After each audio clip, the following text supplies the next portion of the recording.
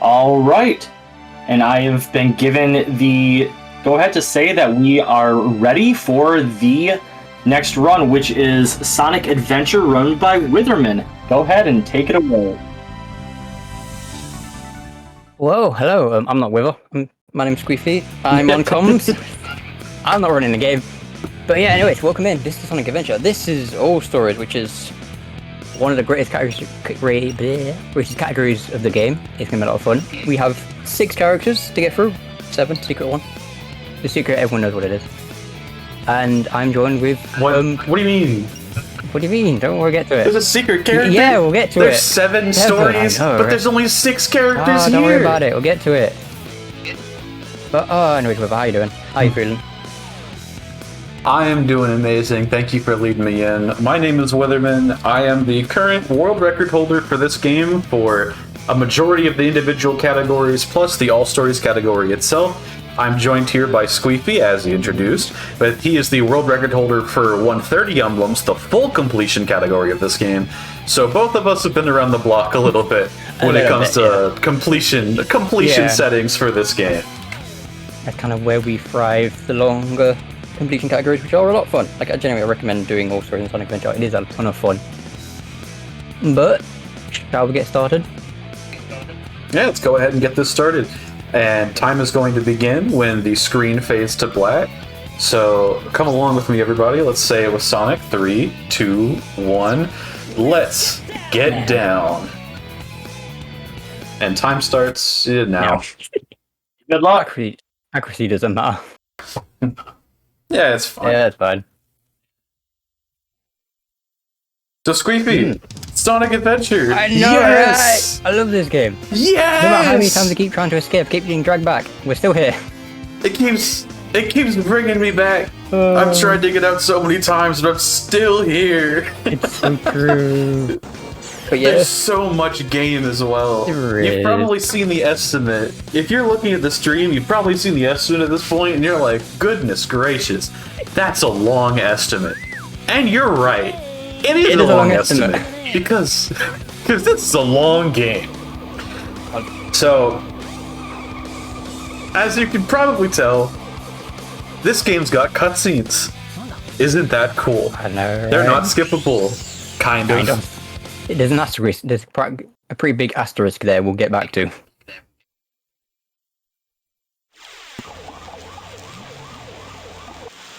But yeah. Also, gameplay soon. We've got another cutscene. And then we get to start off with probably one of the easiest parts of the game. This game kind of it sort of eases you in before it just goes and decides to just destroy you.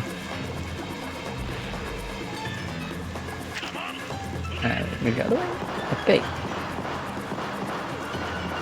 But yeah, if anyone is interested in playing the game, I'd definitely recommend it. We have a few methods nowadays: emulator, console, GDMU.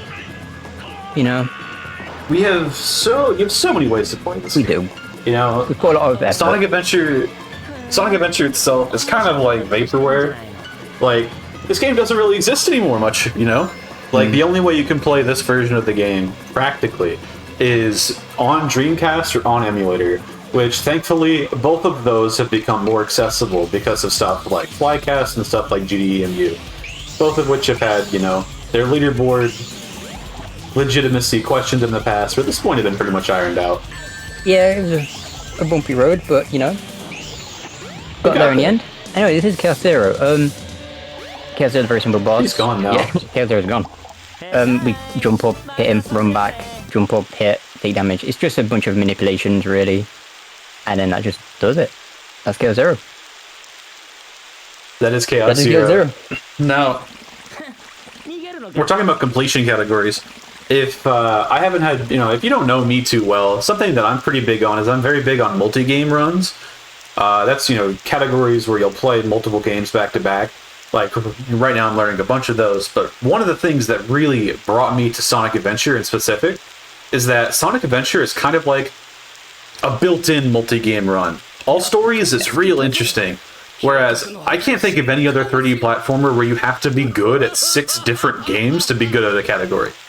Oh yeah, for sure. And the whole thing with like the whole like 6 categories thing means that you don't need to play Sonic. You could do something else. It's true. There's a lot of people who play this game as their primary speed game who never touch Sonic. Yeah. And I think that's cool. That's super cool. Like the options are great. It's so easy to get in. Yeah, funny frame. The funny frame. There's a frame at every new cutscene where you have a frame for input and you can do funny stuff.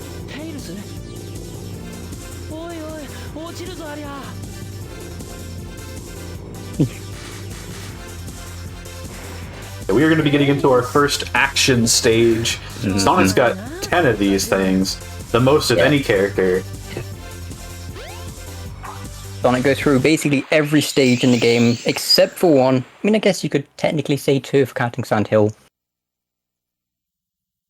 That's the sub game. Yeah. But yeah, I mean, it counts. I mean, maybe, it depends. But anyway, this is Emerald Coast, which is, even though it's the first level, this is deceptively one of the trickiest to get a really good time in. There is a lot of very small things that add up. You wouldn't know it, but Emerald Coast is probably the hardest level in the game. This is a reset point, for sure. Like, this free has a reset point. Yeah, we're just gonna, what we're doing right now is doing a nice kind of alternating X and B to do a dash. There's a slight timing to it, it's like a piano roll. But once you get timing for that, you know, you sort of zoom on through. This is the main movement we're gonna be using for Sonic.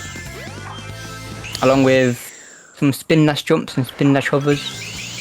Hovers being like, kind of like a spin dash jump except more vertical. And you reserve 4 frames by not jumping. Well, sort of like a jump. Yeah, hovers are a weird whole technical thing. Oh, I forgot to press the X button. Oh no. That moment you forget you need to press a button. That's fine. Yeah, it's fine. Easy backups. There's a lot of things that a lot of people don't seem to do with this game, which I think is really important, is you need to learn your backup. There are so many places in this game where a simple backup can get you back on track. I don't think learning backups is generally a good thing. Look at backups. Now, Sqeefy, I've got a very important question for you in particular. Okay. So what do you like more? You like guitars or you like drums? Okay, interesting. I used to play the piano. But I have guitars and drums. Probably guitar, maybe. We got guitar. Got guitar, let's go. Let's go.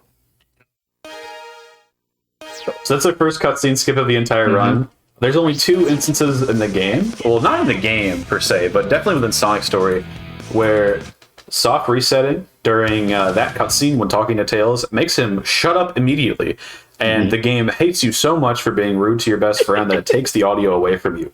You no longer get music in this hub world. Yeah, the music is weird. It's tied to some weird stuff, so sometimes it just goes, okay, I was supposed to play, but now I'm like in the wrong location, so it just refuses to play.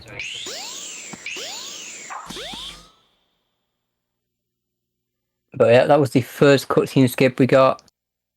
What? Coming up on the second one now. Almost immediately with Sonic. Sonic gets like a couple back to back. But I'm going to jump over here. And this is where we can explain how the other cutscene skips work.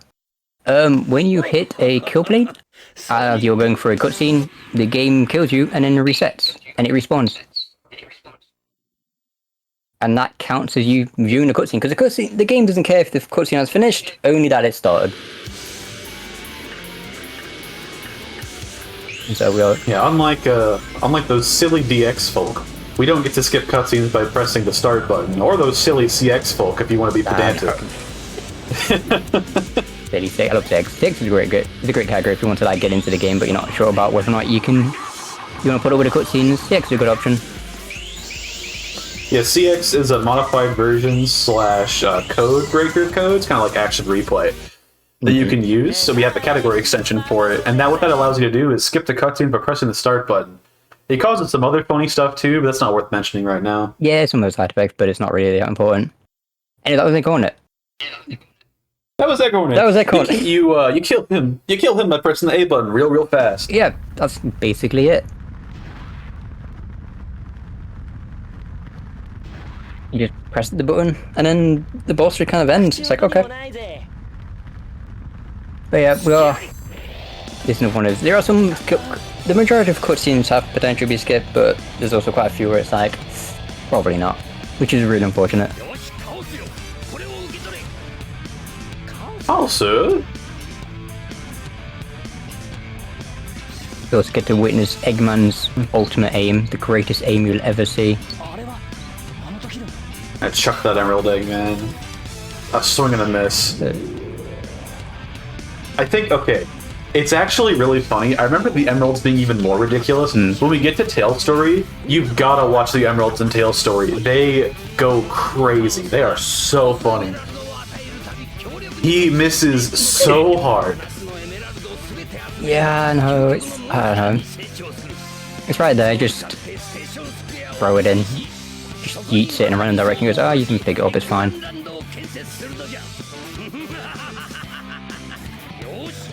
But yeah, it's good to coming to an end soon. We're entering into the second stage. Yeah, we're going to be going into, that's right, the second action stage. That's right, the square hole. And we need to take the awesome windstone, which is going to be on top of this hill by Tails' workshop. And we got to put that into the little keyhole in front of Windy Valley. Yeah, Windy Valley's a... You wouldn't think it, but I've seen people lose runs to this. Yeah, I've lost a run to this from falling through the stairs. No awesome. joke, it's happened. But yeah, throwing the windstone into the keyhole. And here we are, Windy Valley. Yeah, occurrences like that are actually a lot less common in SA1 compared to Static, though. They don't, You know, happen, Sonic Adventure DX, like the GameCube and Steam port, is a little bit notorious for being pretty buggy. But SA1 Vanilla, the Dreamcast original, is like held together by Gorilla Glue. This game is tight, airtight. Yeah, anytime we find anything new, it's a huge thing, because it's like, we didn't think we'd find that. That makes no sense, why does that work? And it just does. It's a majority, though, yeah. Like, a majority of the discoveries in this game are like, why? There you go, same trampoline skip. Roll on there. Press A button as we fall down. Because if Sonic's in a ball, when he's in midair, you can just do a homing attack any moment. You may reset. Damn, that was a really early reset, okay. Yeah, you can... Wow. So I actually found this out from watching Vadim during the CX tournament. You can reset on the way up. Wait, what? Yeah, if you go through an act transition of the stage, you actually, like, die in the middle, and it saves time on the deck. I need to remember that. Also, okay. Yeah. We did a big skip at the moment, we're kind of just talking about other stuff.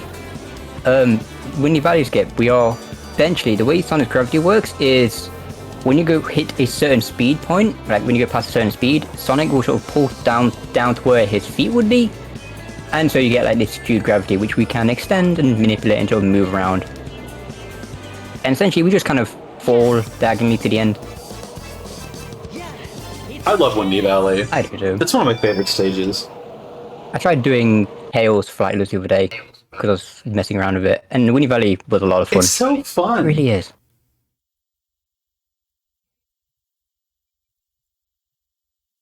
Yo, I'm gonna try and not mention the chat too much, but a tea tree is in the chat.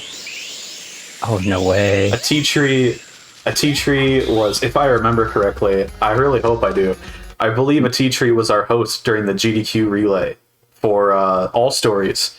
So it's fun that they're coming back to see more All Stories action. Let's go. The Dreamcast curse, you get dragged in once and you can never leave.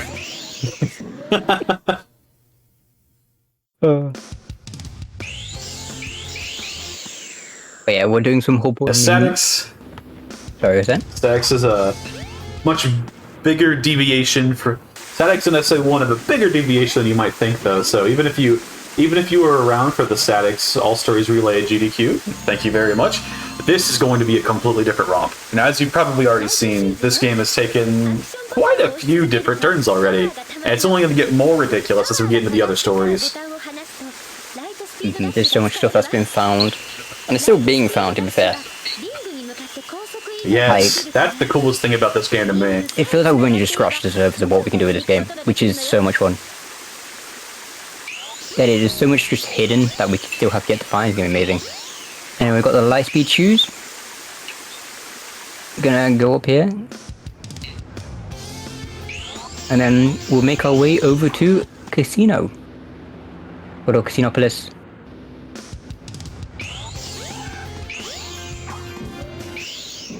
But for that, we actually need to get into the stage first. And play the game, you know. How are we gonna get through the stage? I mean, there's a button. I don't like that button. I mean, yeah, I'm not a fan of it either. I did not touch the button. Oh no, FTB. FTB. FTB. Oh. Yep. No, wait, go on. What about the pinball? What about pinball? No. No, what do you mean? What do you mean? I don't no? want to play pinball. We want to play pinball. Oh, No. fine. Okay, no pinball then. It's like the equivalent of going into the Chuck E. Cheese and then just yanking the stuff out the bag. It's basically what we do. Also, that was actually really clean. You know, there's a wall there that has a push force, which this game loves. This game loves putting walls around, like invisible walls, to block your path, and then like just a random push force that just pushes you away. And there's one there right in front of the emerald, and if you barely graze it, you're getting pushed back, and then you have to do the whole thing again. Yeah, it's kind of hard to describe, but there's a giant C-shaped wall in that casino vault room that's around the emerald. And if you touch any of that wall, the game says, oh, wait a second, you aren't supposed to be here. And then just like just yeet you back. Grabs you and throws you back into the center of the stage. It's brutal. Yeah, it's like, so my movement through there was actually like very, very clean. It's like you don't even need to touch. It's not like we have to the front of it. Like you can touch any part of it, back, top, bottom, side. It doesn't matter. You're getting thrown in that direction. Sonic, Emerald. Oh, so we're playing the Japanese version. True, we are playing the Japanese version. We've gone 20 minutes without mentioning that. I know, right? But yeah, this is actually an interesting thing about this game, where the region you play on actually can have different collision and different camera. At the moment, JP's most optimal has what's most considered to be the best camera, and also has a lot more skips have been found for this version. Mostly because this is just the one that gets run the most. Yeah, as it stands right now, the Japanese version of the game was originally picked up as the primary fast version of the game because this game was timed in RTA. Yeah. And the Japanese version of the game just loaded faster. Like, full stop, that was the first reason people looked into it. Yeah. Like, the load times for GP compared to other versions were just ridiculous. To the point where, like, if you're running on, say, PAL version, you were losing literal minutes over the course of a run. So it wasn't... Being viable on that version wasn't the easiest way ever. But now, because we time loadless, JP is still the main category that's known about, but it doesn't mean the others aren't viable. Like, the others are still perfectly doable. Oh yeah, the others are still plenty viable. Especially now, with the loadless timing, like you mentioned. Oh yeah. I'm kind of hoping loadless means more people are going to look at other stuff in other versions, because there are some cool stuff. Like, PAL version has the fastest boss timers. And inexplicably can skip Chaos 4 in Tails Boss Rush. I still don't get that. I don't know what happened there, but I know what happened there, and I clipped through that bridge. And that may have looked like a clip. That bridge in that bottom corner simply does not have collision. That was okay. That was an okay clip out. So that clip that I just did is exactly Sonic sized. It is extremely difficult to get out of. It is very, very small. And some people like to spam at it and pray. And while that could be kind of fast, it's very inconsistent. I have the exact angle that you need to hold on the analog stick to clip out, and the camera angle you need memorized. And if I can get both of those to click together, then I can always clip out. But it's not something that can be taught. Clipping out in Ice Cap Act 3 is such a weird trick. It is. There is a setup you can do using Sonic's ear, which is a little bit slow, but it's very consistent. It's very consistent. But it's like, once you get to a point where, you want to go fast, being able to remember the angle is kind of cool. I try and remember it, usually don't, then I just start spamming. I'm like, oh no, I should have just set up. The backups are And important. it's like the stages of grief. You know, whenever you're like stuck on ice cap, the stages of grief you run through. You know, first you get there, you're like, haha, this is easy. And then you try it with the angle, you're like, wait a second. Wait a second, Then you hold on. start spamming, and then you're like, wait a second. Hold on. And then you like keep spamming, you're like, oh no. And then you stop and you try and do the setup, and then you miss the setup, you're like, oh no. It's like the world is crumbling around me. Ice Cap is such a strange stage. Oh no, wait, raisins, hold on. Oh wait, hold up. Sonic trips on a packet of Me raisins. when the raisins Trips in a packet of are raisins. launched. When the raisins are launched. Head explosion emoji. No way. Yeah, that was raisin launch. We fall for a war. Again, that's not a clip, that is literally just weird collision that basically doesn't exist. I think that one's kind of more of a clip, because the collision is there, we just walk through it. I mean, That one's weird. because when I've looked at it, it looks like there's like a small sliver maybe. As if it's another Sonic-sized hole, that's hilarious. There's too many of those in this game. Yep, there is. Like this, Like, I've looked at you find clip outs in this game and they're microscopic. Yeah. They're the exact size of characters. Like, I'm pretty sure that one's like a very small sliver. And the way the collision works in this game is strange. The game has checked for which side of the collision you're on, so it will check if you're on the inside or the outside. Sometimes it doesn't work, and so it goes, okay, part of you on this side, part of you on the other side. And it sort of just pushes you the wrong way. And of course, we would be remiss to not mention Broby himself. The man that the Raisin Launch was named after. Oh. Found that trick, found a few other tricks, some really important ones. Was one of the first people to really push this version of the game, like Sonic Adventure Vanilla, very far in Sonic Story. This game's history would not be nearly as developed and not be nearly as... this game wouldn't be where it was today without Broby. Just not at all. Oh, 100%. I mean, not just Ruby, there's a bunch of people that have like, got involved with bringing the game to where it is today. Absolutely. You know, we have time to talk about history. We're going into Chaos 4. We gotta give some to keep people awake. So, this boss is an auto-scroller. It's not that interesting. He's gonna attack once in the beginning. He's gonna move 3 times. He's gonna attack, and that's what he does. Yeah. Ooh. Yeah. So, Broby was the first person... Broby and Icky, I would say. Both really pushed this game. But Broby being the first person to push it very far. Sonic Story was the category that Broby was the most interested in. It was the one that got the most development from him. But Icky was doing every story. And so was Aiden. Aiden was one of the first people to really put together a very solid all stories time for the leaderboard. You know, you might recognize Aiden from a lot of SA2 history as well. A lot of very accomplished runners have some history with SA1, which is very cool. But a lot of it's, you know, more recent than you might think. This game, despite releasing in 1998, didn't really start getting a lot of attention until 2019 and especially 2020. So, talking about this game's full game history, and not just the IL history, really doesn't expand that much further past those couple years. Yeah, You know, this game's history has very much more to be written. Pretty much the TLDR of that. oh, for sure. Like, SE1 Dreamcast is such a strange history. It's like, people ran it, but... I don't know if you have anything like history related you want to throw onto that, Sqeefy, while we finish up C4. I mean, to bet you know a lot more about the history than I do, that's the thing. You know... I guess not. I've Yeah. Chaos 4 is not a very interesting boss, as you can tell. He is now deceased. I mean, we did not deal with Witherlock there. So, speaking of, like, relatively new history, we have a lot of new runners who've been playing the game recently, one of which is Must Include, who found that you can soft reset to skip those FMV cutscenes, like we just saw for a couple seconds there. That was something that none of us just decided to try, I suppose. And by doing that, it saves us plenty of time and gives us our lives back for some really important parts of the game.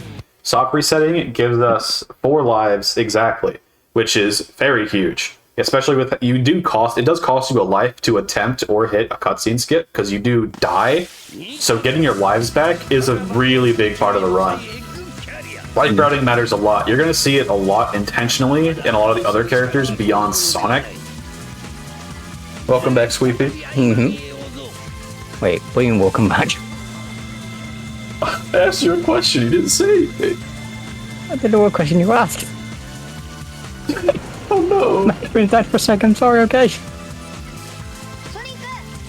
I just asked about history stuff, but it's okay. Oh, we are moving on okay. to Disney Fast Pass. Disney Fast Pass, yeah, this is one. Now, speaking of must include. Yeah, also speaking of must include didn't find the soft resets. You found the one for Big, I believe? What? Who found those? Was that you? Yeah, it was me, yeah. Oh, my bad. The guy's trying to pass off my work for someone else, what the hell? I'm gonna work with this game, come on. But this is... This was found by Must Include, where you charge up a light speed dash and then use that to skip this cutscene here, and that was perfect. That was. Have you not seen the... You know, that's one of those tricks that you definitely don't want to talk during, because it is kind of... That's one of those tricks that is so precise, so obnoxiously perfect, that it might as well be random. It's not literally random, kinda. It is literally random in some aspects, but it's so hard it might as well be. So the fact that I just hit that while casually explaining it is actually kind of crazy. It is. That's not normal. It's really not. Also, have you not seen the new setup for that trick? But You can do a new... yeah, this Sonic story run has been going It has. very well. I'm very pleased. You know, we're 25-ish, if I was to guess, minutes in at this point, and we've reached our first Sky Chase. So if you're in the chat, let me know how you're thinking about the run. I'd appreciate it. And how have you been thinking about the run, Sqeefy? I think the run's been going about as great as we can ask for. Like, everything you want to get, you've been getting pretty quick. But also, before I forget, have you not seen the new method for Fast Pass? It doesn't work. It's so bad. What do you mean it doesn't work? I've done it 100 times easy. I can't do it at all. Really? Wow, okay. Nope. That's one of those things where it's easy in practice, especially using save states, and you go to do it in a run and it never works. Oh, okay, fair enough. I haven't tried it in turn yet. I've got to be consistent doing it in practice. Exactly. But okay, yeah, that's... I happen a lot with this game. There's a lot of things where you can do it in practice like 100 times, like, yeah, I got this is no problem. You try and do it in a run and it just doesn't work. And you're like, oh, okay then. SA1, like, if we're going to do any more comparisons to SA1 with StatX, we'll probably have a few more throughout the run. But one of the biggest differences is just the mental game that SA1 requires because of its length. Yeah, this is quite literally a marathon run. Yeah, Right. no kidding. Because of the cutscenes and because of the just general slower pace of the game, you are required to be on top of your game for so much longer. Like, to just get a good run, you have to be laser focused and consistent through a lot of ice, like moments of getting iced. It's kind of like, this is an analogy that's gonna not click with a lot of people, but it's kind of like before every stage, it's like you're playing a set with Wizro. And you have to watch him walk away, get water, go like wash off, take a shower, come back before he sits down for the next game. That's kind of what playing SA1 feels like at times. The game's just constantly trying to ice you. It doesn't really let you play. But I mean, that's kind of what makes the run so sick, is that just knowing that the runner is like laser focused the entire time. Like, whenever I was watching Broby play this game, I would just be like, jaw dropped. Just how can you stay so good and hit so much difficult stuff after such a long period of time? I feel the same way watching Sqeefy. You know, Sqeefy doing 130, how are you 7 hours into a run? And you're still hitting the hard stuff. That, to me, is ridiculous. That level of endurance is so cool. Yeah, it's it really is a marathon, though. It's like having the energy to go on for that long. It's, yeah. I do 130, but it's not the easiest category to do, I'll be honest. 130 is such a cool category, but it is so long. It really is. Can be even shorter. I think I've estimated we could probably do I want to say sub 7 maybe. Yeah. I think that if 130 was to get pushed super, super far, like a 630 is probably like the most you could expect to get to. I didn't crash. Goodness.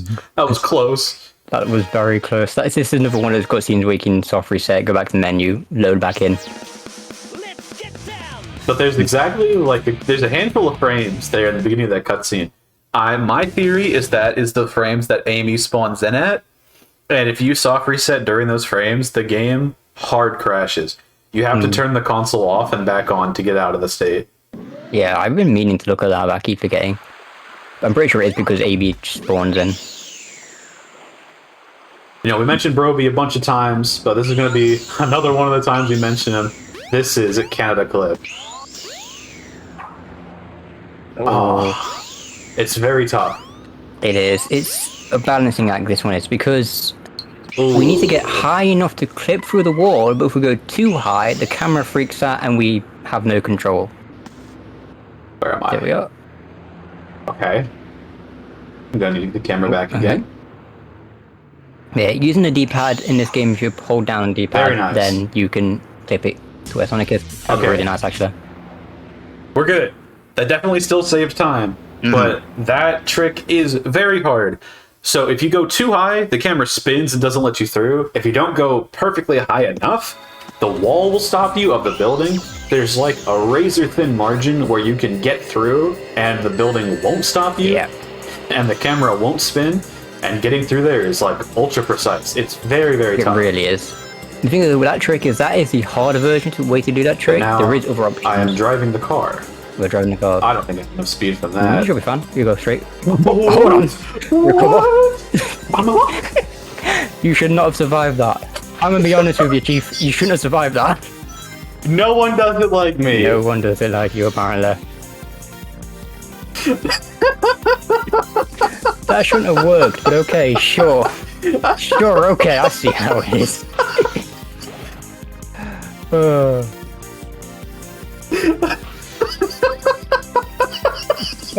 Actually dying, okay. I'm sorry. I can't commentate right now. That was really funny. It really was. Oh no. A lot of things went really, really wrong. But we're not losing like any time. We're still doing fine. This is losing us a handful of seconds, but like whatever. Okay, what Will was trying to do before he fell off the edge because he was laughing too much was you can drop down the hole to coast start in ball form and then do a homing cancel or homing attack forward, and you can sort of skip the coast start and then we jump across. Sqeefy, you're back. I'm back. You've been gone for a while. I think I've been gone for a while. Just network stuff. But did you see Twinkle Park? That was awesome. I did. I was laughing about it. What the? Like I'm just there, like. Because I'm here, I can hear everything you're saying, but apparently if it's cutting out on my end, I hope not. That is so sad. I know. Yeah, so the Twinkle Park cart section is definitely not supposed to be that scary. No. I had a lot of rings. You know, so there's a consistent way. There's a consistent method where if you have 20 or less rings, you can just drive off the side and just neutral stick, and you always make it with a light blue car. All the cars have their own statistics. It's weird, but it's fine. Yeah. So that's consistent. But I'm crazy. So I like to take the light blue car and go for as many rings as I possibly can. I got really lucky and I got 50. So I was gonna try and set up for a trick called breaking and entering, where I clip into like that yellow arc.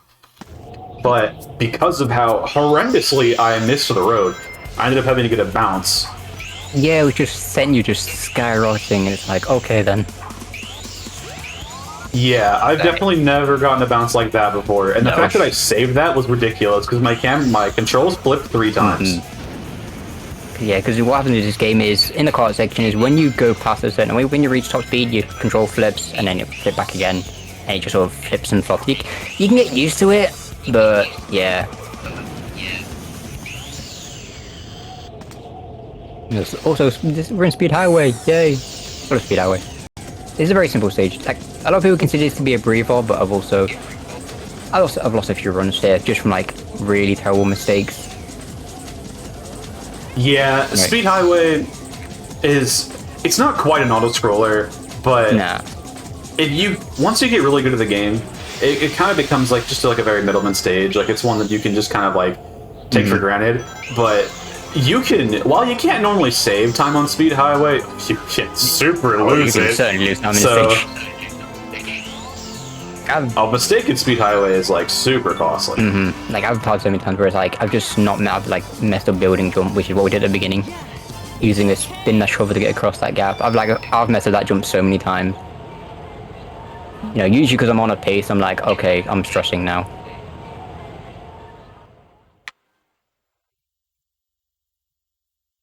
Yeah, especially like we were saying, with how long the categories in this game are.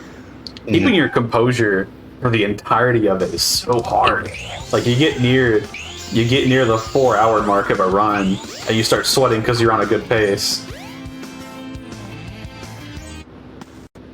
Yeah, I'm gonna clip up here. Clip up here because we skipped going into the hotel room, going through the hotel. Okay, it's a little bit of whole movement. There is a cutscene skip we can do here, but those are really hard.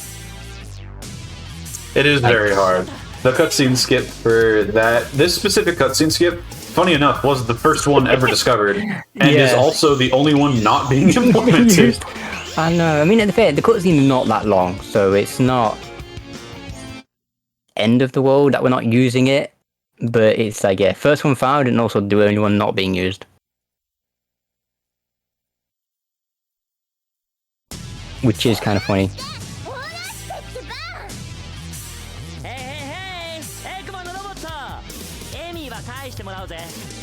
I did recently find another one, but the problem is that one is actually really slow. Really? You can, going into wrong warping basically. If you enter Casinopolis, soft reset and exit stage on Casino, and then you can go back into Sonic after Twinkle Park, and it'll skip that cutscene. What, this one?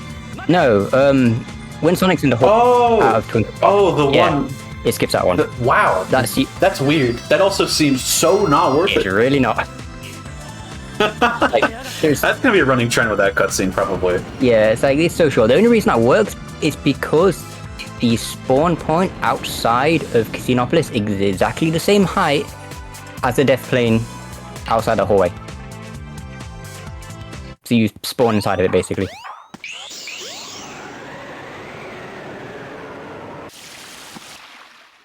Which is a really funny thing, and it's also a thing I'm looking into, because I think there's so much we can do. More movement, let's go. Yeah, my hub movement here was not the greatest. Yeah, there's a line you take, because there's a lot of lag reduction strats we take with SA1, and that's like one of the biggest ones in the game. Because if you go too close to the trees, this game hates nature, basically. Yes, this game hates nature and children. Both of them are so laggy. Yeah, they really are. Yeah, a big part of this game is lag reduction strats, so we will sometimes take a path that may look a little bit slower, but it's actually faster because the game doesn't lag.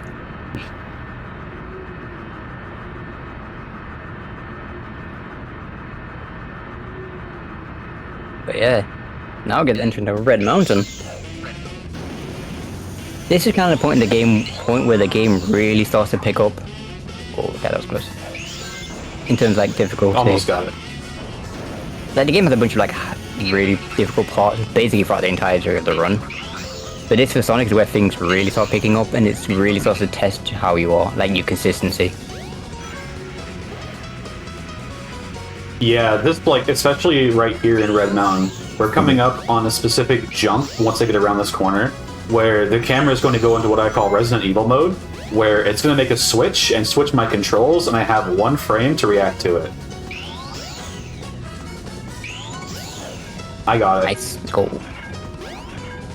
Yeah. So what I like to do is, at this point, I know exactly when I'm going to cross the trigger, so I flick my analog stick the exact frame that I'm going to be across, so that I don't have to wait. Yeah, it's... Oh my god. Ooh, okay. Oh, damn, never mind. It was going so well. It was. This Red Mountain was actually, like, fantastic until... No. Oh, no! No, it's fine, it's IO strats. We didn't like the way that ended. We're just gonna reset and just get an IGT down, let's go. True. That's okay. Even with a bunch of the silliest mistakes ever, it was still a 117. Yeah. So, I'm very happy with that. Especially like an all story setting, because our basis for like all stories and single stories, like Sonic Tales and all that, are kind of a bit different. Yeah, that's very, very true. Like, with how long this category is, it's like, okay, 117 is like, in a Sonic run, I may be a bit like, I'm not sure how I feel about that, but in all story, it's like, you know what? It's not that bad. Like, there's so many places later on where you can just get that back with no issue. All Stories is such a ridiculously long category with so much to learn that you can take small mistakes and it's like, okay, just because of the sheer length of it. Yeah, the sheer length of it just means that, you know, your mistakes aren't as big as you'd expect, so you can find other ways to do them, which is cool.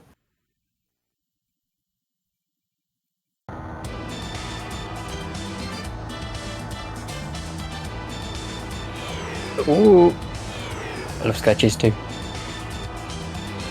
Sketches is so fun.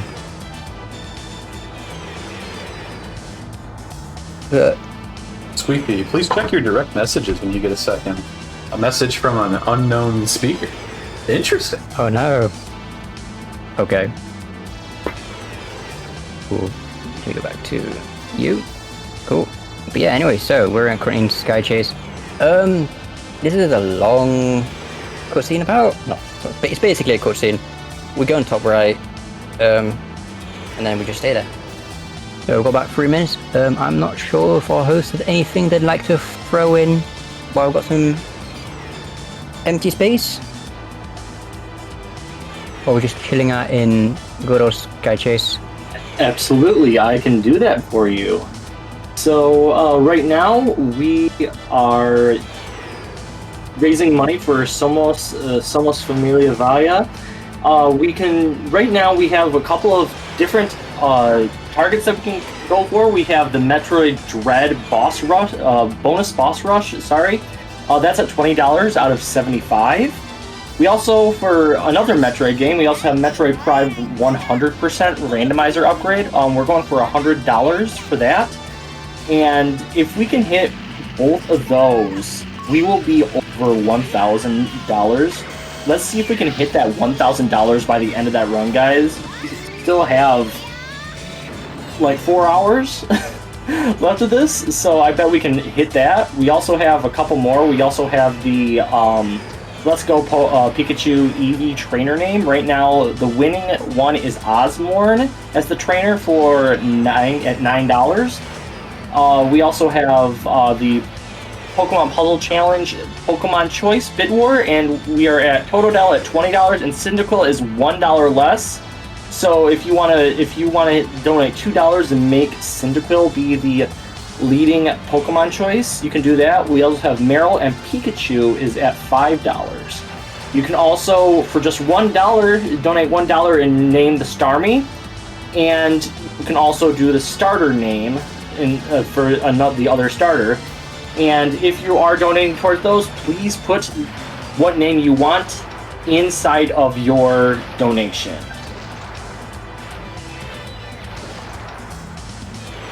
Some sauce. Thank you.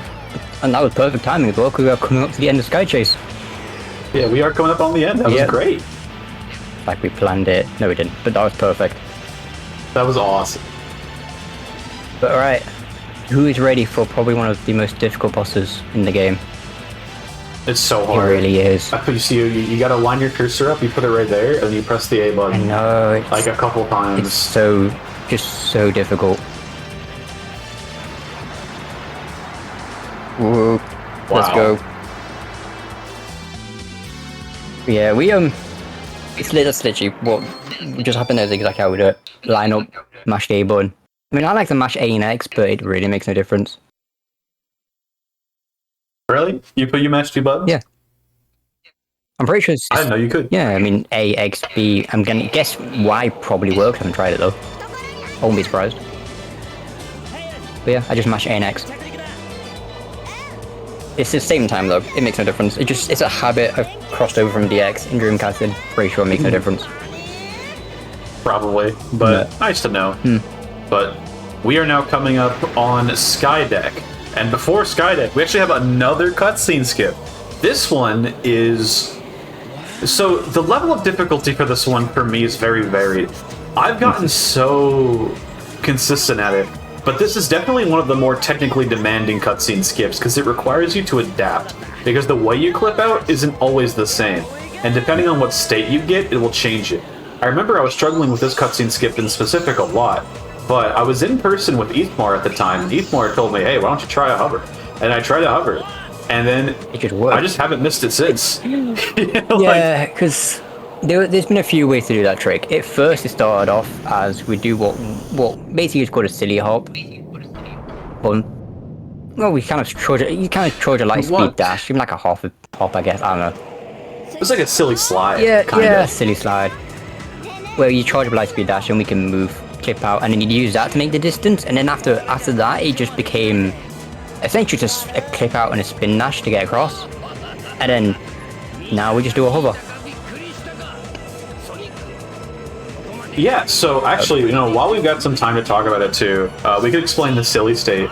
So, just for the sake of naming convention, and because it'll make things easier to understand within the community, we have dubbed anything that requires a light speed dash and another action a silly, like a silly blank.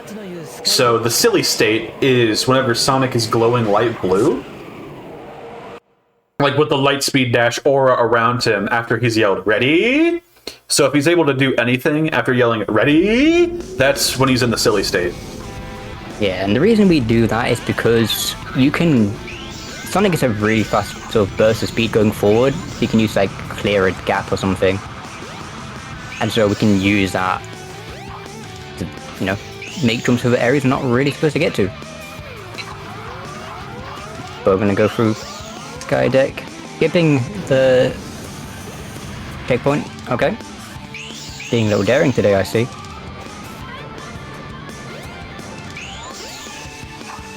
Yeah, Skydeck is definitely one of the trickiest stages in the game. While Wither just kind of goes for it and goes, yeah, okay, sure. This game bows to me.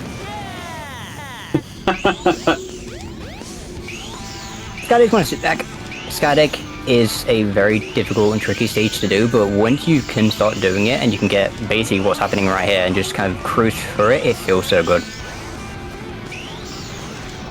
Which is kind of a common thing with this game. There's a lot of stages are difficult, but once you get them down and you know the ins and outs of them and how to do them, they feel so good. Oh no! Don't grab the rocket. Okay. I didn't get Tastra out. No. Yeah, it's called Tastra. It's probably one of the easiest stuff in the game. It just got pretty unfortunate there.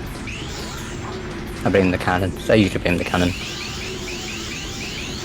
But yeah, that cannon, you can actually grab it as it's coming up. So if you're quick enough, you can get to it at its first spawn, like the first area it raises up at. Like it comes up at the same gap every time, but it moves pretty quick.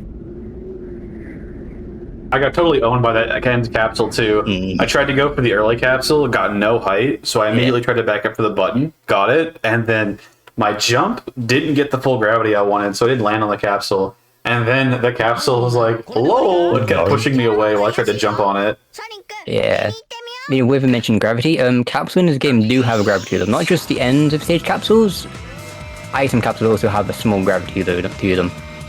The idea is to pull you towards them, but it does, like, you can do some funny stuff with it. Yeah, so like if you're standing next to like an item capsule, like a ring box per se, and you're trying to like jump away from it, it will actually pull you towards it, and not like a not noticeable amount, like a lot. Like you will struggle to get away from it. It's one of those weird baked-in mechanics to the game, where it makes the game feel kind of strange when you're starting to play it. But whenever you understand how and why that works, it kind of becomes something you can use to get a lot of mileage out of. Oh yeah, for sure. It's one of the things where on paper it makes sense because it's like, oh, it's first 3D Sonic game. We want to make sure the player can actually pick up the items and stuff. But then you bring those in, speedrunners are like, oh, we can use this. Like, oh, this looks like free property to me. It's free real estate. Free real estate. Let's go.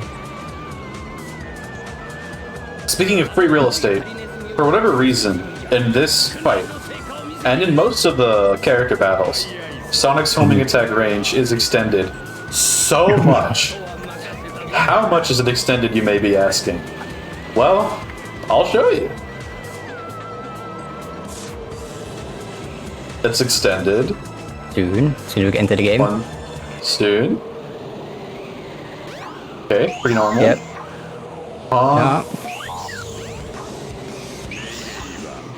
I wasn't even facing it.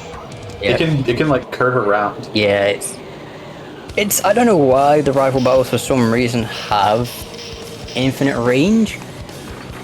It is a little bit strange because they still take place on the hub area, just with a giant ring around them. So I don't think it's the location. I don't know. It's strange. They just kind of infinite range for some reason.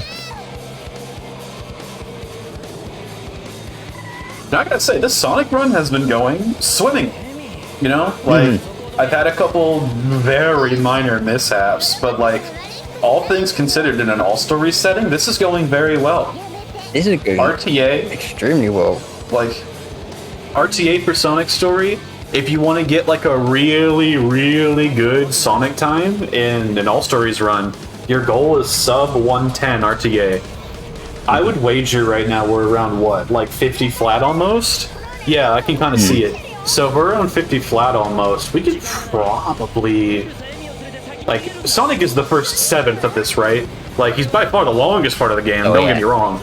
But, you know, there's a lot more to go past this. But for this Sonic time specifically, I think we could be looking at like a 105 or better. Yeah, I could definitely do a 105.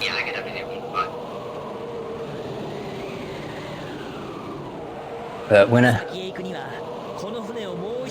We're actually getting pretty close to the end of Sonic. Got a couple more stages, couple bosses left.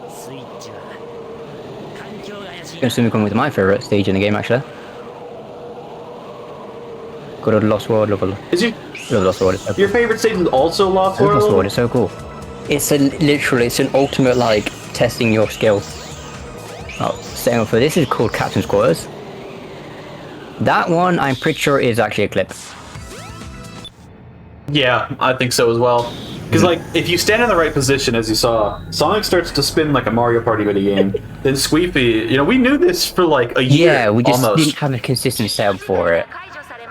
And then one day, Sqeefy had a brainwave and was like, what if we just jump cancel? yeah, because what I was doing, because I was like, because the thing is, right, when I find anything, I'm like, okay, first thing I want to do is I want to find a consistent setup for this so that I can explain it to basically anyone. So I was messing with it, and I started moving around. Like, when I move, he stopped spinning. I was like, okay, what if I just went straight up? I was like, okay, let's just do a jump cancel. Will that work? I was like, apparently that works. Because it used to be, Captain's Quarters was literally a Mario Party minigame. You had to time it to get the clip. And so it was kind of like, also wasn't worth it. But then nowadays, it's like, yep, simple jump cancel, lined up. We'll have ample time to bring this up again. But I just want to point out, keep in mind the year this game released. This game released mid-1998. This game is gorgeous for the time that it released. And like bosses like Chaos 6, although his model looks very silly, look at those transparency effects. Look at that texturing. That is gorgeous. Like when this game came out, right? I mean, like nowadays, like oh, textures, like oh, transparent. That's nothing. Nah, when this game came out, that was massive. Like transparency in video games is so much harder than you think it is. It's actually like it's crazy, especially like double transparencies like Chaos 6 has. It's like just the water textures in general in this game and the just what it was able to accomplish in the year it released is insane. Like, it looks so good. There's a very good reason why the main villain of this game is based on water. they wanted to show it off. Yeah. Very simple. As you can see there, Chaos 6. we've done our first silly action as well. I did a silly throw to do the second hit of Chaos 6 there. That is going to be the final use of the Lightspeed attack. There are 3 uses of it. 1, to take out that Kiki in front of Red Mountain. 2, the first hit of Chaos 6. 3, the second hit of Chaos 6. And those are the 3 Lightspeed dash attacks you will do in the entire game. Yeah, there's... Yeah, it's such a strange power-up.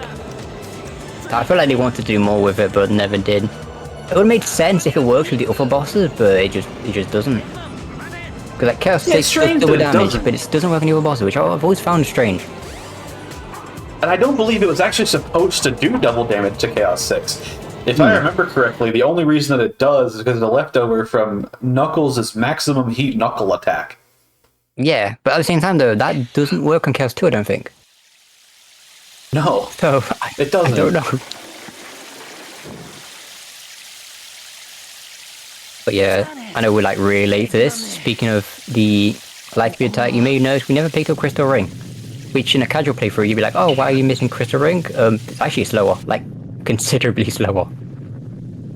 Yeah, so, in a game with unskippable cutscenes, an additional cutscene we have to watch that we can avoid, it's not worth it. Even though we use the Lightspeed dash in this game a lot more than you'd see it in Statics, you know, you'll be seeing 2 more Lightspeed dashes in this run, 1 in Lost World and hopefully 1 in Final Egg.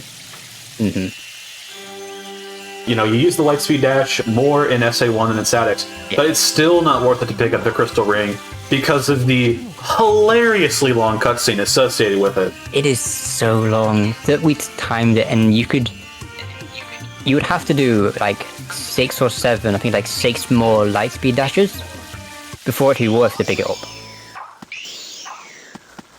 And so it's like, there's really no point to it. Yeah, think about that. 6 more Lightspeed dashes than the 5 we already do. Yeah. So it's like, oh, at the end of the day, it's really not worth it. But we're in Lost World is my favourite stage. This is one of the stages where it really tests how much you've learned the game. This is the pop quiz before the end of the game.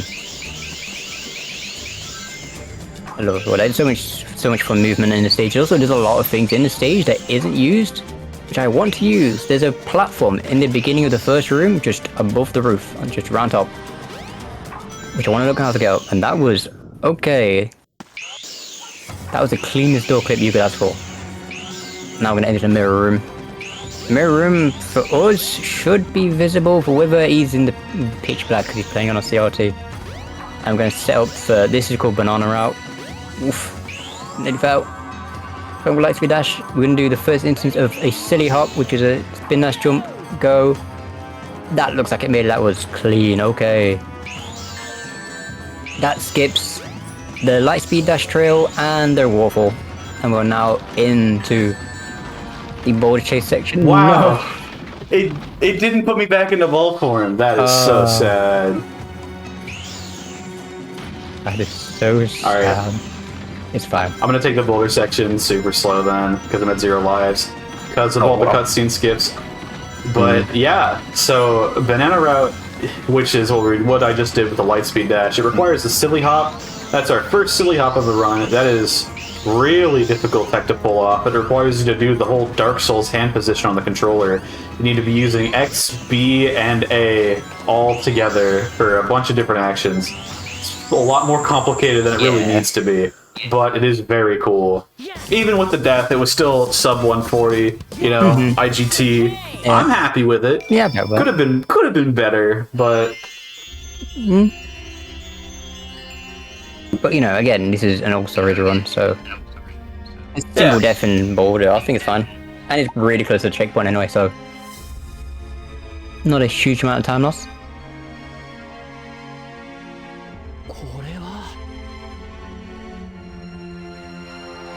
And this is our first look at Perfect Chaos's design. Sonic is looking at the ruins of the past this ancient depiction of perfect chaos destroying the world. You know, as you do. I mean, it makes sense. Chaos is kind of like the child guardian, you know, if you attack someone's child. I imagine you'd summon a god to stop them. Yeah, like, the plot of this game is actually really sad. Like, really the reason that Chaos is such a bad dude, the reason that Chaos is, like, such a, you know, murder machine, is because people keep killing his family. Yeah. You know what? I'd be killing people too. Yeah. Like, yeah.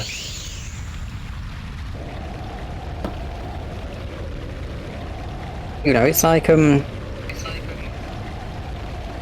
I don't know.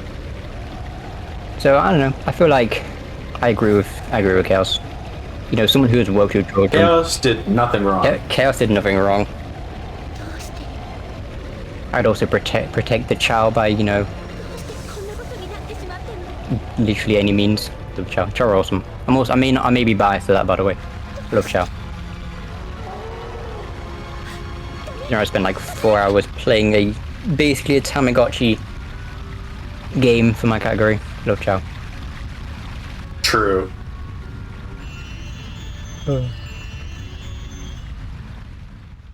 Yeah, we're coming up on the end of Sonic's story. We are coming in Sonic's story. This has been so painless. I can't lie. And I was a little nervous getting into this. But this Sonic story is actually going swimmingly. Like, again, like I said earlier, a few very small mistakes. But this is looking very good. We do have... You know, this is like on par so far. This is on par so far with some of the best runs I've ever had. Like, like this Sonic story run, yeah, I've had a couple silly mistakes, but I mean, I'm kind of on fire, really. Just cruising. So, all right, well, never mind. It's all gone now. The world movement was atrocious. Oh, Homeman just sneaks up on everyone. It does. Yeah, we are entering into final leg, and if this goes right, this is going to be one of the shortest stages in the game. If it's good. You know, Prage. Prage. The last stage and also one of the hardest. Raise your hands. Give us your energy. Yeah, we're charging up a lightspeed dash. We can do a silly hop. Gonna jump up that. Ooh, okay. Oh no, I'm out of lives. Oh no, no, yeah. I exited. Oh no. We've all done it. We've all done it. Okay, but yeah, anyone that saw that, there is a capsule just floating in the air. That is a leftover from, like I'm pretty sure like an old version of the stage, like an old layout, and it's just kind of there. Yeah, it's just kind of there, like the original layout of the stage. And the funny thing is, it still works. Kind of. There's an asterisk there. It works, but it's slightly shifted. So we'll see where we're gonna land. There we go. No.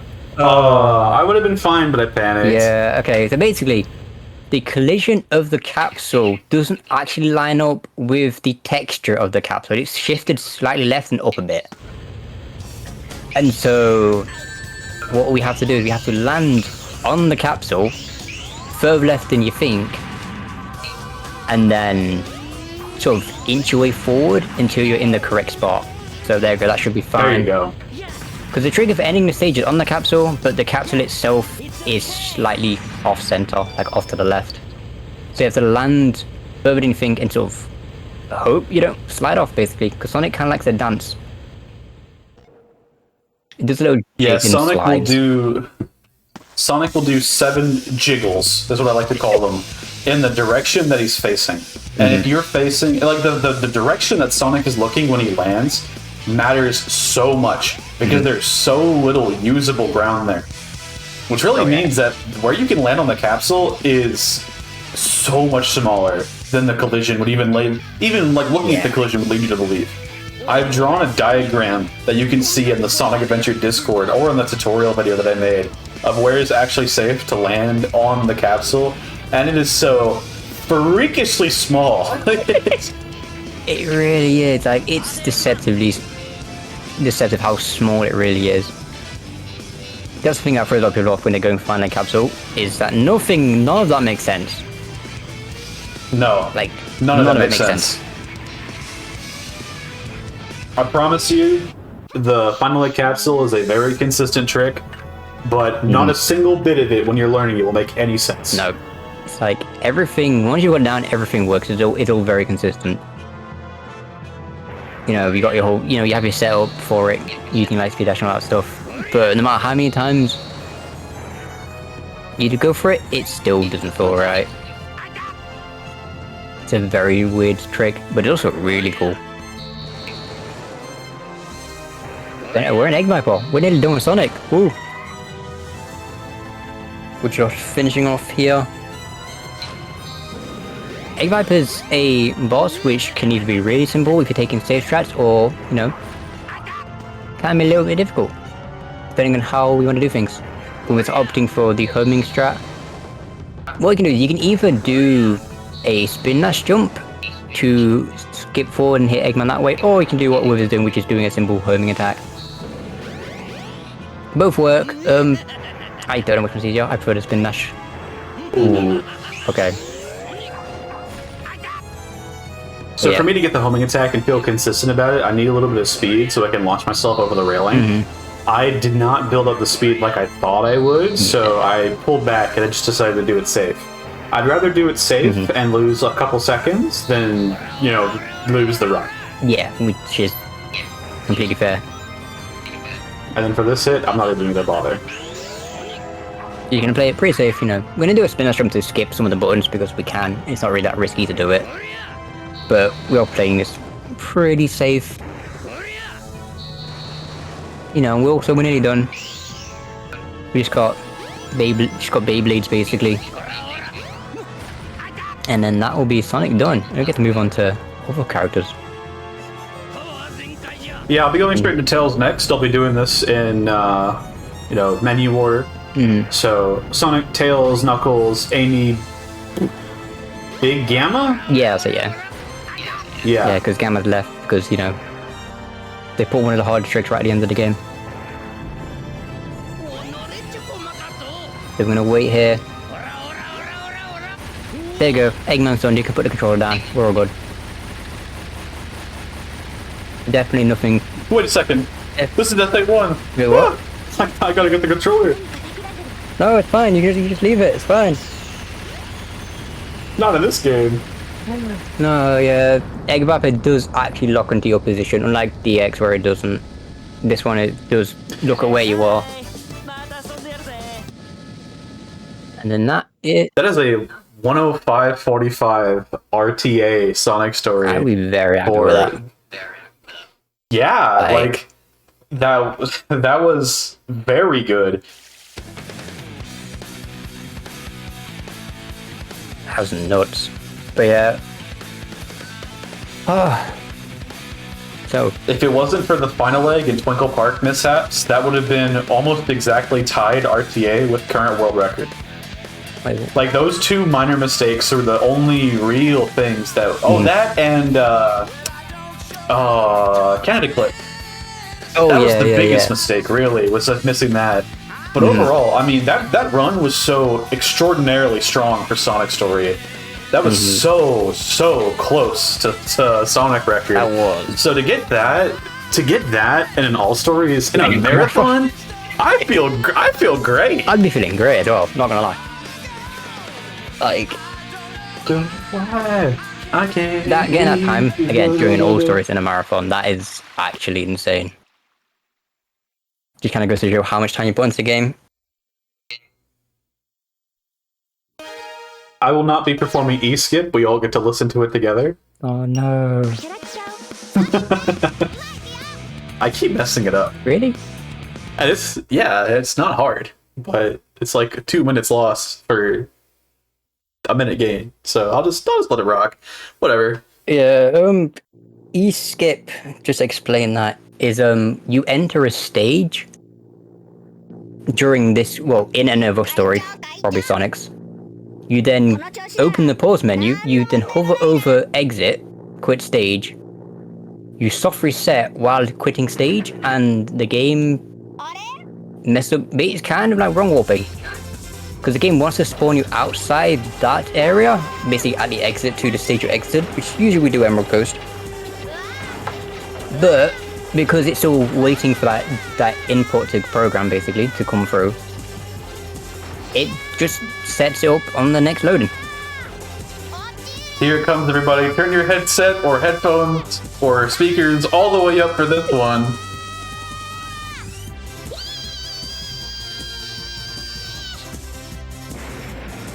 That is the titular E. Yeah. That is the E that we skip. It's E skip. This is the...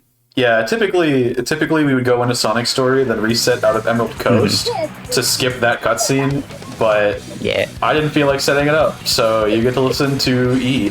This is the only example of this game so far of essentially what is wrong warping. And the only reason it works with that cutscene is because every other cutscene, the way they work is you will first load at the initial spawn point of a hub world, and then it will move you to the cutscene. That is the only one I have found where it doesn't move you.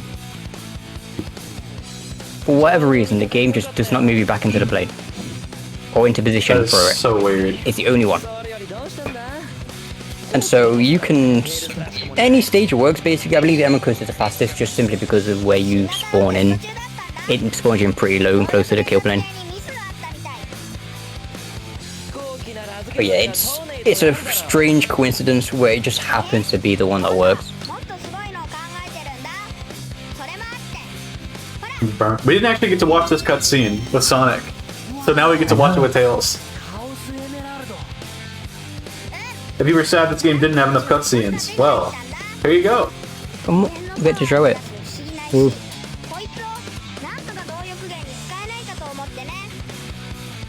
But yeah, first thing I'm going to do with Tails is we're going to go and grab a very quick upgrade.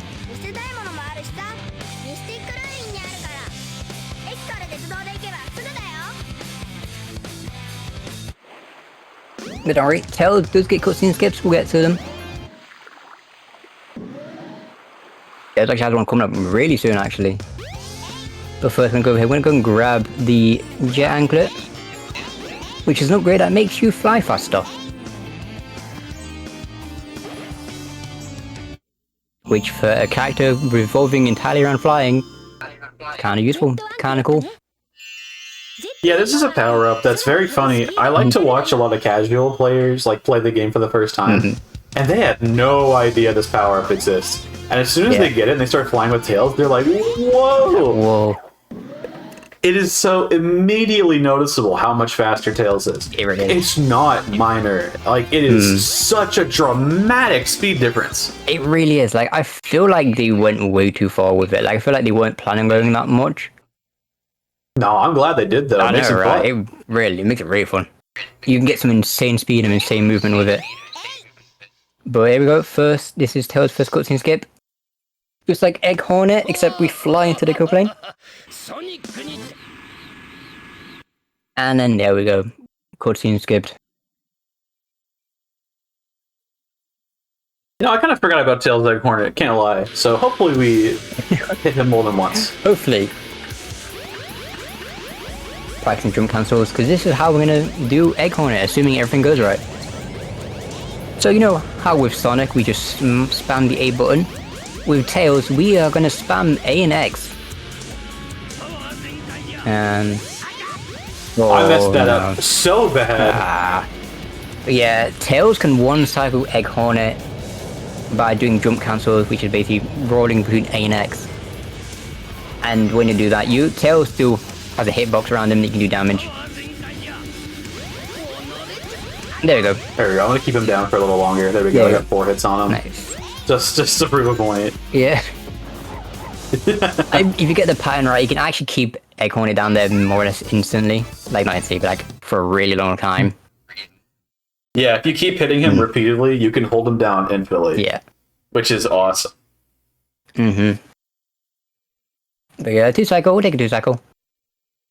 2 cycles are really good. And then we get to watch this cutscene again. Ooh. Oh, let's stretch a second. You don't really notice it in this version because we're playing in Japanese, but I really like the fact that, like, we get different perspectives, like everyone's different view of things. Which is a small thing, but I always thought it was kind of cool.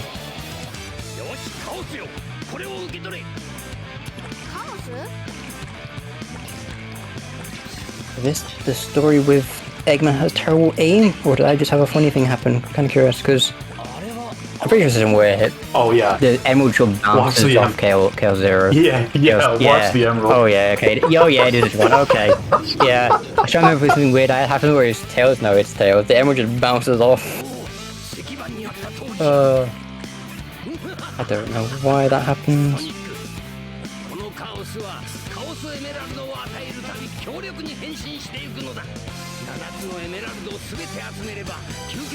I know, maybe that Chaos realized during the Sonic story, it's like, these emeralds don't work that well.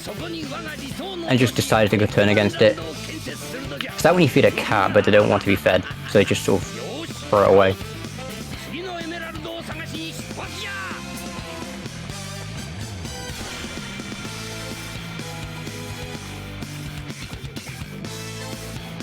This song is incredible, by the way.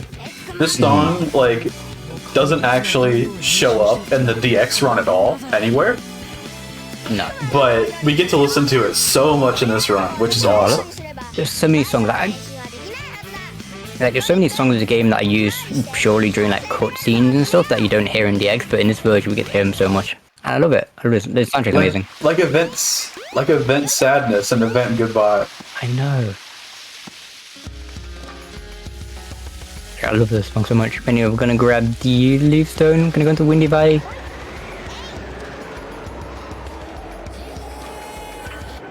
And let's go. There we go. And then so Windy Valley, we got to race Sonic. That's kind of the whole point of Tails races Sonic. I mean, I say that, but we're kind of just sort of gonna jump off the edge and fall to the end. And we get to see how much of a cheat Sonic really is.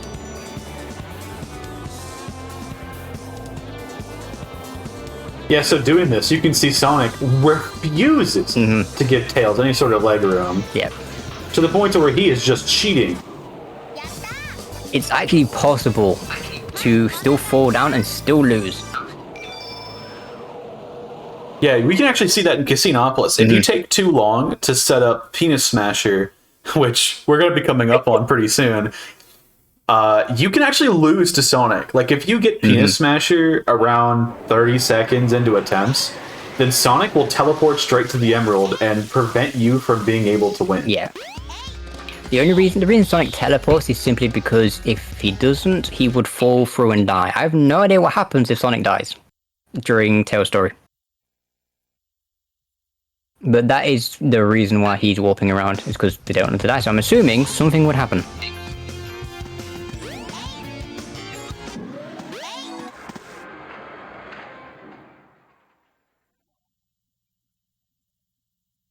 But yeah, we're gonna line up.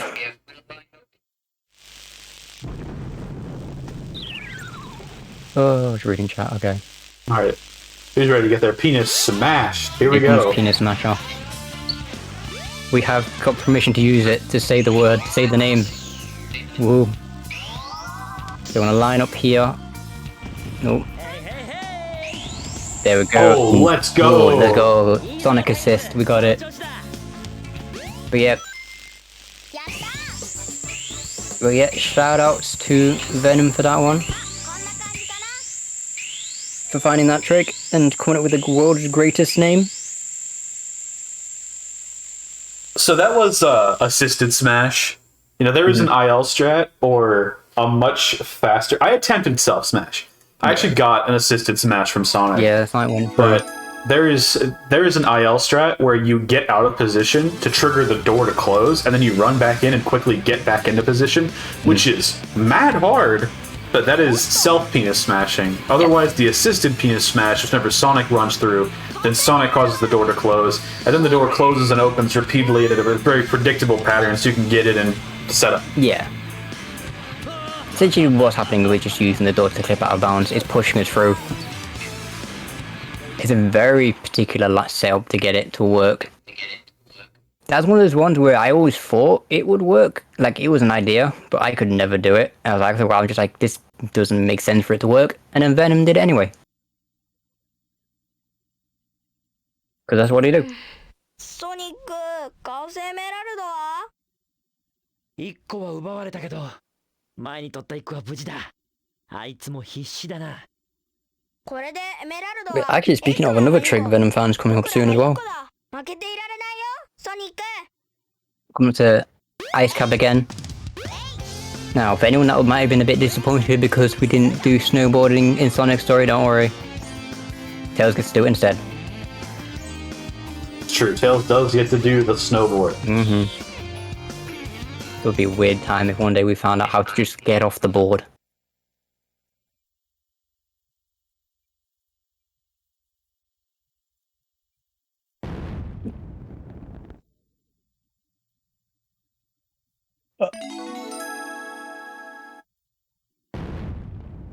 Waiting for some rocks to fall, entering into Ice Cap pretty soon. I just got 20 days. Tails is one of my favorite stories. Like, I've made it no secret how much I love Tails, and Tails also has one of my favorite story stages in general, which we're not there just yet. But we're gonna get to. I love playing as Tails, but the structure of Tails' story sometimes makes me... Oh, it makes me so mad. Just the way that it works, right? Because, like, we're about to get to the part of Tails' story I don't like, TM, where we're doing Ice Cap now, right? Which is a little bit of a deviation from the traditional gameplay style Tails has. And then immediately after this, we go into Chaos 4, which, now, we fought with Sonic already. It wasn't really fun then. It's not really fun now. Yeah, Tails. And then, you know, Sky Chase. Tails also does Sky Chase. And then, Sand Hill, which is more snowboarding. And then Sky Chase 2. Yeah, it's... Tails has 5 action stages. But... half of Tails' game is just sub-games, basically. Yeah. You know, because we get 5 action stages, 3 sub-games. I guess you could maybe count this as a sub-game, Ice Cap. Because it is in the sub-game menu, it's not really like using Tails' normal controls, so I guess you could also count this. But yeah, it's half sub-game, half story. Okay, and here we go, this is Ice Cap Skip. Another one that was found by Venom. We jump over the edge and just sort of slowly fall down. Can we land on the upper path? Yes, we can. Let's go. Taking the upper path. Yeah, there's no invisible wall on the side. Ah, okay. Yeah, what we were trying to do something called a super jump, where if you time the board jump to literally the like edge of the ramp, Tails would get a massive boost of speed and then go further than is intended. I just barely jumped too early, which clipped me on the top there. I could have done awesome and been able to fly straight to the end, but I did just barely miss it, unfortunately. Yeah, just barely. But fine. Also, we are coming. Oh no way! Look, found another packet of raisins. Another packet of raisins. Let's go. Huge. Oh, and we're back with Knuckles. Also, okay, you may notice Wither's not spamming the rival battles. There's a reason for that. They have invincibility frames. If you hit them during the invincibility frames, they will reset and then replay all over again, but they won't take any damage.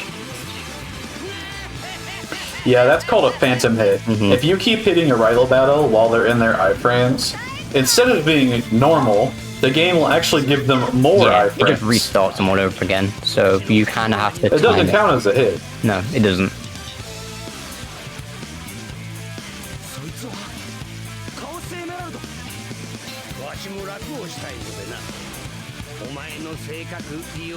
You know, which is a, どういうこと？もしかして I don't know, like rival battles in this game are strange.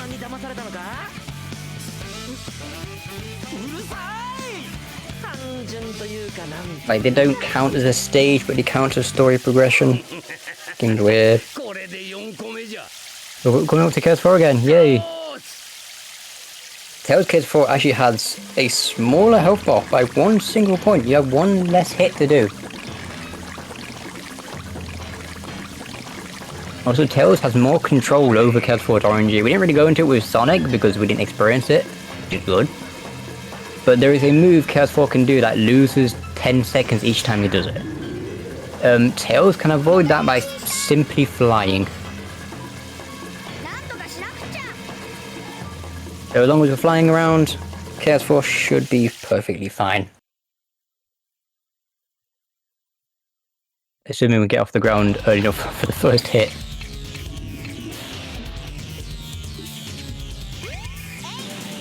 There we go. Nice. I didn't get blue Nice. ball Let's immediately. go. Yes. Let's go. Yeah, for some reason, with Tails, you can avoid blue balls throughout the fight, pretty easily. The first one, for some reason, likes to do it really early. Yeah, so we're not just saying that to be risque. There actually is an attack where Chaos 4 turns into a bunch of blue balls, and if he turns into said blue balls, that loses you 10 seconds. Yeah. Which is so sad. You immediately cry. It is the worst RNG you can get for this fight. It's like ultimately what you want to get is you want to get the splash attack. That is the fastest move Chaos 4 can do. So you want to get as much as possible. Tails we can manipulate it and get it basically every time. As long as you're in the air and away from Chaos, well, with Tails it's just being in the air. It should never do blue balls and you should only ever get the splash attack. Sonic, a little bit different. We have to kind of basically pray and hope. You can increase your chances of getting the splash by keeping your distance and jumping and being in the air. Tails, we don't worry about that. We just fly. What is going on? Okay. I could have died. Imagine dying after the end. That would... It's not even a cutscene after that to skip. I don't think it would work anyway. Yeah, that would have been absolutely tragic. I genuinely have no idea what would have happened. I've never seen that happen before. Evil. So you're saying we get the line said? Yeah, that's never happened before. There we go. Said the line. Said the line.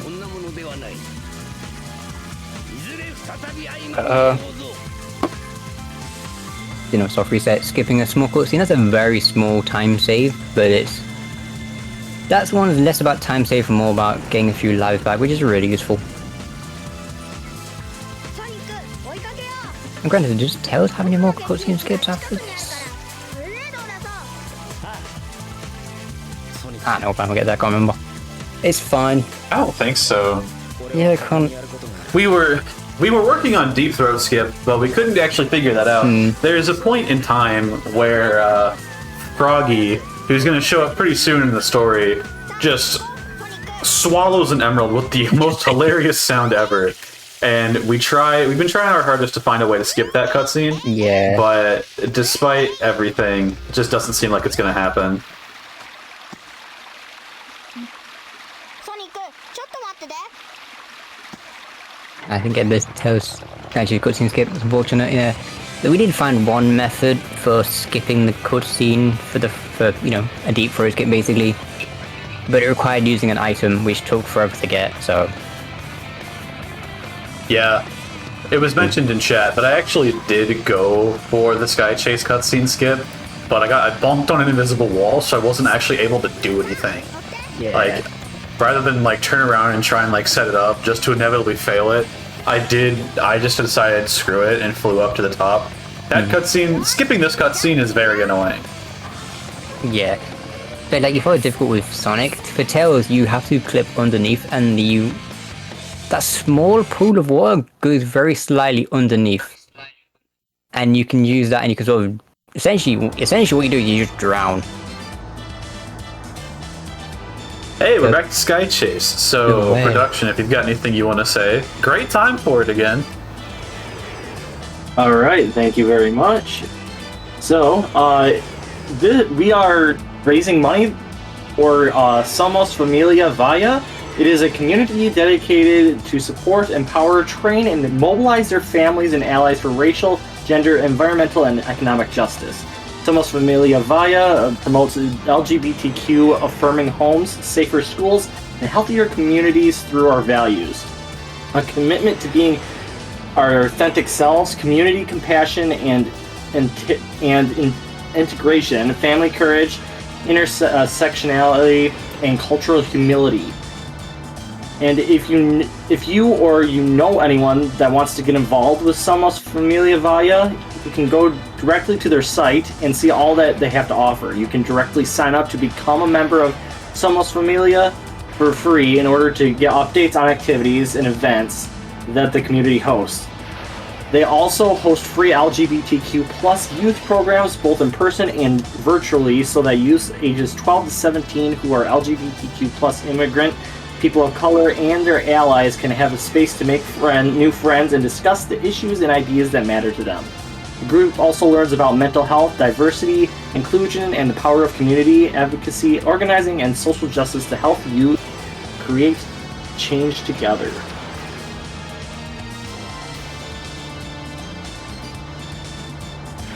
All right, awesome. Glad to be here helping out a fantastic cause. For sure, it's always cool to help out.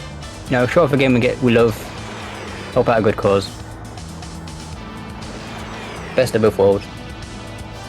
Yeah, showing off the game that we love. You know, we've talked on our soapbox a lot about Sonic Adventure. Yeah. Honestly, shockingly little tonight. You know, normally during these marathon setting runs, we've got so much downtime that we typically find ourselves just rambling on about how much we like the game. Yeah, that hasn't happened yet. Give it time. I'm sure it will. We'll definitely get more of that later. But one second, another you know, to anybody who's ever watched a static speedrun, or to anybody who's ever watched an SA1 speedrun, anyone who's ever participated in the community at all, during this brief little moment here, just want to give a shout out to everybody. Everyone who's ever played the game, you have all helped shape it in some small way, even if you don't think so. Just playing the Xbox version of the game, or PlayStation version of the game, at all, puts your times for the stages on the in-game IL leaderboard, which actually has some validity outside of the very obviously cheated ones at the top, with like negative times. But all of that helps grow the community a little bit. Watching this, supporting these awesome causes, all of that helps. It helps everybody. It's nice. It's just nice to be here with such a nice, loving community. It is. Like, we've put so much work into what the community has come to basically growing into now, that I could not be more happy where it is. Yeah. You know, we were mentioning this little bit of small history stuff earlier. Sonic Adventure DX has had a huge community for a very long time. And there's always, every day someone runs the game. Someone has been running the game every day since 2005, 2006, I think it were. But, you know, only in the year 2023 was there ever a point in time where more than one person turned on their Dreamcast to play this game at the same time. And we've started to see some really special moments where we can have tournaments now. We can have races. There's a competitive community of enough people to have tournaments, to race each other, to play the game, to fill the leaderboards. There's interest, there's hype. There's storylines now with people that have like just been back and forth on the leaderboard. New discoveries keep being made. I feel like this wave of almost like new nostalgia. It's a weird feeling where it feels like since everything is so new right now, I'm already feeling nostalgic for the future. Like, I know I'm gonna look Yeah. back on the time right now in 5 years and think about how great the community was and always has been since its early inception. So, this is my small soapbox to just say shout-outs to everybody who's played SA1. Love you guys a lot. And now let's go look at the frog deep throat something. Turn your headphones up for the sound effect. It is really funny.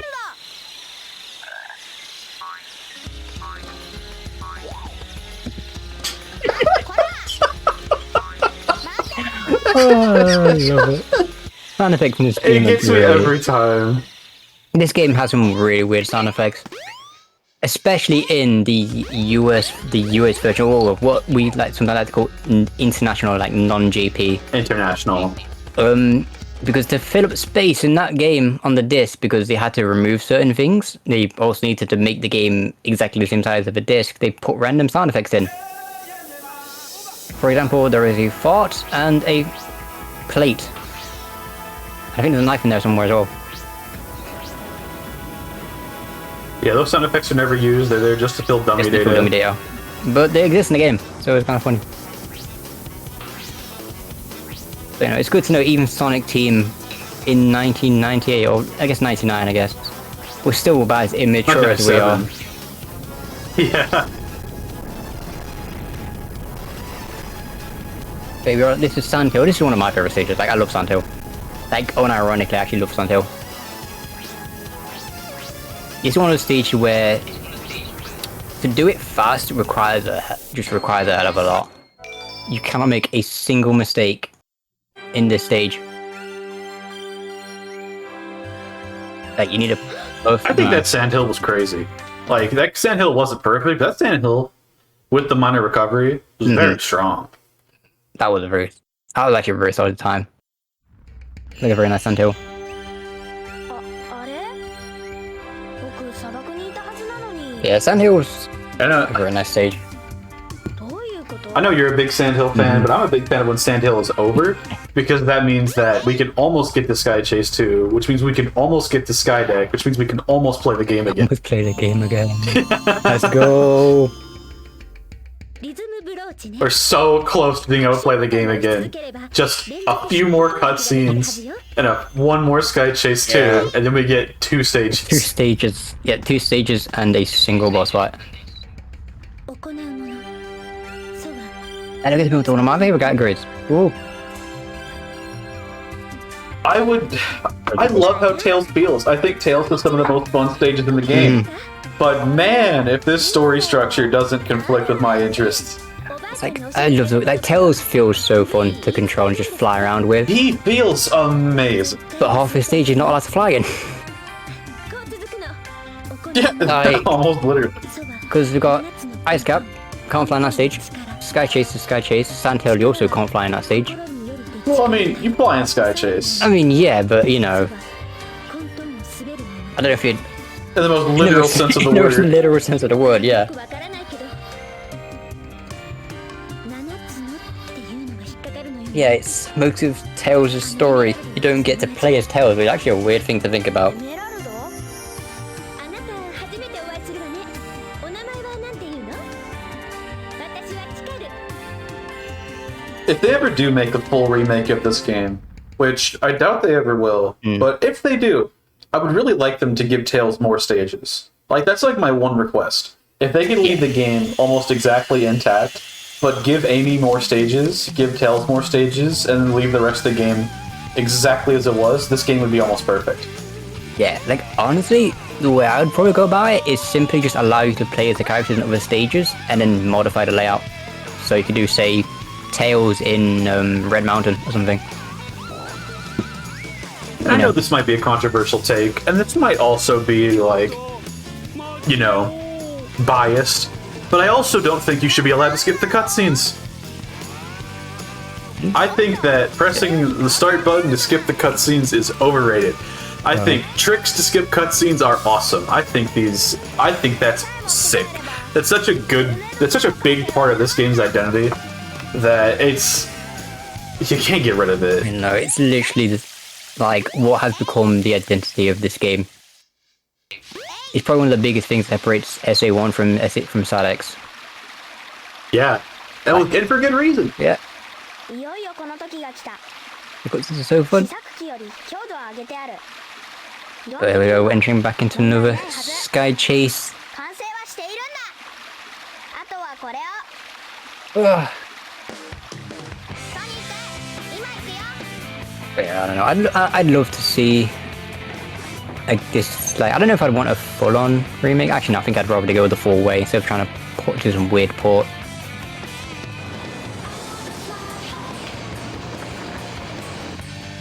But you know, I'd love to see like the game remade or something to have more playable characters. Not more playable characters, more playable stages, I guess.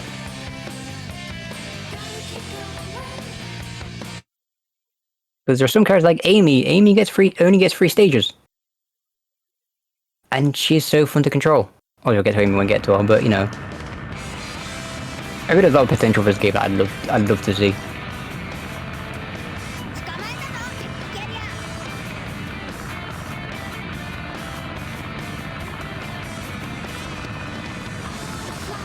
I like you left the capsule.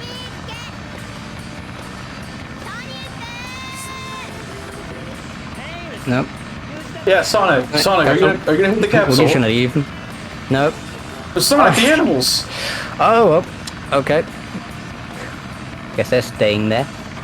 Also, okay, I love the fact during that cutscene, Sonic tries to do basically do a homing cancel. There's not intention. Yeah, he does a homing attack. But the reason that happens is because he hits the collision of that weird light thing on the edge. Is that what's happening? I thought he just did a homing cancel for swag. I thought, oh wow. No, it's because he's hitting the fish. I didn't realize he was hitting that collision there. That's funny. He hits it and slides around it.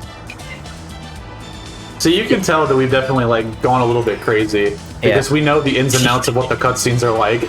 Yeah, there's we are one of the few console games that can actually say we have things like collision viewers and debug mode on console. So we've dived into the game pretty deep. Very much thanks to Sqeefy.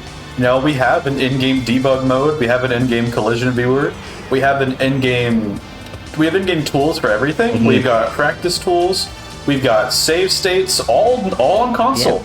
All on original hardware. So you don't even have to like get on emulator to do save states and practice. Even if you're playing on original hardware, you can save state and practice the harder stuff. Yeah. I think that's super cool. Like, the amount of progress that has been made in this game, because like, a lot of it's for the sake of accessibility. You want as many people to play the game as possible. Yeah, 100%. You know, so much of this game has been pushed with the idea that just get more people in. You know, if you've been enjoying the run, and you think the run is cool, and you've been thinking this is fun, you should play it. You know, give it a shot. Give it a try. You might like it a lot. You'd be surprised. A lot of people during our most recent tournament were like, I'm not sure if I'm gonna like SA1, but I'll give it a try because playing in a tournament is always fun. And then almost everybody on their side of it was like, wait, this category is actually flames. Super fun. This game is really so much fun. It's like, and if you've played, say, Sad Eggs, for example, or like any game in general, this game does not feel like anything you've experienced. No, it feels so different. It's so weird. And that, by the way, that's weird, but not in a bad way. Like, it feels so tight and so good to control. Like, a lot of time, if a mistake happens, it's not because the game just screwed up. It's most likely simply because you just angled wrong or something. Like, everything in the game is within your control, outside of the obvious RNG stuff. Like, if you want to do another like DX comparison directly, in DX, the game doesn't feel necessarily tight in a bad way, but like Sadix feels like ultra tight, like ultra responsive, and Sonic is just like blisteringly fast in that game. But in Sonic Adventure 1, Sonic is heavy. He feels like heavy. He feels like a brick house. You know, dude is built. He feels jacked. He is so heavy. So moving around Sonic, you'll notice very quickly that Sonic doesn't jump as high. Sonic doesn't have as high of a jump speed. Like, he doesn't have as high of a jump height, and then he doesn't have as many hover frames. So a lot of the more technical, difficult stuff is even harder. Just SA1 is an inherently very difficult game, but because of that, it's also led to a lot of creativity with a lot of easier strats. There's a lot of stuff to mitigate that, which makes the run super diverse.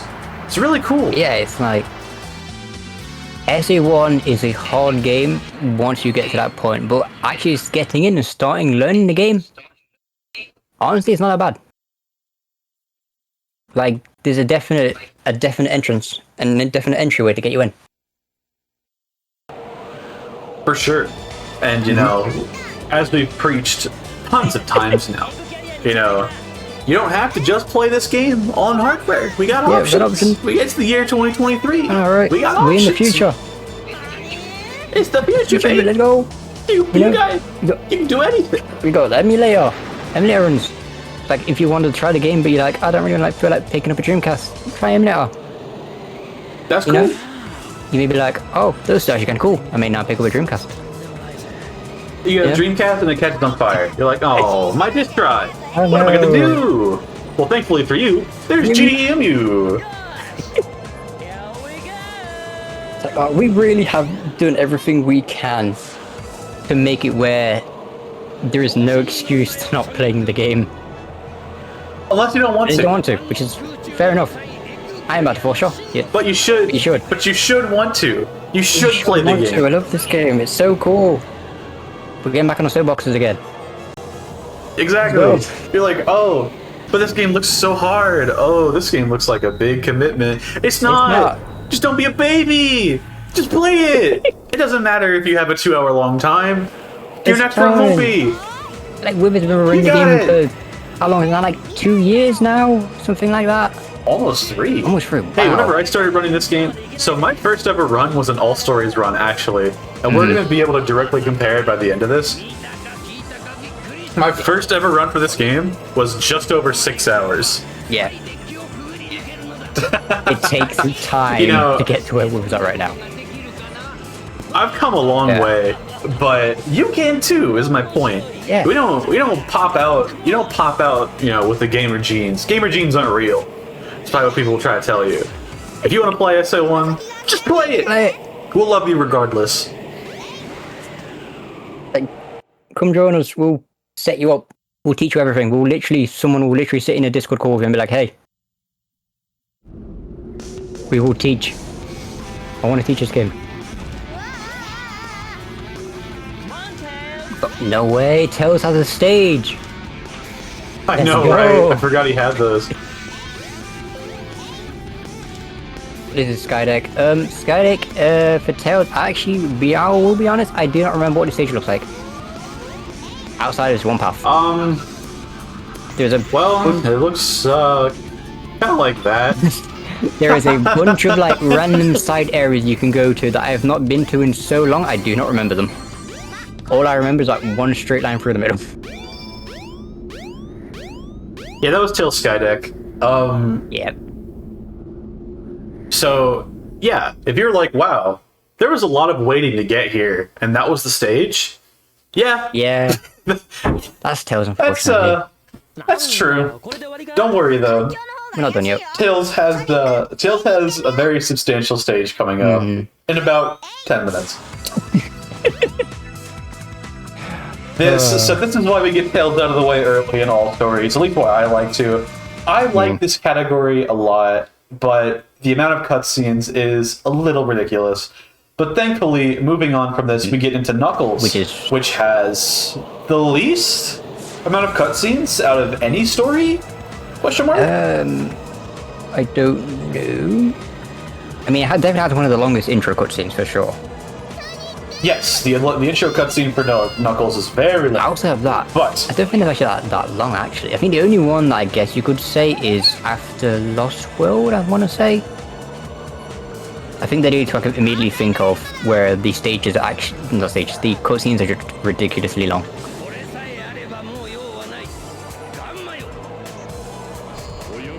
Disco.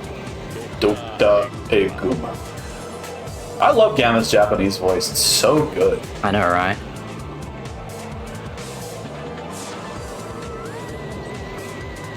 Also the fact that Gamma uses katakana for the text boxes instead of hiragana like everyone else does, because it's a robot.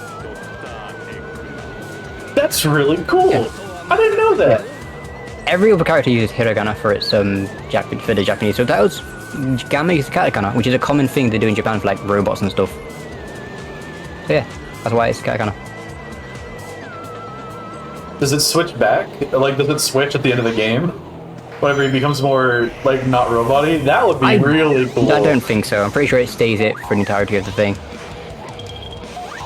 Because katakana is usually used for loan words and for onomatopoeia. But then they do it for other stuff to be fancy. Makes sense. Yeah. It's a stylistic choice, which kind of makes sense for Gamma.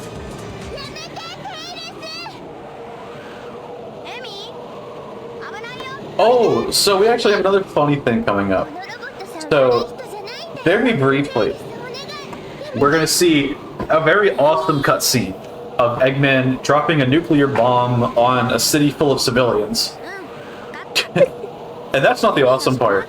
So, after Eggman's Oppenheimer attempt becomes an Oopsenheimer, he has to go run in and try and, like, fix the bomb himself.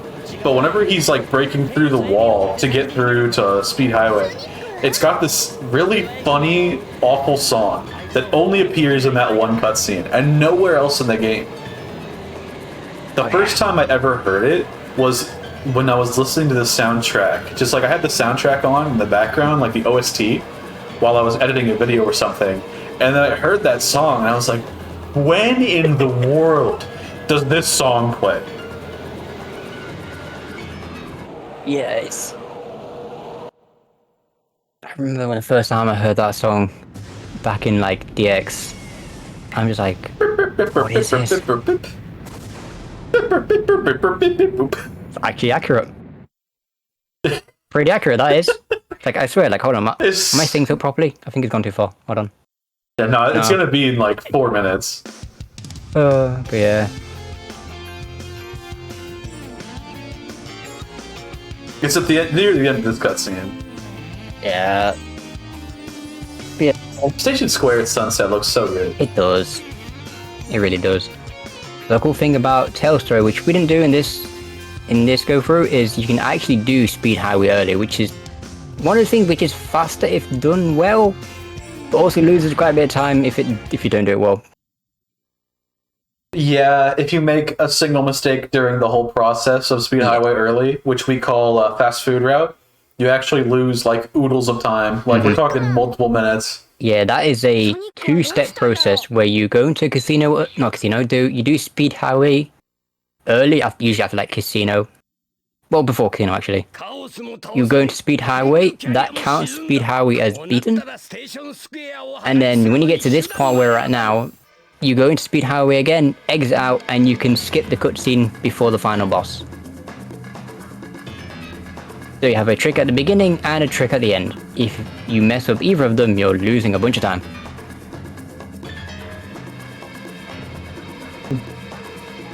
Nuclear missile. See, I don't know what Eggman's problem is here, because he's very much in the blast radius. Yeah, actually, that's a good point. Wait, what was the ideal? Yeah, like, what is your major malfunction, dude? Like, he's absolutely gonna get taken out by this too. Look how close it is! Oh. I've actually never thought about that. Like, what was Eggman's plan? If that blew up, what was his plan? Like, he wouldn't have even succeeded with anything. It's not like he knew Tails was there. Like, his goal wasn't specifically to nuke Tails. He would have done nothing. He'd have just nuked the city and died. For no reason. Here it is, there's the song.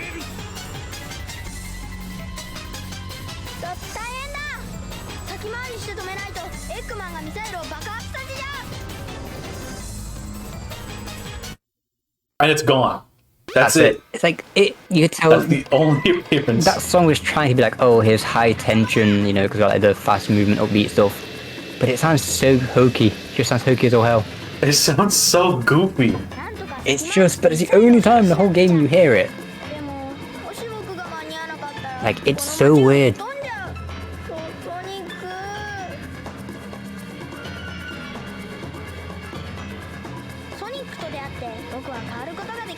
Yeah, we're gonna come up to the end of Tales. Tales has Speed Highway. Speed Highway is probably outside of Sandhill. Speed Highway is probably one of the best. Oh yeah.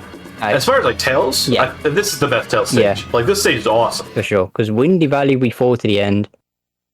Xenopus has a fun name, has a cool trick, but we fall to the end.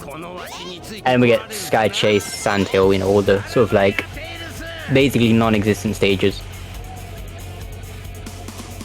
Skydeck's a straight line, and Speed Highway actually has some fun platforming. Yeah, Speed Highway is like the main stage in the game that really takes advantage of Tails' moveset. This stage is super fun, no matter what route you take, really. Oh yeah. Oh man. No pole hop. Runs invalid. Oh no. Sad. You can land the pole and save a slight bit of time. Taking the bottom route, and with that we have saved a second. Awesome final time. Oh, for sure. 6169. Nice. Nice. That is such a sick stage too. I love Speed Highway. I do. Like if there was more stages that were structured like Speed Highway, oh man, Tails' story would be worth the wait.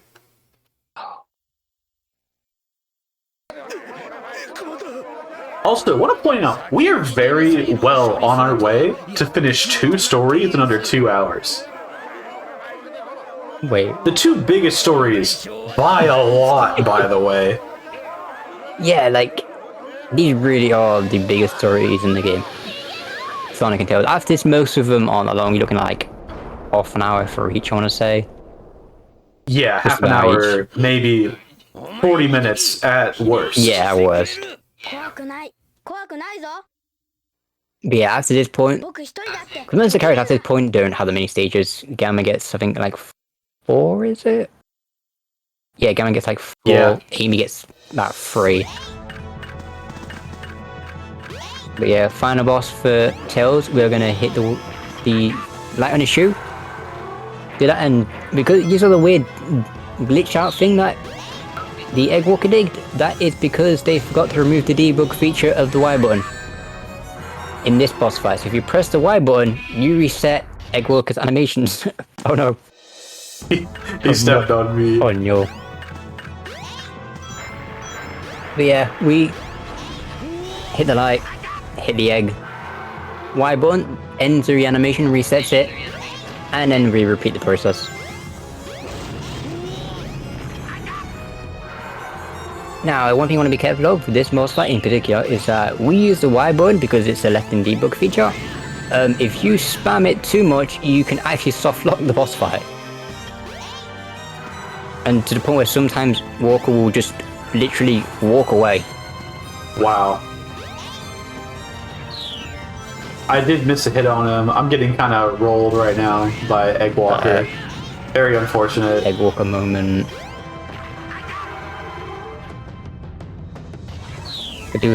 That's okay.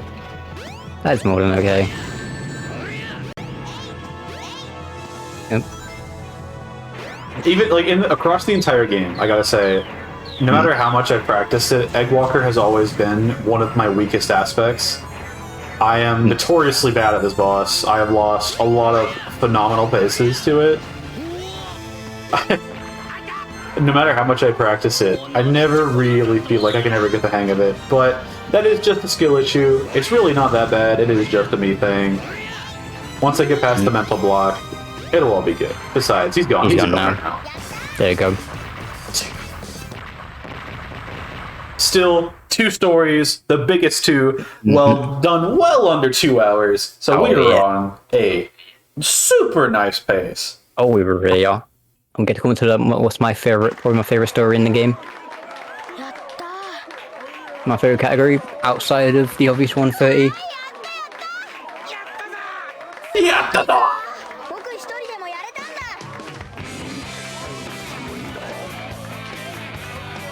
Level's not Tails, just walks in a circle. That's so we can build up the speed. You can build up the speed. You can fly. Just jump. We didn't know that. No, I think It's not. Tails didn't know he could fly. I think you're just taking the admiration. I mean, to be fair, I do the same. But like, yeah, that was me. I did that. Yeah, that was the end of That was Tails' the end of story. Tails' So that went okay. Yeah. That's GG 2 out of 6. We've reached the credits of another story, or 2 out of 7, really. Mm-hmm. So while it may seem like, oh man, 2 stories in 2 hours, that feels like that's going to take 7 hours for us to get through. No, actually, not even close. So you'll notice very fast that we'll most likely be able to just smash through the rest of the stories. They are so much shorter. They really are. Like 5 hour estimate, and most of that is Sonic and Tails. And there's a good chance we won't even touch the 5 hour estimate. There you go, Tails over and done with. Then we get to move on to, you know, everyone's favourite red character, Mighty the Armadillo. Hey mate, that's Knuckles. Hold on a minute. Wrong game. Moving on to the Chuckler himself. So, Knuckles is a fun story. You've played this game before, probably, so you know all about Knuckles' gameplay. I love Knuckles. So, Knuckles is my favourite category, other than 130. yeah. And of course, you know, it will be the one full of RNG. True. I'm not the strongest Knuckles runner ever, but I do think the category is very fun. It really is. I love Knuckles. There's a lot of cool things Knuckles gets. It's a lot of piece memorization and sort of optimizing your route, the route you want to take. I love Knuckles. It was a lot of fun. This game is so pretty. It's so dark, but it's so pretty. I know.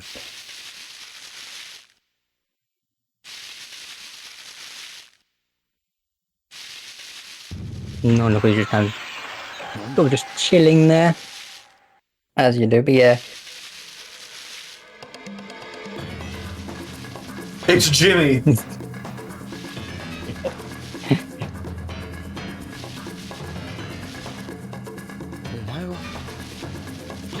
would we get? But this guy name's Jimmy. I don't know. I mean, kinda. Yeah. I don't know, maybe like this is Chaos Zero and Jimmy just sort of hiding behind somewhere. Jimmy just like, I want nothing to do with this. Jimmy, you know, we mentioned it a bit ago, but we didn't really have time to elaborate on it. We can elaborate on it now. Yeah, I got that. So, we have this category extension called Sonic Adventure CX, which is a modified version of the game / cheat code using the Codebreaker disc, which allows you to skip the cutscenes by pressing the start button. Now, you know, we're running vanilla Sonic Adventure today, completely unmodded, unaltered on original hardware, just the game as it is. But CX has this very funny side effect of the way that it skips cutscenes. So, much like in vanilla SA1, the way that it skips cutscenes is by killing you. Because of that, if you die in a boss arena, that makes you start the boss over again. So for instances like, you know, Chaos Zero, for instance, in the very beginning of Sonic's story, it is actually faster to kill Chaos Zero twice to skip the cutscene flag than watch the cutscene after Chaos Zero. Yeah. So we have named the second Chaos Zero, or the Chaos Zero refight, Jimmy. Yeah. No particular reason. Just funny. Yeah. You know, that's a common trope with a lot of things in the game, where we come up with names. It's not because it makes sense. It's just funny. I would say most of them make sense, though. Like Raisin Launch and Canada Clip. Kind of not. I'd probably pick the 2 examples that match the least. I'm thinking. Yeah, probably did. Oh, Speed High. Okay, let's see what set we're gonna get. So, you just explain how Knuckles works. There are 3 pieces of emerald. That's your piece 3.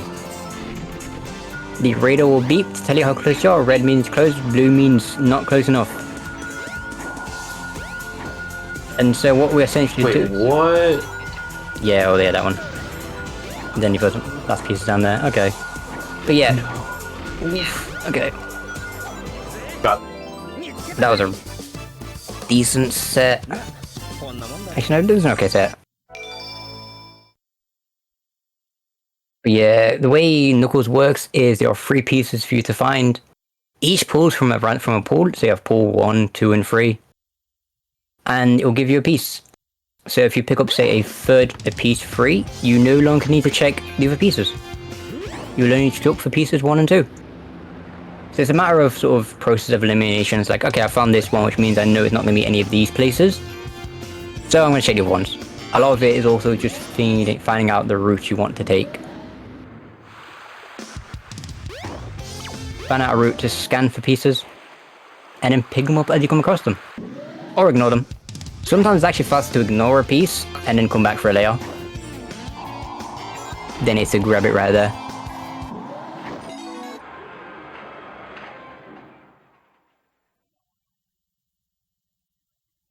Then we're entering into Casinopolis. With a very nice piece 1, okay. And then piece 2 is in the statue. Oh, piece 3 is. And then piece 2 is in the enemy in front of the vault. There's no way that's a piece. Yep. No, it's not. Okay, wait, what's your piece 2? No. It's above me, so it's gonna be the one. Oh, it's the one near the lion. Gear. I always forget this piece. Yeah. Lion piece, yeah.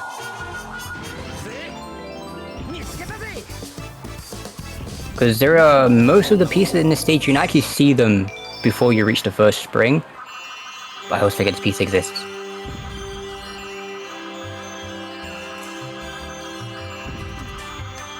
Yeah, these sets have been pretty good, but part of the reason that I don't grind Knuckles too much is that I am comically unlucky. Yeah. So I mean, that was a pretty it does decent make set. it... The only problem was... No, this has been great. But I mean, there's... Most people know at this point that my RNG within this game is atypical. Yeah. To say the least. Yeah. So I don't spend a lot of time with Knuckles, which honestly does mean that Knuckles is one of my weaker aspects, not even just because of luck, just because of pure execution. My execution for Knuckles isn't as strong as I'd like it to be, but I still put on a good show. You know, I'm okay. I think it's alright, I'm just kind of sabotaging your pieces, but it's fine. But we're gonna... So we're setting up for a cutscene skip for Knuckles, so... This is one of Knuckles, which is also Knuckles' hardest cutscene skip. We're gonna clip through here. This is the hardest part of this, is simply clipping out. No. No. Yeah, this cutscene skip is very tough. There we go. Okay. Okay, so we're out. Oh, I went so low. Way too low. Yeah. Yeah. Alright. Should I give it another try, or should I just take the cutscene? One more try, maybe. Okay. Yeah, this one is very tough. Knuckles runners are crazy because they get this stuff. They get this one so fast. Nice clip. Okay. So we're gonna walk off, and then that should be fine. No, it wasn't. Oh. That's crazy. Yeah, this cutscene skip is by far like. Yeah, this is Knuckles' hardest one, easily. In my opinion, this might be the hardest one in the game, outside of the one that we don't do in Sonic Story.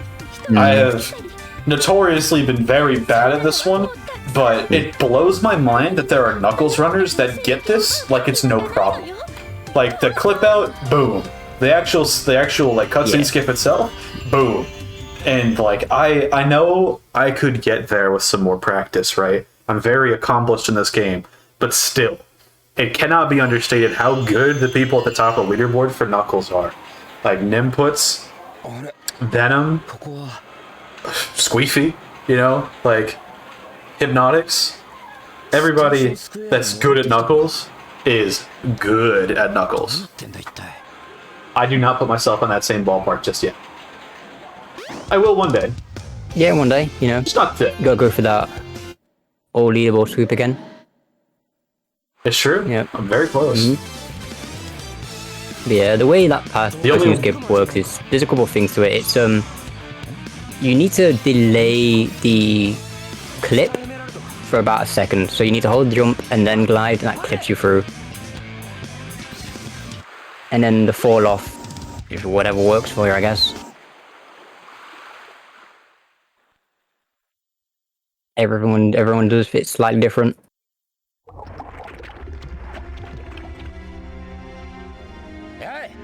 And here is, as far as I know, the only unique boss in the game that Sonic doesn't face. I mean, Oh, Zero. But Zero, there- yeah. Walker, that's true. all of the Gamma fights. But I mean, okay. But I mean, we're talking like this is definitely the only Chaos form. yeah, it's the new that Chaos one that Sonic doesn't fight. Yeah. There ain't very many bosses in those games Sonic doesn't fight. There's one of them Yeah. for sure. So Yeah, so this is no Chaos 2. an interesting fight where we can kind of do it fast. I mean, you can do it fast. It depends on how the boss wants to feel. This fight is a run killer. Most of the bosses in this game are a complete joke, but Chaos 2 is brutal. This guy is hard, and he's right in the middle of the run. Yeah, we've got methods to do this consistently, but yeah. Is it high? Nice. I'm sick. So I want to stay quiet so I can actually concentrate on it, because that's a very difficult boss fight, and that was basically about as perfect you can ask for. That was clean. Little bit of some scuffness on the first Yeah, hit, the first but hit. the rest of that, Yeah. The rest of it was the rest fine. of that I feel pretty good about. Yeah. Because you didn't get a big ball, which is cool. Because like, there's a chance No. where Chaos 2 will just turn to a giant ball.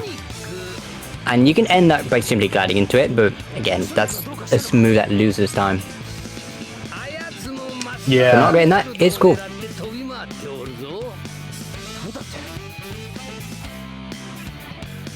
I'm pretty sure you can manipulate it to not get it, like distance based or something, but I haven't found out what Yeah, that I is. think the method that I do is I mimic Nim, and like I mimic Nimput's current Knuckle Story World Record holder. Yeah. And the way that he does it seems to make sure that if you can like mimic his movement perfectly, it will never actually get Chaos 2 a chance to get into big ball form.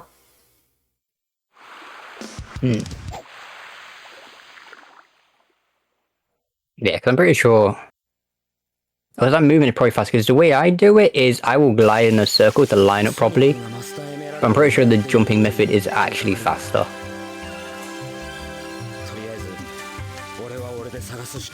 But we're going up to Knuckles' first upgrade. Well, and also the only one Knuckles actually going to grab in the whole game.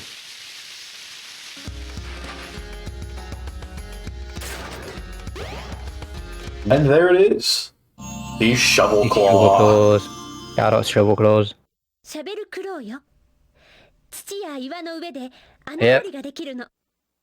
And also, interesting fact about this, about the Shovel claws, it is actually very possible, depending on how your RNG is, to go through the entire game and only use these once. That's true. Yep. The only time you need to dig for anything is to get the Monkey Destruction switch times, so- to take out the Kiki in front of Red Mountain. Oh yeah, and Lost World. Also Lost World. So 2. Lost World. The statue. Oh, the Yeah, statue. they are the two mandatory on every other stage, where if you wanted to, you could keep resetting stages and just never dig. Obviously, we wouldn't do that because that'd be a hell of a lot slower. But yeah, But you could do you it. could do it. Nice line. Nice. speaking of digging, we're going to probably explain how pieces work in general. So, like, I know we said at the beginning of the game, you know, they're split into 3 pools, but the way it works is piece 1 generally is somewhere out in the open.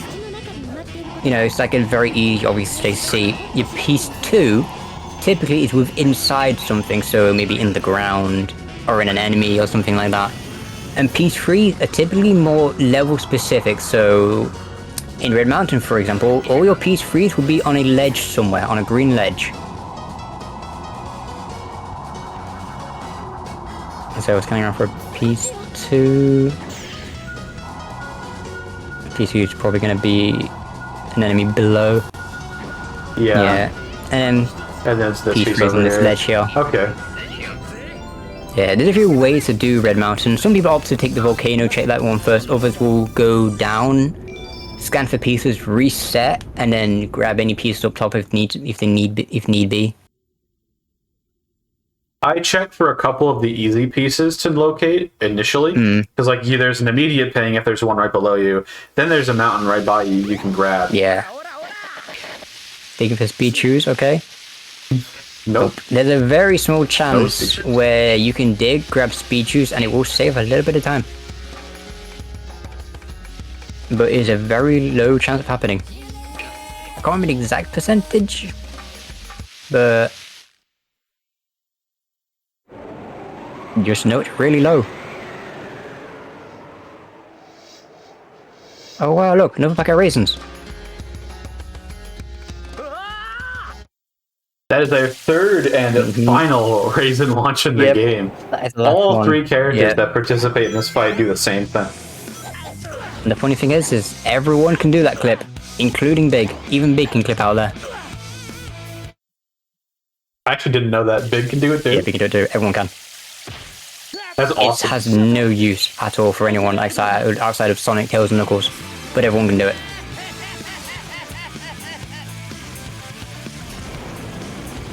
I mean, if Big can do it, can Big get the ice cap early? How? You're right. How would he get in? Yeah. You have to figure out a way to jump, I guess. But then again, you need to get the ice key there anyway. Yeah. So.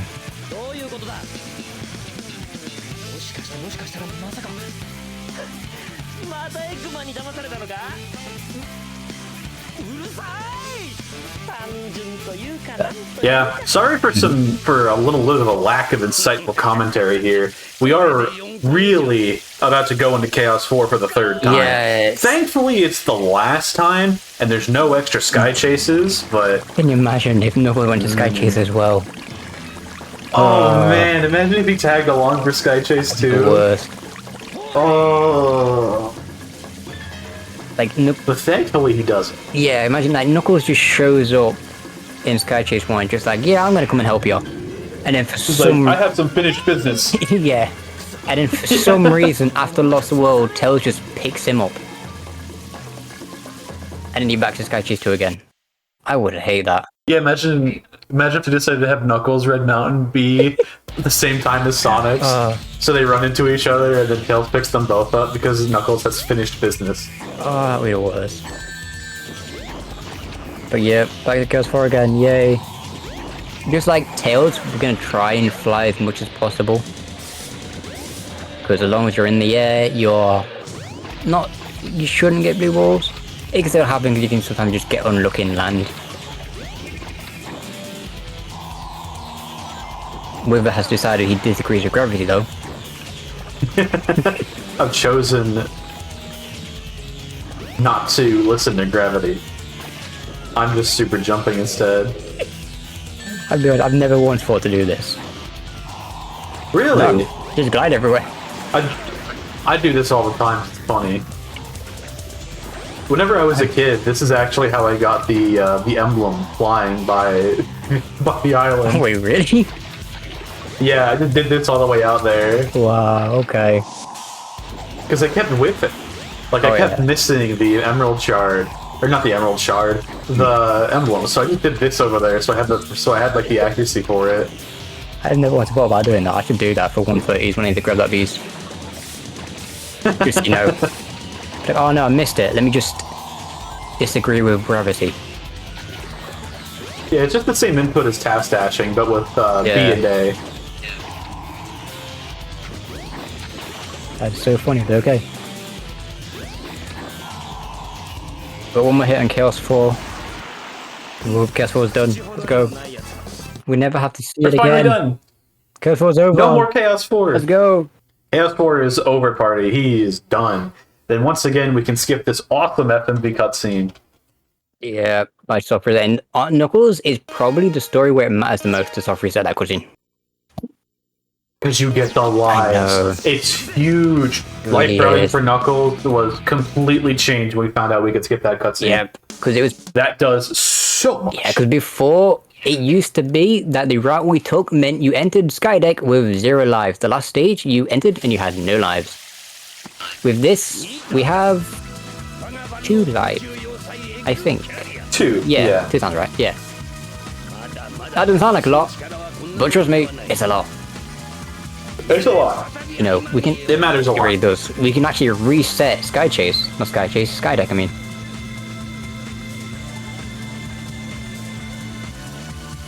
Because before it's like, okay, whatever pieces you get, you better route your pieces to not have to restart the stage.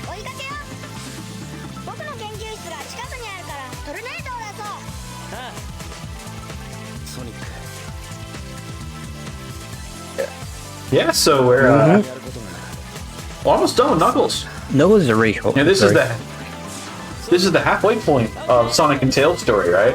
Like, we're not even. Like, this is like the 1/3 mark of Sonic and Tails. Yeah. But for Knuckles, this is almost the end. Like, his story, we're coming to a close. We've only got 2 stages, or really 1.5 stage left. Yeah. I got a little bit of hub movement first before I get into Lost World. Just gonna grab these keys. Put them in. And then we get to enter Lost World. Lost World's a fun stage. That was...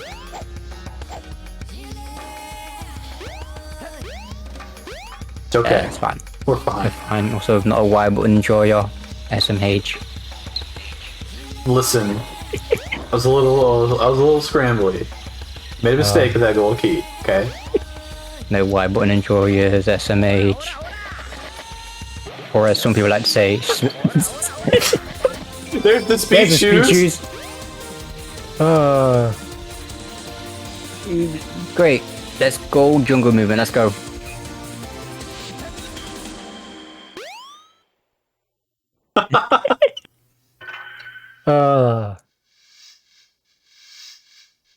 Preferably we'd want to get that outside of Red Mountain, but hey, we got it there, sure. I have never actually dug speed shoes before. Really? So that's my first time ever doing it, yeah. Let's go. I think I've done it once. We're gonna go up here. Let me see, we've got a ping there, so we're gonna go through, and that's a door. Okay, never mind. No, you're not supposed to be here. Nope. But I'm done here. Done. Yay.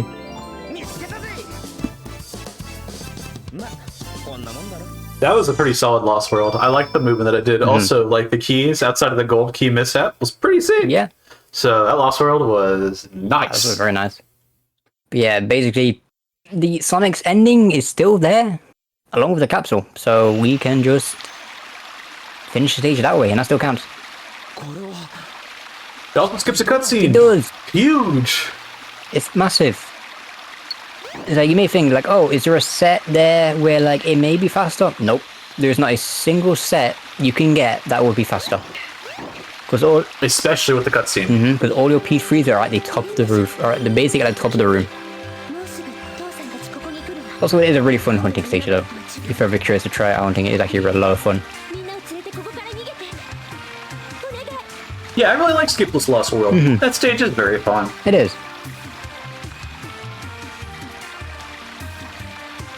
I was messing around with a video today because, like, I want to like some Lost World stuff. The point out, like, that was the first time I'd ever actually seen the cutscene in Dreamcast. But after Lost World, because usually you spawn in that one room, which, you know, was interesting thing. But now we are in a really long cutscene where we're getting introduced to Cole, the Chow, and all this stuff. Like, oh look, stuff's happening, giving us information.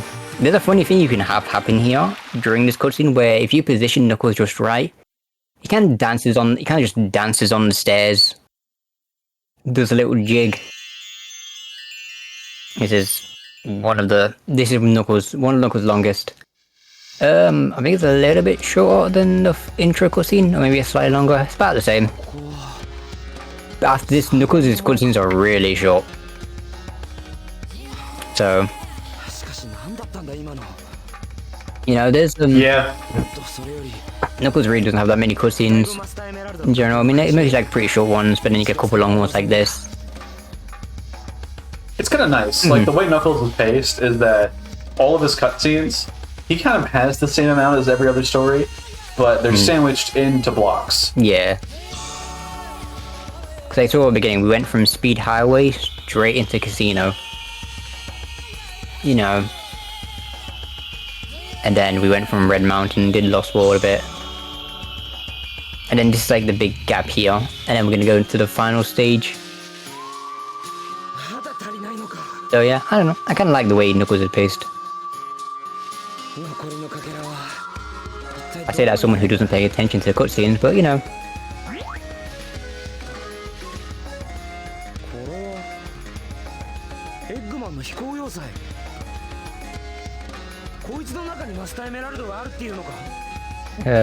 Yeah. Yeah, so the Master Emerald is showing us to go to Skydeck. Alright. Which is strange. Yeah.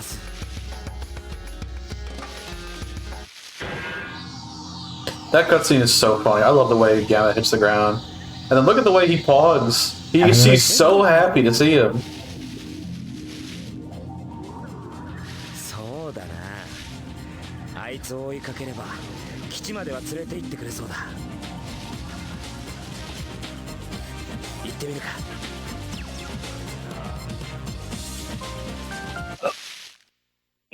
Okay.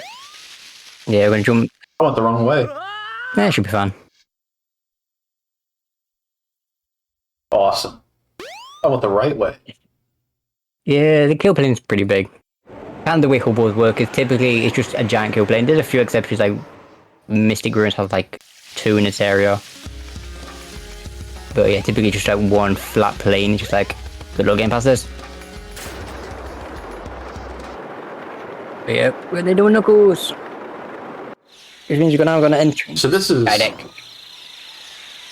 where we use 2 of those lives back to back, because there's a cutscene skip you go for here as well.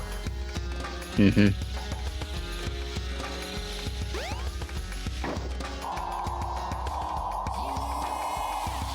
There you go. That should be fine. Yep. Yep. That's a very, very short cutscene to skip. But, you know, it's not terribly difficult. Can you soft reset this? No. Why? There's no consistency. That is my best way to describe half the stuff in this game. There is no consistency. Yeah, things in this game, some of them just work and some of them just don't. Yeah. Because the way it works for the Tails one that you can soft reset there at the beginning is because when you soft reset, you're forcing the game to save. I don't know why it's forcing the game to save, it just is. I'm pretty sure that's also the same thing for the Sky Chase one, well, the Egg Carrier one for after Chaos 4, is you're forcing the game to save. Why does it? No idea, it just does.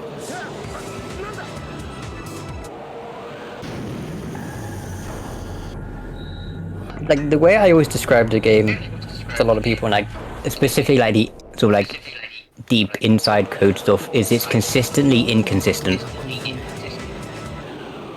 This game is very weird. Yeah. But also, you know, this game it's very old. Yeah. This game's over 20 years old now. You also remember this game was in production before the Dreamcast was even made. So a lot of things that if you tried it on dev kits may not have worked out as intended on actual console. That's true. Have you seen the Dreamcast dev kit? That thing is a whole supercomputer. I want to get one. It'd be so cool to have one of those. I know. I want to get a katana as well. All right. Yeah. Okay. No piece one, so it means you probably a garage piece one, I guess. Cannon piece. Okay.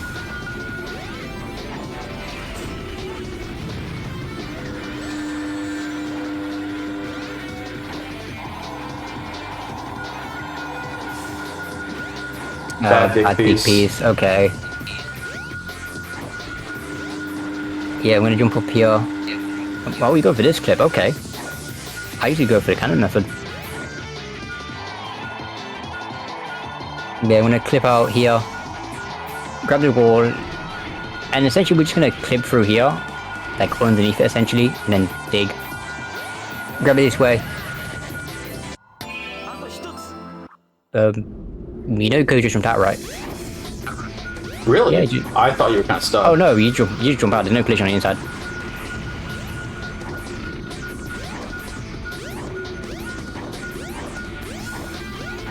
Ah, come on. I think you clip back through the other side. Oh no, you can't. Okay. Okay, where is that? Is it this middle one? piece, No, it's this one. Yeah, middle one, yeah. There we go.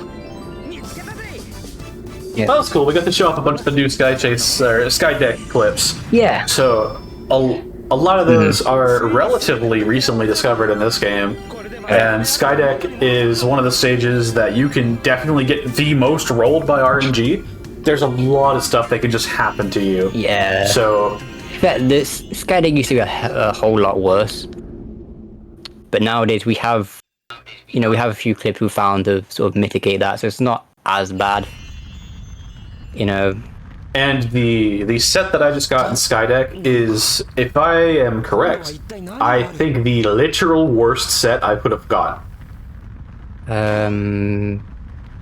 Yeah, actually, yeah, probably. Because I think there's the enemy piece right at the back, but I'm pretty sure that still would have been faster than the dig piece. Oh, that's still faster than the clips. Yeah. That was the actual literal, probably one of the worst things you could get. Actually, no, I guess, X piece. For piece 3. I don't know. For like, X-Wing's not that bad, though. yeah, no, but that set you got, though. X piece and 2 clips. Oh, yeah, that would have been bad.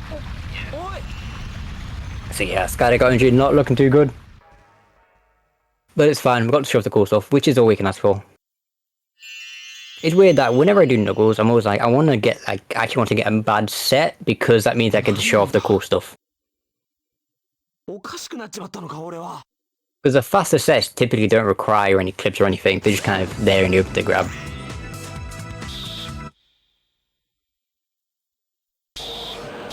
We're coming with the end of Knuckles.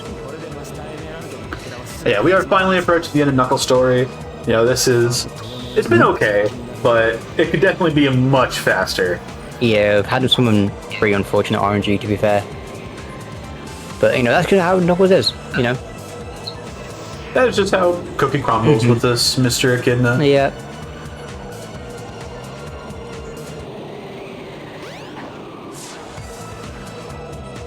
Yeah. But we keep the ball rolling, woo, like that. And we're moving on to Chaos 6, which is going to be the final boss of Knuckles' story. Yeah. All of Knuckles' boss fights are all chaos.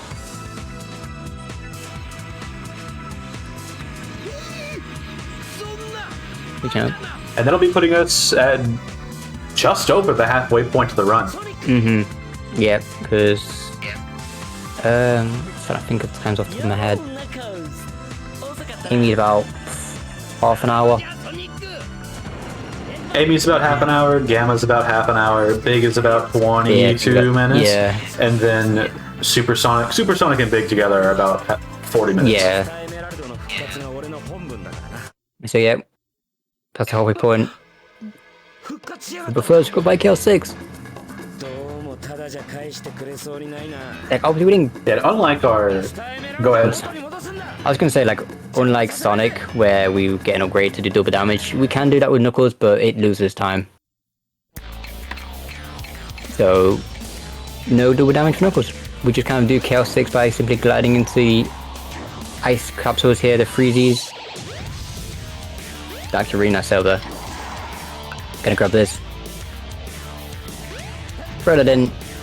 Try and grab another one. Sail for the next throw. And then rinse and repeat. That's kind of how Chaos 6 goes.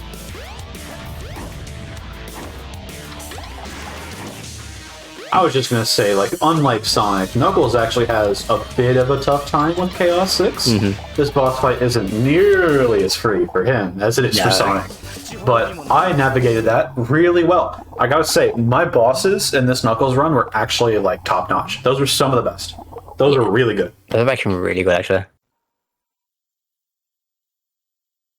So yeah, that is the end of Knuckles' story. He's going to have an outro cutscene where he collects the 6 Chaos Emeralds from Chaos 6, being the final person to really dig the nail into his coffin and supposedly kill Chaos.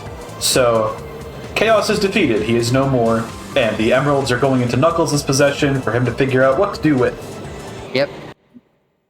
Can I cut in really quick? Yeah, go ahead. We're finishing up Knuckles' story, and then we're going to be transitioning, so we got some time. Speaking of transitioning, we are about halfway through the run, and it is actually the end of my shift for tonight. I will transition you over to the wonderful host of Bonnie.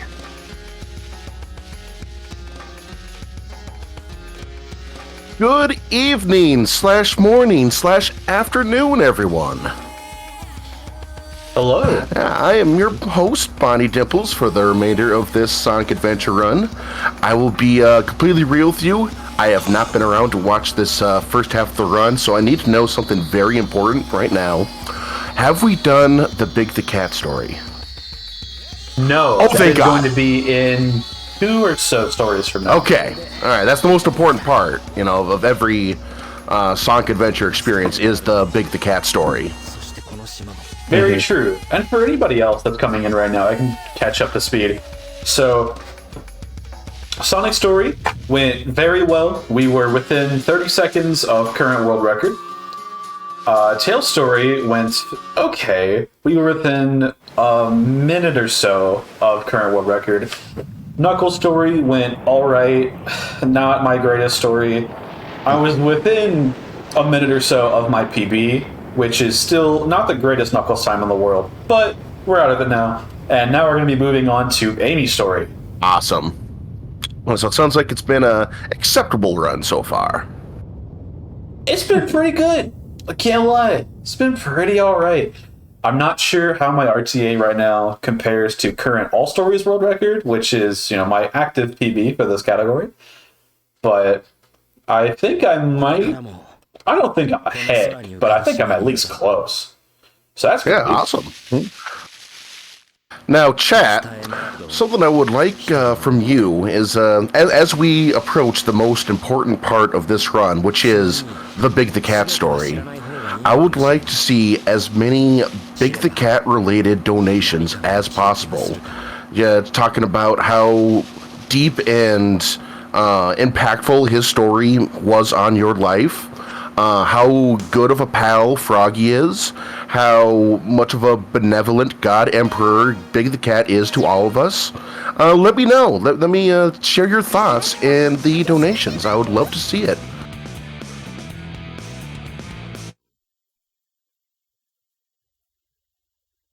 But before that, we got Amy, right? Yeah, we are going into Amy's story now. It's just starting it up. So... we got a little bit of intro cutscene again for Amy, and she's gonna think back to her time with Sonic in the past. Gonna have a small little flashback of Sonic's CD, which is pretty neat. And then we're going to be grabbing Senior Burger Man.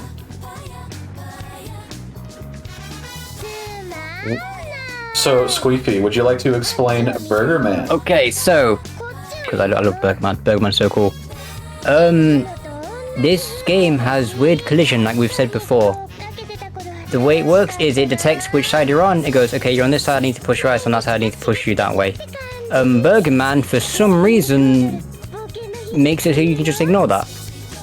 You put Burger Man down, and instead of, the way it works in DX or in any version after this is only Japanese version, by the way. is you will put an item down, that item will be moved forward and then placed down. In JP, if you put an item down, the item stays where it is, but you are moved back. So if you are next to a wall, for example, you put an item down, you will clip through the wall. Repeat that process a couple times, and voila, you are now through.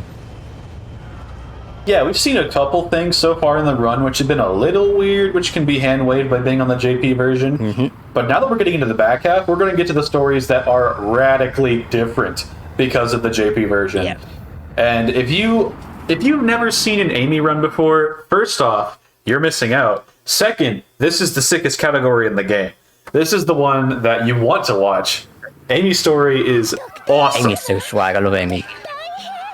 Amy is nothing but swag. Yeah, it's like, as a casual, like, running Amy casually, it's like, Amy's so slow.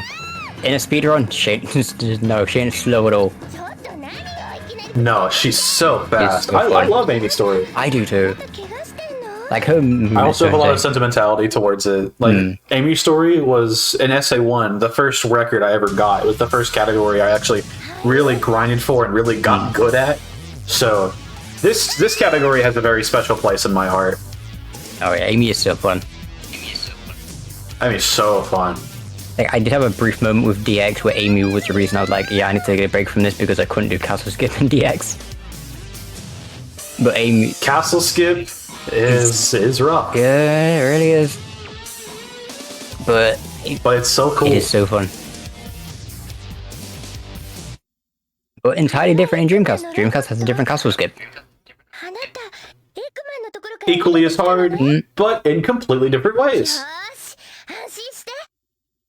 But this cutscene is coming up to an end, it means we're going to entering into Amy's story finally.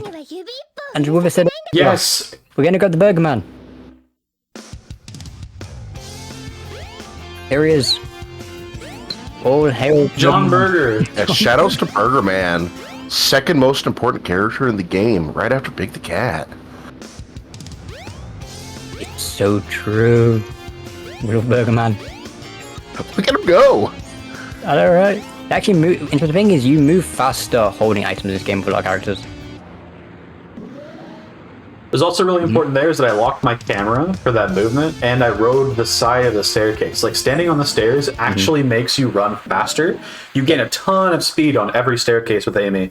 So running on that staircase gave me a burst of speed that I was able to, like, continue to bunny hop with and maintain that entire rest of that movement. Because, again, I guess I guess we can go into Amy's movement. Amy's fastest movement is when she is falling. And so what we want to do is you want to essentially try and be as falling as much as possible. That also includes going down certain ramps and stuff, which, you know, also includes the stairs. And so, you'll see what's happening is Wither is sort of doing a bunch of short hops where we will jump, wait for a second for Amy to start falling, and then hold A to make her fall for longer. And then we just chain a bunch of those, and that is how we're going to get maximum movement with Amy. Amy is a ton of fun to control and to go fast. And Burger Man was sitting there waiting for us. This is a funny JP thing. Yeah. Also, I love how Sonic obeys traffic laws on the one piece of street no one can get to. And now here's the big one. The reason we need Burger Man is to bring him to this cutscene right here. What we're going to be doing is we're going to use Burger Man to sandwich ourselves into this wall. Just like that. Then we're just going to gently walk off. Just As soon as I feel myself starting to fall, cut to the right. And then there we go. And there we Should go. be good. Doing God's work, Burger Man. Burger Man, we salute you. We stan you, Thank Burger you so Man. much. Yeah, And now we're going to be moving into immediately one of... So Amy's got 2 stages. They're really 2 stages, and they're both obnoxiously difficult. But yeah, this is Castle Skip. This is Twinkle Park Dreamcast we were talking about earlier.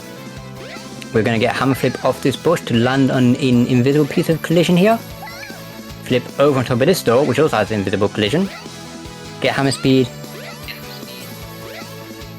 And then Give me a sec. against there's a random bit of okay, we can recover this. There's a lot of stuff going on. It's very hard. Yeah, there we go.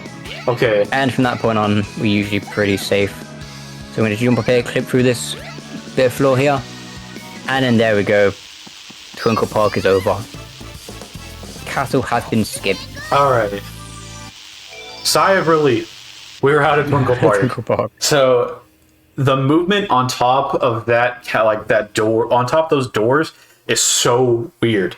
There's so many floors that get in the way and so much that can go wrong. Backing that up is a lot harder than just hitting it perfectly. Yeah. But hitting it perfectly requires a couple linked frame perfect inputs.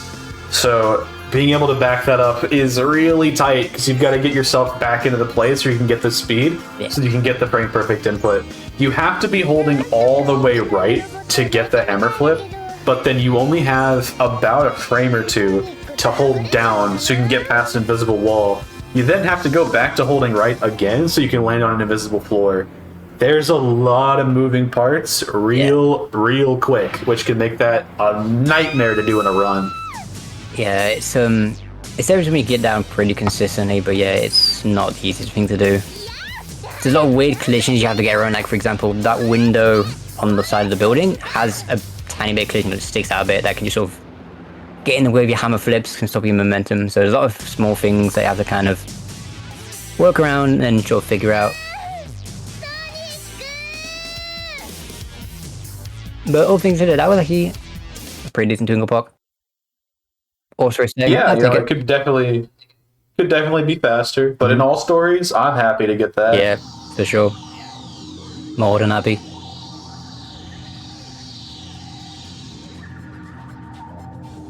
And then we're entering into a pretty long cutscene framey. Like, this is our proper introduction into Gamma. which you know we'll be getting to Gamma soon. I'm pretty sure it's big after Amy and then Gamma, but yeah, Gamma is the final character before the secret character. The super secret character, which no one knows what it is. No one's ever seen I wonder it before. what it is. No idea. It's a question. It's a question mark, yeah. I've never seen him before. Yeah, no idea. Everyone, start getting hyped for the question mark playthrough. Oh. If they ever made a model of that, that should be a thing. Someone needs to make a model where you play the question mark. That'd be cool.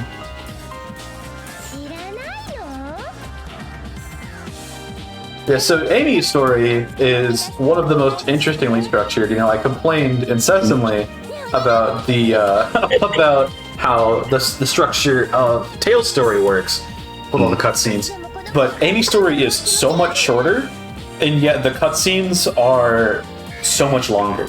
There are fewer of them, but Amy's stages are so hard that it's okay to take the breather between them, in my opinion. Amy, I feel like Amy gets away with it simply because of how difficult her stages are. You know, having a breather between stages. Yeah, I kind of appreciate it. It's nice. I appreciate it. Maybe not one this long. This cutscene's a little egregious. Yeah, this one's a bit too much. But yeah, a small breather every now and then is nice.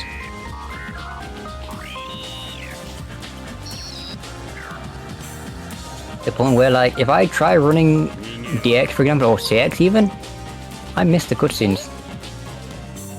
yeah, I'm the same way. You know, with Sonic's story, I run CX or I run DX, and I'm like, you know, where'd they go? Where'd they go? This doesn't feel right. It just feels weird. Feels incomplete. And here at Completithon, we need to make sure everything is hundo, and that means all cutscenes as well. Well, we skipped a few. Oh my god. Okay. We skipped some of them, but they look swag when we do. It's fine. Oh, there. It's true.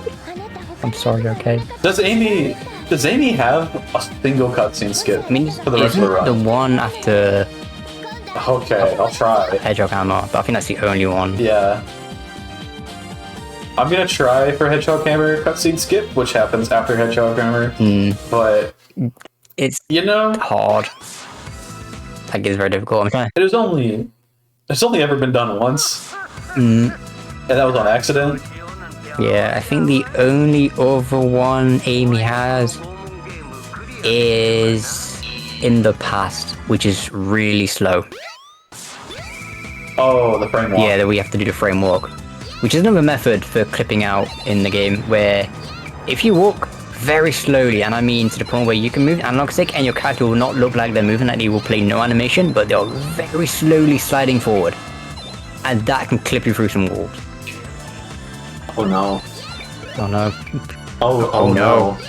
Get a Sonic. Okay. Okay, we're good. Oh boy. Alright, talk to the monitor. Oh jeez, a lot almost went wrong there. So, unlike in DX, you actually do have a pretty good chance of losing Hedgehog Hammer in SA1. They don't. The rate at which the animals pop up is not fast. Oh, that was a horrible attempt. Yeah, I was never gonna make it. Yeah. There's definitely been a while since I've attempted that skip, and man, that was not even close. But that's okay. Yeah, you can clip through that wall there, and you have the cutscene that just We're played moving into outside. Hot Shelter now, skip it. which is by far the most infamous Amy stage, and a majority of her story. Yeah, it really is.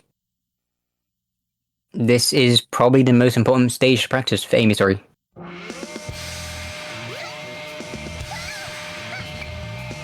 Nah. But we're gonna go through here. I'm gonna ignore the levers by just clipping through. We're avoiding speed chews because, interestingly enough, Amy, the speed chews simply don't work. For Amy's story. There's a bunch of them just scattered around, but we ignore them. And there it is, there is the fabled Wither spin. Why does he spin that fast? I have no idea, and I don't know how he does it. Oh my goodness. Okay, I'm getting totally owned here, but yeah, I spin the stick really fast. Yeah. Faster than a lot of people. And we still don't know how. It's like, if I'm famous for anything, it's for spinning the stick really fast. Yeah. And he's still using an official Dreamcast controller.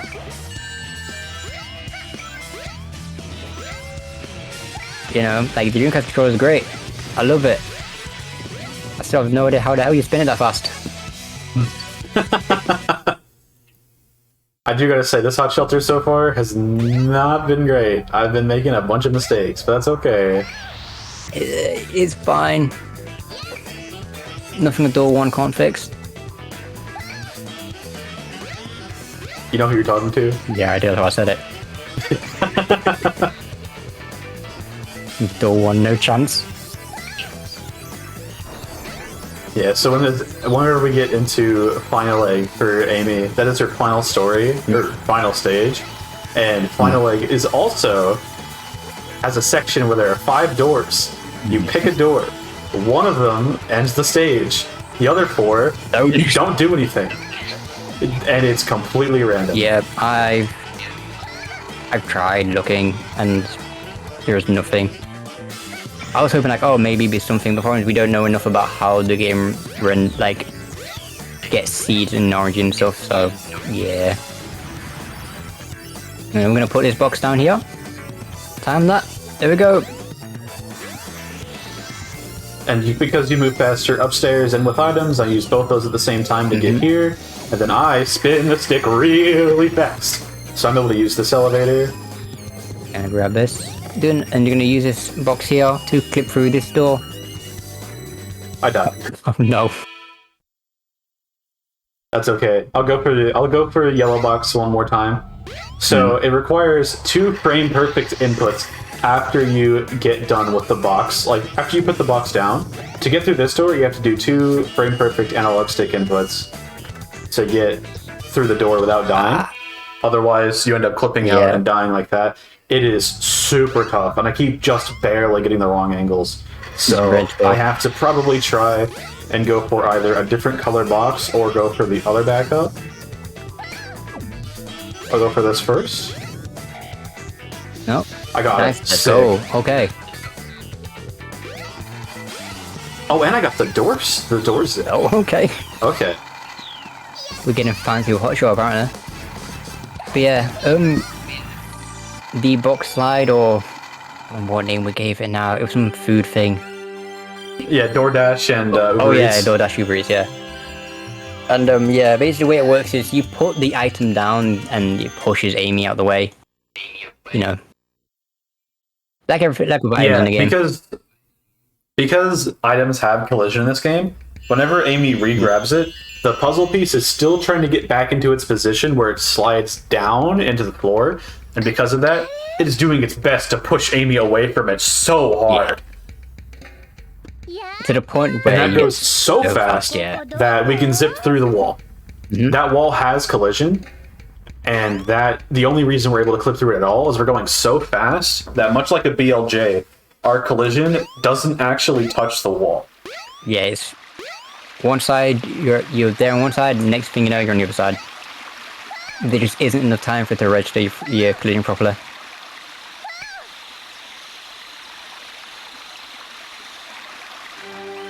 It's really funny. Also, this is another cutscene that you can technically skip, but it's actually slower to skip it. Well, to skip this we cutscene- found it slower at least. To skip this cutscene, the only way we've been able to do it is by doing this weird frame walk, if you're familiar with Mario 64, in the corner for like And a I want while. to say it's like 5 minutes or something. It's ridiculous. Yeah, it's a long time, Yeah. and it's definitely not worth It's it. really not. It's one of those things where you have to hold a perfect angle and distance on your control stick to clip out, and if you ever lose that angle, you will clip back in. So you have to start the whole thing over again. Which does mean this cutscene has potential to be skipped, we just need a better method of doing it. And that's where you come in. I know. If you've got anything you could do that you think you can bring to the game, we're always, looking for new people. So if you want to try playing the game and you want to try and find some stuff, we're more than open. Go get new eyes on the game. How it is, we've tried everything we can think of. It will take someone new could come in and go, I've got an idea. You try the idea and, that may just be what we need. Sometimes that's what happens. Even if it's categories that are lesser focused on, like Underground SR has a skip named after them in Supersonic Story, which is the main thing that they grind, where there's a skip called Underground Skip, where it's just really, really weird clip out that skips a really massive cutscene.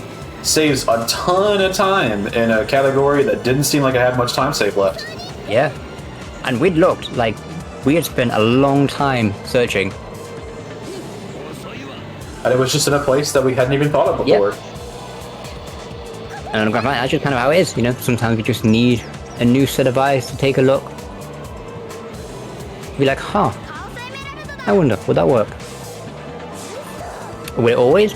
Not always, but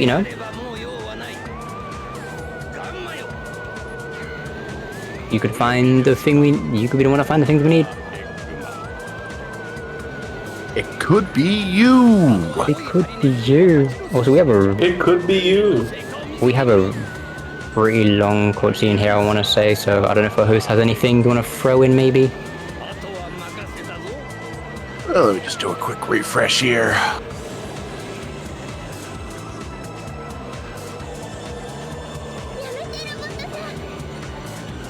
Well, let's give it a update on some of our incentives. We got the Metroid Dread bonus boss rush coming up in about a day-ish or so. We need $75 to make that happen. We are $20 in, so we still got some time to do that, but the quicker, the better. Make sure that happens. Personally, I would love to see the Metroid Prime Hundo Randomizer upgrade happen. We still need to see $100 for that to happen. That is going to be coming up a little bit after the Metroid Dread run, I believe, if I recall the schedule correctly. So yes, by all means, I would love to see that. It will be amazing for you to see it. So let's make that happen. We also got the trainer name for Let's Go, or for Pokemon Let's Go, Pikachu / Eevee. You just go ahead and donate to whatever sort of name you would like, as long as it's appropriate, and the most popular one will be the one that gets picked. Also for the Pokemon Puzzle Challenge, you got the choice of your Pokemans, such as Totodile, who is currently in the lead, closely followed up by Cyndaquil. Or you could do Pikachu or Pika Blue, aka Meryl. The choice is yours there, and that's a bid war that has been heating up. 友達だな。この子もあなたのことこんなに心配してる。エッグマンのそばになんか。 As well as there's also naming incentives for the Starmie and Pokemon Let's Go, as well as the starter name. So yeah, like before, go ahead and try and get your preferred name in. I believe the correct answer for those custom names is Big the Cat. Very true. Very true.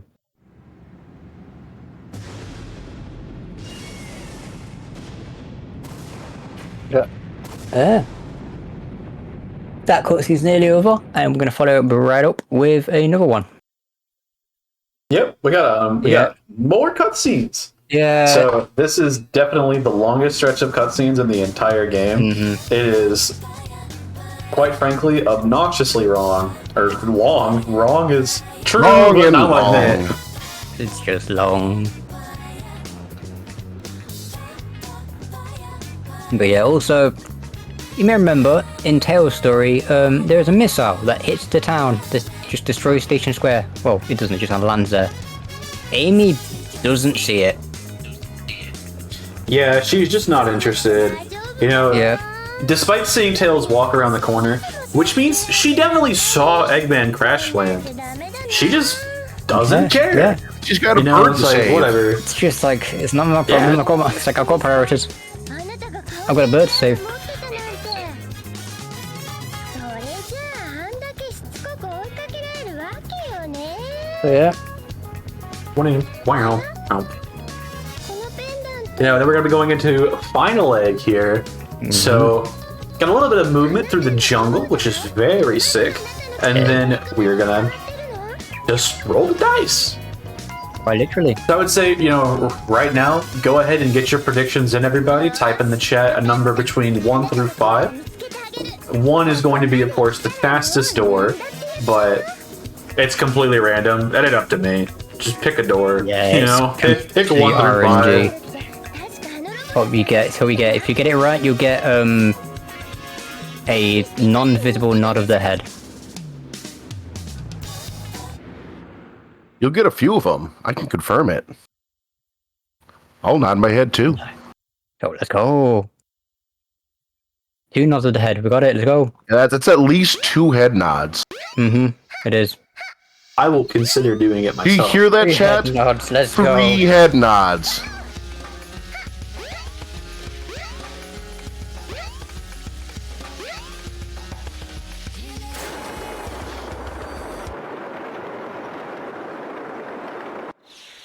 Yeah, we're just gonna go for a simple, very simple jungle movement. Gonna hop over here, the camera flip. Really nice jungle movement. As we make our way over to Final Leg. As we move through the very lumpy Mystic Ruins. It makes it so fun to move around. It does. It's completely different. They're gonna jump over here. And then we get jump over there. Coming into Final Leg. Here's another cutscene we could technically skip, but again, this is one of those ones where it's slower. なんか But this one's only because of the way you spawn after you skip the cutscene. The Amy would spawn you back at where the minecart would be. And then you have to do a jungle movement again. Yeah, so And that's, definitely faster just to watch yeah, that the cutscene. cutscene's so short. You've had a few cutscenes like that, where the cutscene is so short that skipping it is just never going to be faster. But hey, All right. finally, So it's time. It is so time. Yeah, with our door predictions. All right. Dimples, what do you think the door will be? 1 through 5. Let's say door number 2. Okay, Sqeefy, door.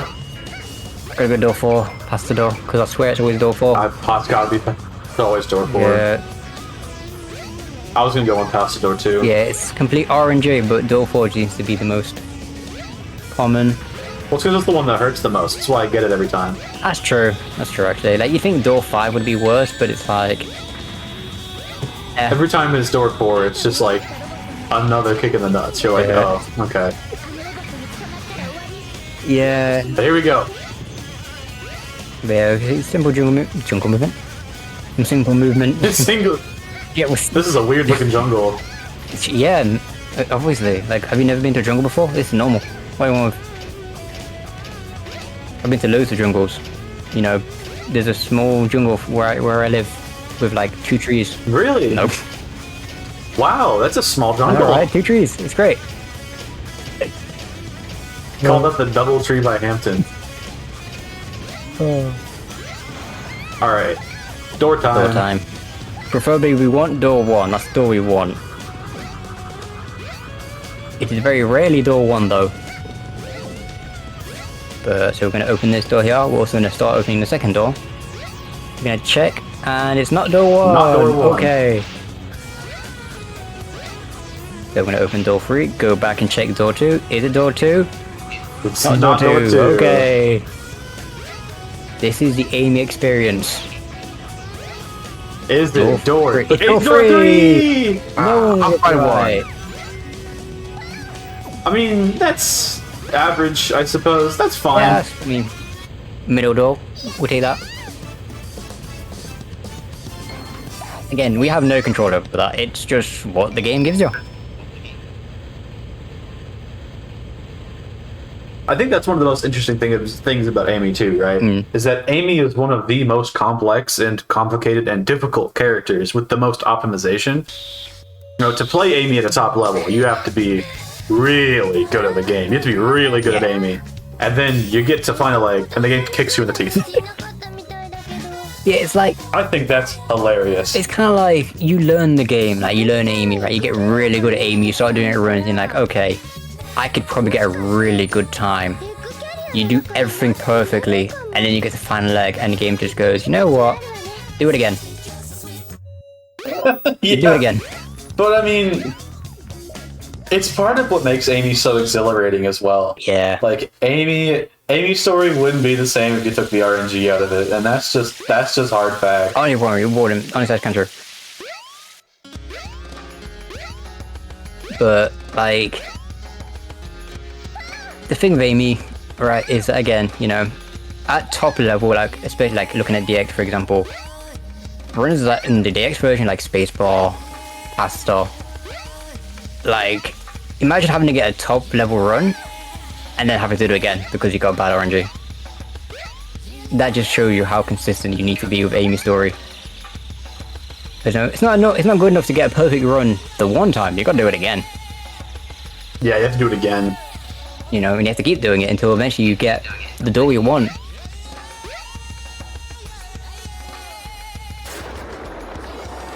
It wouldn't 100% include all the emblems. Yes and no.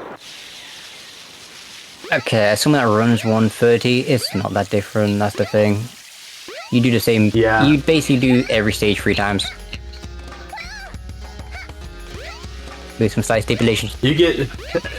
Technically, there is a percentage counter in the game, and 100% is on every story. So once you got 100% in all stories, that's the game 100%ed. Really? Yeah. Like, there is no other counter beyond that. Like, 130 emblem is the true, like, ultra completionist category, but it is tacking on an additional 4 to 5 hours for basically for nothing too different than you would get out of all stories. Plus, we have also the extra thing of we'd need to find a way to show the VMU on screen at the same time. Yeah, the VMU is very important That's for the majority all of the run. stories. Because of Chow. Because that's what we do. Because like 130, we would raise the Chow within the VMU throughout the run, like, during these cutscenes, basically. But yeah, if you want to talk about RNG, because then we just left Final Leg, Chow VMU has the worst RNG of the game. Yeah, Chow RNG is brutal. Like, and there's like nothing you can do about it too. Like if you're in a marathon setting for like 130, and you get a Chow that just wakes up and is born terrible, like yeah, it's over. Like you just have to hold that. Just hold it and just work. Just hope. 70% and 100%. Yeah, basically, yeah. Yeah, there's 100%, and then there's kind of like 100% with a smile next to it. Yeah, I mean, at 130 is my category. That's the category I typically run. Come on, get in there. No. Trying to go for zero strat, which is when you push him back in, so you can just like cycle him forever. But didn't quite get it. But still, got some good hits on zero. But there we go. That is Amy's story done. 2 more to go, and then the super secret one.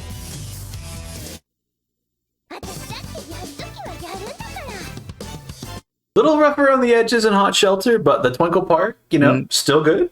Yeah. The hub roll movement was very good across the board. I'm happy with that run. Yeah. I mean, what's our time looking at now? About 309. We're at Just about looking at 309. Yeah. Super 309. Anyone Amy story? I'd be more than happy with that.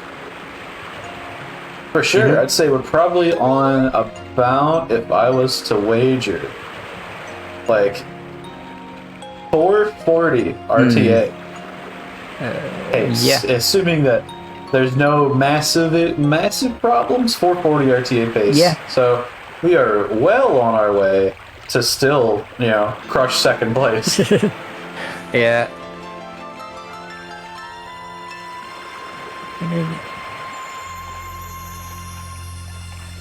But yeah, I mean, having this pace, like, this is a pretty good pace. Like getting a 440 on an all series in a marathon, that's nuts. Which again is still faster than second place.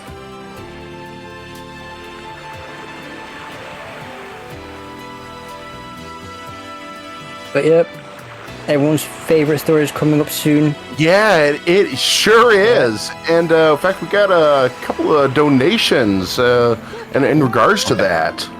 Okay. Oh, awesome. Yeah, we got $5 from Stan the Cat. Says, I remember the first time I met Big the Cat. I was at the lake trying to fish to feed my family, but the fish simply would not bite. Out of nowhere, there he was in the flesh, Big the Cat. Don't worry, all will be well, he said. Suddenly, I caught a fish this big, and my family was saved. Thank you, Big. #blessed. Thank you so much for that story. We also got $5 from Big Hail to the Chief. Big the Cat once saved me from drowning and bought me a burger from Burger Man afterwards. What a swell guy. He's got my vote. #blessed. Donation goes to Pokemon Let's Go starter name, Big the Cat. Let's go. Get a big cat. Awesome. And not only that, we're not done. We got $5 from Big the Cat. Big the Cat. Big the Cat. Big the Cat. Who says? Big the Cat. Big the Cat. Big the Cat. Big the Cat. Big the Cat. Big the Cat. Big the Cat. Big the Cat. Big the Cat. Donation goes to Let's Go Starmie name, Big the Cat. Oh, thank you so much, everyone. You are making my dream come true. Everyone out here repping the big cat himself, Big the Cat. Big. We love Big. Big always bring the crowds. We love Big. Big is so fun. And funny enough, Big is one of the more fun stories in the game, in my opinion. I think that Big, Big's a fun story. Big I is, love yeah. Big. It's also so short. I know. Big the cat, despite the name and the heart, is the smallest story. We will be spending the least amount of time with Big compared to all of our other compatriots, but the time will be very vastly appreciated. Yeah, we got Big. Big is so fun. Big is 90% hold movement. Yeah. We're going to spend very little time in the stages. But it's so much fun. No, we love Big. Just like Amy, Big's movement is jumping around. Because he moves faster while jumping. So that's going to be our main movement. Well, main method of movement is simply to jump. But first, a little bit of cutscene.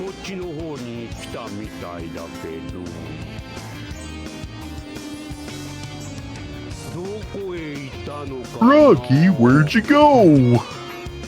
That's an impressive big voice, not gonna lie. Why, thank you. I've been working on it for years, because we all love Big the Cat. But yeah, okay, we're just gonna go through here. So, need to start this cutscene. Unfortunately, we can't just enter straight into Twinkle Park like we wish we could. We need to trigger some cutscene flags to clear the game, get things moving. Fall down here, and then get into the first stage. Yeah, we need to chase Froggy all the way around Station Square before eventually ending up inside of Twinkle Park. So that means we gotta go to the sewer. Yeah. And Big gets to show off his ridiculous strength by picking up a car with relative ease. Yeah. Not an issue. I mean, okay, at least he had the decency to put it exactly back where it was. Yeah. You know. First off, though, really, the jerk that parked there deserved it. Yeah. Yeah, seriously, that is an illegal parking job there, sir or madam. Also, Now, if you parked there to go to the burger shop, I would break your windows. Yeah, you're getting in the way of Burger Man. I know. Also, to be fair, right? I know. Maybe whoever's running the city should probably cover up the manhole cover.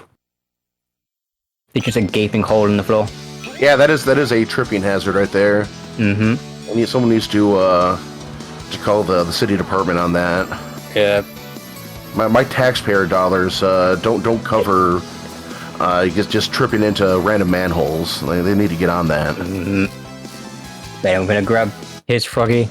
Oh my God, he almost got him. All right, so I did go for the instant catch glitch. Yeah, okay. Which is why Yeah, there is a I was glitch more than... in the game. I'm not sure if Will wants to explain it since they know how to do it and I don't. Go ahead. So, the very frame that Froggy bites down on the lure, you can press both triggers, which recalls the lure back to you.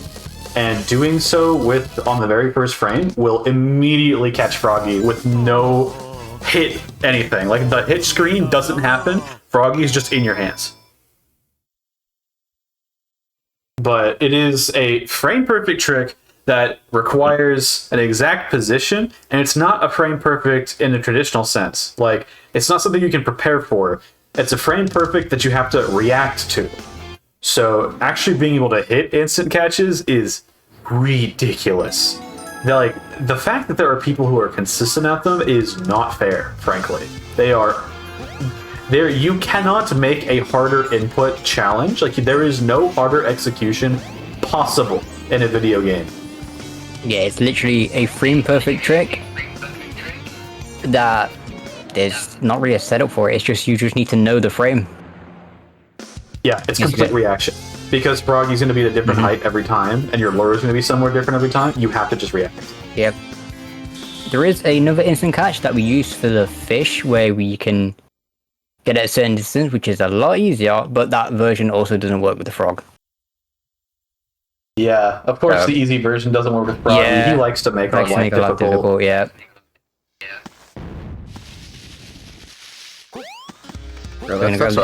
No greater sin than making Big the Cat's life more difficult.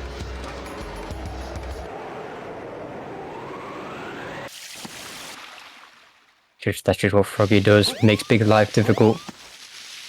It's the backwards wave cosmic dash. struggle, really. Been going on since the beginning of time. Ah, I just barely missed the backwards wave dash. That would have been cool if that worked. It would have been really cool. I swear, there's going to be somewhere where we need to do that. Like, there's probably going to be some cutscene skip or something where we need to use a wave dash. とプカプカ受けるの In just like one or two specific places, Big can initiate a wave dash where he slides backwards with a ton of force. And it's really weird and situational. And unfortunately, Big is weird. We all know that. We love the guy for it. But Yeah. Big has more tech than any other character in the game. And quite literally, none of it is useful. Not a single None of it is thing. useful. You get some close up, like you can wave dash, you can climb vertically up a wall, basically. You can clip through some random stuff. Like, he has so much stuff, none of it is useful. It is all quite literally there for the point of swag. But we were in Ice Cap. Could they grab the frog? I guess we should quickly go over how the fishing mechanic in the game works. Well, frog in particular. Oh my god, he did it! Did you see that, chat? He got the frog! But yeah, the frog always spawns in the same location and will follow a set path within that area. And so, once you know where that is, you sort of just go over to it, fish him out, and then grab it. There is a slight bit of RNG based on like how deep the frog is in the water. Well, it's not like the first time, but if you grab the frog and then for some reason it gets away, it can manipulate where it is and affects whether or not you even grab it in the first place, which is fun. But typically we know where the frog is every time, so we just go there and grab it. Yeah, so Froggy always spawns in the exact same location, but at different heights. So if you know where Froggy spawns, you can just go straight to him and always fish him. Yeah. Also, this is in the in-game instructions and in the manual, and no one ever read it. But if you just hold down on the analog stick, you literally cannot miss the frog. Like the lure, they will always bite the lure. Yeah. All you have to do is hold down on the stick. To be fair, my copy Lauren? of Sonic Adventure did not come with the instruction manual. But the instructions are in-game. Well, then I have no excuse. Yeah, there's a big button called instruction next to the start button, and that tells you that holding down. That big button that I ignored all those years? Yeah, there's a screen in there that tells you that holding down will always make the fish bite. Otherwise, it's like pure chance. Oh, we got another donation here. All that Big the Cat love still coming in from, this time, Big Cat's Big Love. Do it for Big, do it for Froggy, do it for world peace. Hashtag Big, hashtag blessed. Let's go trainer name, Big the Cat. Heckin' duh. Thank you, Big Cat's Big Love. Massively appreciate. Yeah. Yeah, massively appreciate all the donations for Big. For sure. We love Big brings in everyone. And look at all the memers coming in.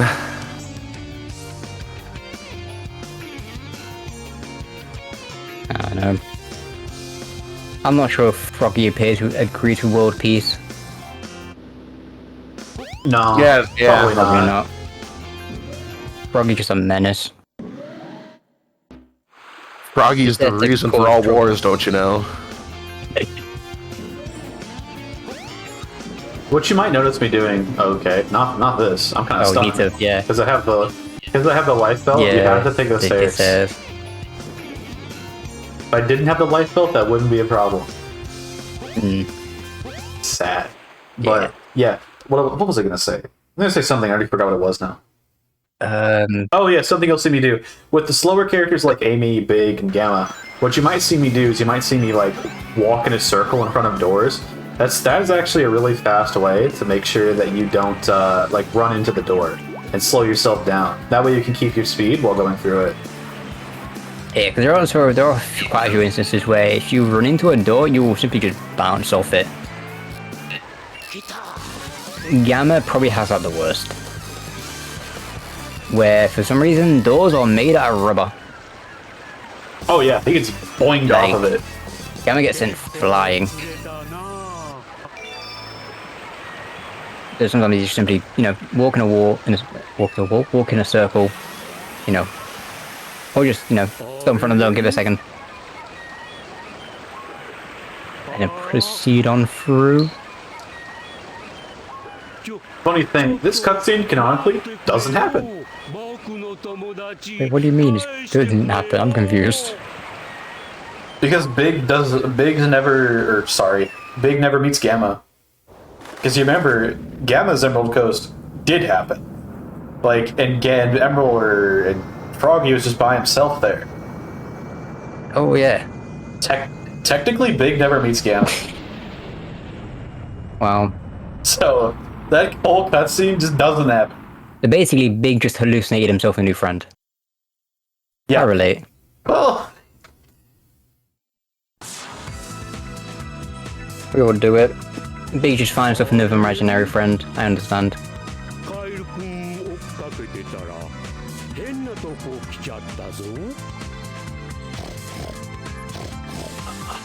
I've never actually thought about that, not gonna lie. Like, yeah, when you've watched this game's cutscenes this many times, you really do start to think about lore implications. you said I've actually watched the cutscenes. I do. You know, the run's super long. You gotta pay attention to something. I do. I pay attention to my chow. That's fair. 130 runners. Yeah. We're too busy playing a matching game.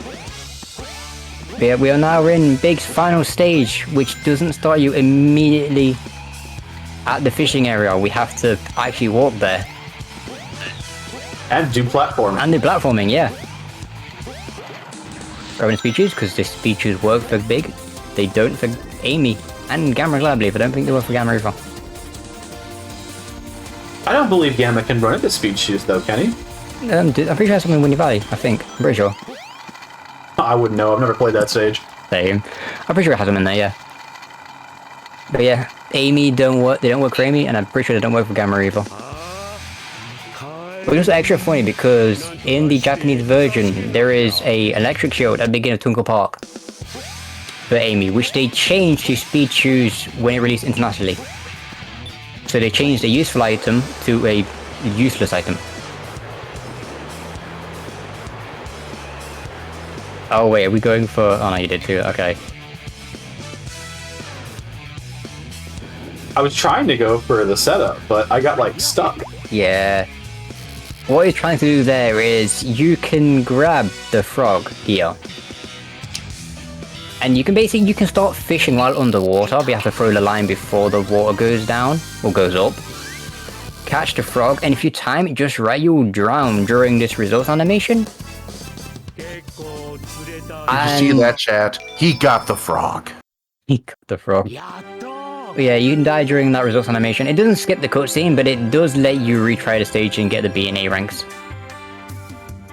Which is really important for 130. You know, getting all the ranks so that you can get all the emblems. Yeah. Oh well, we got But we're just going for. So we got another $5 donation for Big Love. This time from Gamma the Robot himself. Bzzzt. I am processing sadness for not meeting Big the Cat. My mission has been meaningless all along. Bzzzt. Forgive me for failing to cross paths. Bzzzt. Hashtag not blessed. No. I'm so poor Gamma. Gamma's So it's poor okay, Gamma. buddy. You're doing fine. You're saving them flickies. That's good work too. It'd be kind of morbid. Can you believe that Gamma and Big were in the same place physically at the same time, and Gamma still died before getting to meet Big? That's messed up. I know, right? You know, Big could have saved him if he had just been there a little sooner. Actually, Big abandoned him. That's crazy. Big, how could you? We have everyone here showing you all this love, and you couldn't save a single robot.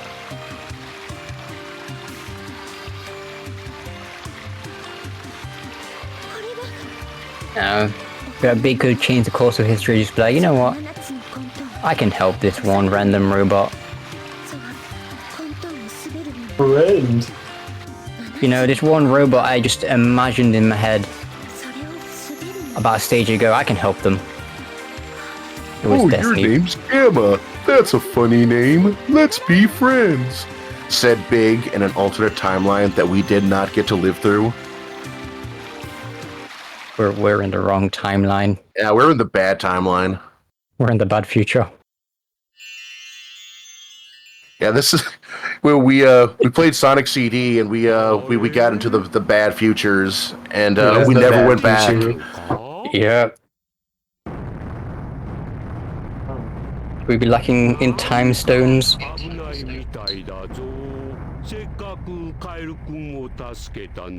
But yeah. Unfortunately, we are coming to the end of Big the Cat. No. No, we've got one more boss left. If you can, I guess you can count it as a boss. No, you can call it that. This is the most epic fight in the game. Yeah. Oh, yeah. Everyone get ready for it. Big uses his enormous strength to fight for the people. Alright, Big, okay.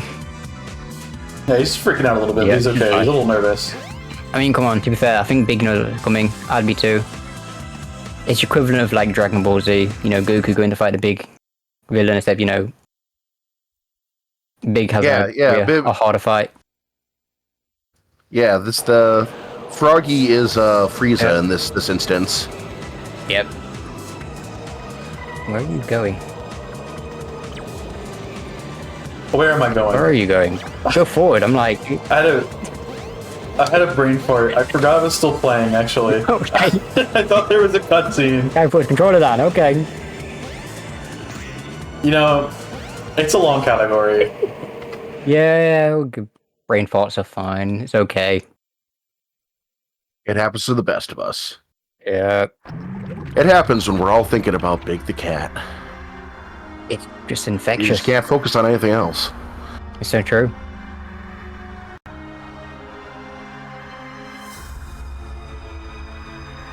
Like, as soon as the Big the Cat's on the screen, it's just like, oh, okay.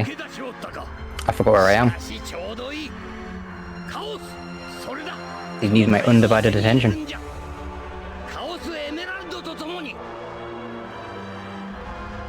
But we've got one more bit of a cutscene here, and then we have Chaos 6.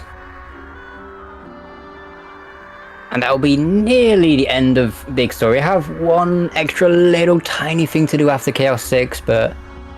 Yeah, one little microscopic bit of movement, and then that's the end of Big Story. Yep.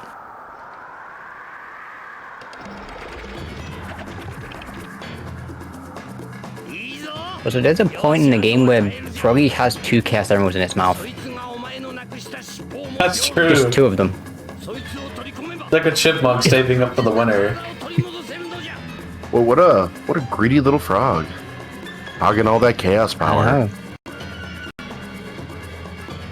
I wish they changed the model for that. That would have been hilarious. Just like 2 giant cheeks on it. Just throughout the game, just 2 massive cheeks. Like, why? Get on it, modders. I love the Sonic modded community. They're so cool.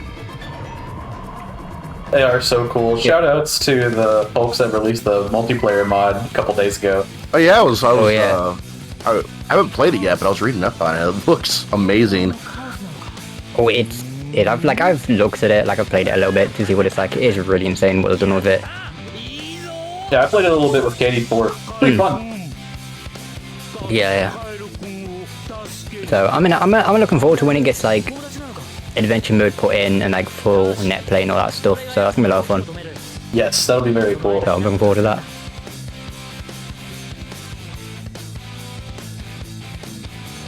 Here it is, the big showdown. Look at that stoic face. We're getting to about the point of the run. The brave face right of at the end Big of the Big Story Cat is whenever I start to really feel a bit of the exhaustion. That is a great place, though. Give me a sec. Hold on. That's a great place. カエルのいるところに回ってルアーを投げ入れるのよ Oh, he jumps. Man, I almost got the funny. Yeah, fine. He went for 2. Nice. Let's go. Yeah! Let's go big. Cat's got nothing on this cat. Easy In fact, fight. we got another $5 donation from Chaos the Blob. Big the cat. Power. Overwhelming. Cannot maintain form. Hashtag dissolved. And he put that donation towards the Let's Go trainer name for Big the Cat. Thank you, Chaos. Thank you, Chaos. And with that is going to be the end of Big Story. You know, just as quickly as he came, he's gone. Big the Cat, we salute you. That's just how big is. It doesn't make it doesn't make too much of a splash. Makes himself known, being like, "Yep, I'm the reason you're here," and it just pieces out. Yeah, just as quickly as he came, he leaves. He taking the tornado quickly too. flashes 2 fingers up and just disappears. Just teleports Yep. away. And obviously, because Pieces Big's out. awesome like that. Big knows how to fly a plane without ever flying a plane in his life. Yeah, he just... Yeah, he's never done it before, but he can casually just do Does it. it? That's just Big. That's pretty easy. Oh, you just hit Yep. this button and flip this switch and off I go. Yep. Big doesn't read instruction manuals, and still knows exactly what to do. Big writes the instruction manuals, but never has to read them himself. Yep. True, he's like the Lego engineers. Yeah.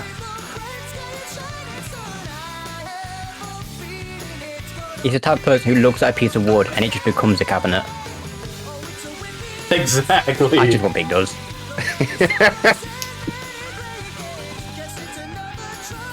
With Big Story over, we get to move on to the final story of the original 6, Gamma. Now, it's crazy that Gamma is at the end, because that means that the last traditional stage in the entire game is Gamma Hot Shelter. You know, this is the order they intended you to play the game in. I also think that this should be considered a felony, because there is no way they expected you to save this abominable stage for the last stage in the game. Gamma Hot Shelter is either obnoxiously long and the only stage you can actually time out on in a casual playthrough and have to restart, or in a speedrun sense, possibly the stage with the single hardest trick in the entire game. And it's right at the end of the run. Yeah. It's right at the end of the 4-hour-long category. Yeah. To the point honestly, I've considered doing it in reverse order, starting with Sonic, then going Gamma, Big. I have been considering the same, honestly. I've been really heavily... Exactly. Just tradition? Or? Nothing really. But it's... So, like, the thing is, if you do reverse order, then that means you do Gamma, which is hard, right? Like, you know Gamma's hard. And then you go right to Big, which Big is relatively easy. But then you have a kind of ludicrous gauntlet in front of you. Because then you have to do Amy super late, and then after doing Amy, you have to do Knuckles. And if you get completely unlucky in Knuckles, and just have like the worst RNG imaginable that late, it's over. That's just several minutes gone. That's unrecoverable almost. Yeah. And then after that, even after that, you have to go into Tails, which is the second longest category in the game, and one of the ones with the most amount of downtime. Plus, it has Penis Smasher in it, which is right in the middle of Tails' story, and really hard. So, like, doing everything in reverse order makes the game a lot harder, but it does take away super light hot shelters. So it's kind of like a risk reward. I mean, there's nothing stopping you. kind of situation. Yeah, and there's nothing stopping you from doing the stories in literally whatever order you wanted. You know, if you wanted to go Gamma, Amy, Tails, or whatever, you know, you could do that. Yeah, you can play the game in whatever order you want. There's no logistical reason stopping you. The only thing is you lose a bit of time to menuing. So that's why sticking to the traditional order is like, you know, nice.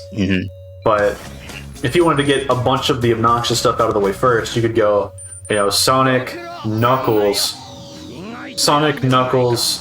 Amy, Tails, Gamma, probably, and save Big for last. As it should be, honestly. Yeah, you save the best for last. So true. I'm convinced. I love Big Story. It's so consistent. It's just such a relaxing time. It's also the only story in 1/3 that actually has different missions. Instead of just being collect 50 rings or get to the end fast. Big has to do more fishing. I don't mind us playing the entire game in Japanese. I'm just sad that we played Gamma Story in Japanese because the English Eggman voice lines early on are so good. Like, I'm so sad we missed out on your older brother, E101. You have to call him Beta. That voice line is so good. Anyways, deceased. Deceased. What's that? Well, so 5 seconds in beta. Okay. That's an awesome shot. Yeah. Just on the floor.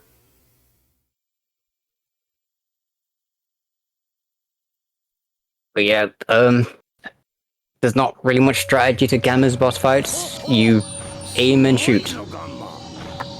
So the real time save with Gamma's boss fights is that if you keep in mind that Gamma's right arm is the one that shoots, you can have the right side of Gamma's body be up against the bosses. That way the projectile doesn't have any travel time, just goes directly into them. That's like the only real thing. Beyond that, they can randomly jump. If they jump, it costs you like 3 seconds, I think. Ain't nothing you can do about that. That's just RNG, basically. You know, kind of one of the things where it's like, you want to do it as fast as you can to try and avoid it having a chance for it to happen. But Gamma's story, just like, it's very cutscene heavy, but the actual movement itself and the stages are so cool. Gamma's story is like one of my favorites overall. I know I was complaining about how hard Hot Shelter is, but the trick that I'm thinking of that's so difficult, the wall run, is one of the flashiest things in the entire game too, especially the way that I do it. Because the way that I've done the trick, I do the trick completely blind. So it requires you to hit a frame perfect input, which then makes you play outside of where the camera can follow you. I then have to do a positionally perfect jump, then do some camera management completely blind, then fly into a super specific part of the map without being able to see it. Yeah. But yeah, no, we'll show it when we get to it. But yeah, it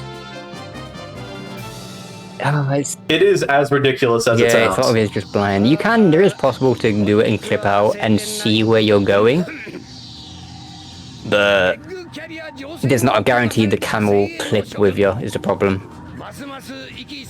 Yeah, it's not a guarantee the camera will clip with you, plus it takes like the tiniest bit of time to actually set it up. So if you can't get the camera to be set up and you get reliant on it, then that means that could just be time loss you have to take. So that's part of why I've never bothered to get too consistent with it.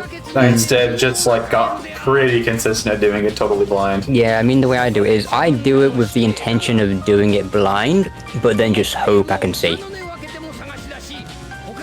You know, it's like I'll do it the clip normally. If the camera clips with me, great, awesome. If it doesn't, it's fine, I can do it blind anyway.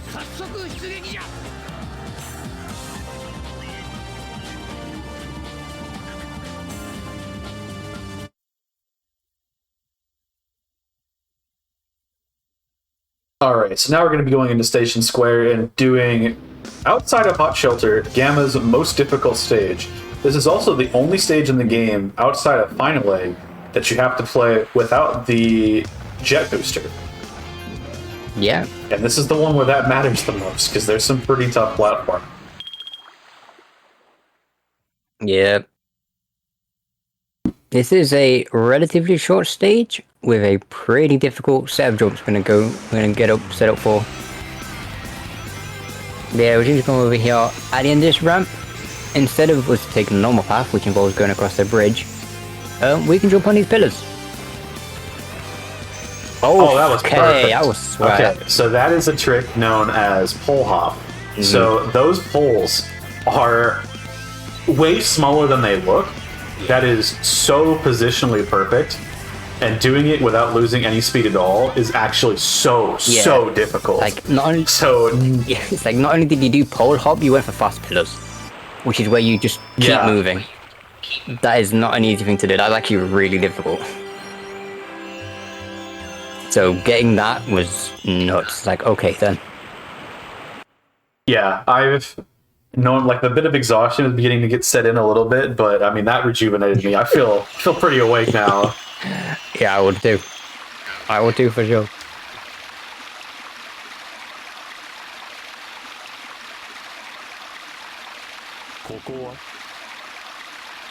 Gamma also is in the past. Why is Gamma in the past? I have no idea. He's here for some reason! Exclamation point. So, we've gotten really close to finding a cutscene skip for the cutscene that's upcoming, but we are just barely not able to do it. Yeah. It really leads me to believe that it's possible, but the act of performing the cutscene skip here is going to require some sort of very tough movement that no one's been able to hit quite yet. Yeah, it's like, I feel like with a lot of things, it's like so many places where it's like there should be something here, but we just haven't found it yet, and this is one of those times. I do think I know a lore explanation as to why Gamma's in the past here. So, yeah, you know how Eggman outfitted Gamma with all, like, the latest technology, right? Like, he's got, like, the latest, like, Core i9 processor installed. Well, he's also got some retro tech. I'm not sure. I was just unable to hear it. The connection dropped. What were you saying? So, like, he's got, like, a 486 chip, like, installed next to that i9, and that allows him to travel into the past. I can't hear anything. I hope that's just a me thing. Oh wait, we lost Wither. Okay.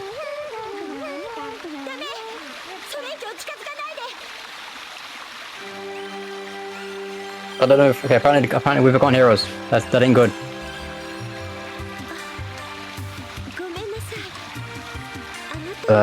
Okay. Yeah, I don't know. My theory for the longest time for why random characters went into the past was simply because it was whoever interacted with Chaos. But then that doesn't hold up for Amy, so that theory went out the window.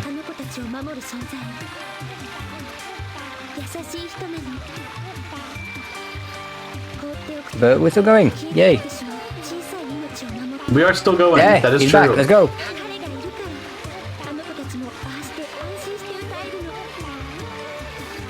So that was weird. I guess Discord on my end just like decided it wasn't going to happen. We could hear everything you said. Okay, cool. I couldn't hear y'all at all. Okay. That was awesome. That's been doing it for me like a couple of times here with you guys, where you'll just kind of cut out. So I don't know what's up with that. Apparently, I was asking like the stream team. They said it sounds fine on stream, but I think it's just a Discord issue. Okay, that's good. At least on stream it sounds fine. Yeah, at least it's not just me. That's true.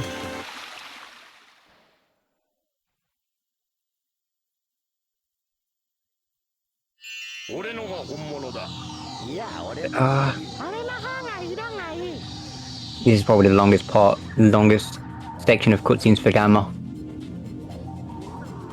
Where we're just simply going to go through cutscene to cutscene, do a little bit of movement, more cutscenes, a little bit more movement, more cutscenes.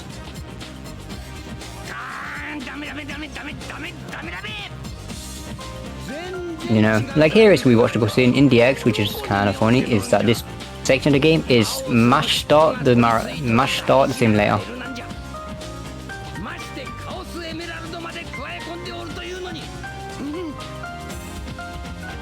Yeah. Because in that game we press start to skip the cutscene. And this section of the game is literally we just keep mashing start to skip cutscenes. This one we sit here and we watch the cutscene.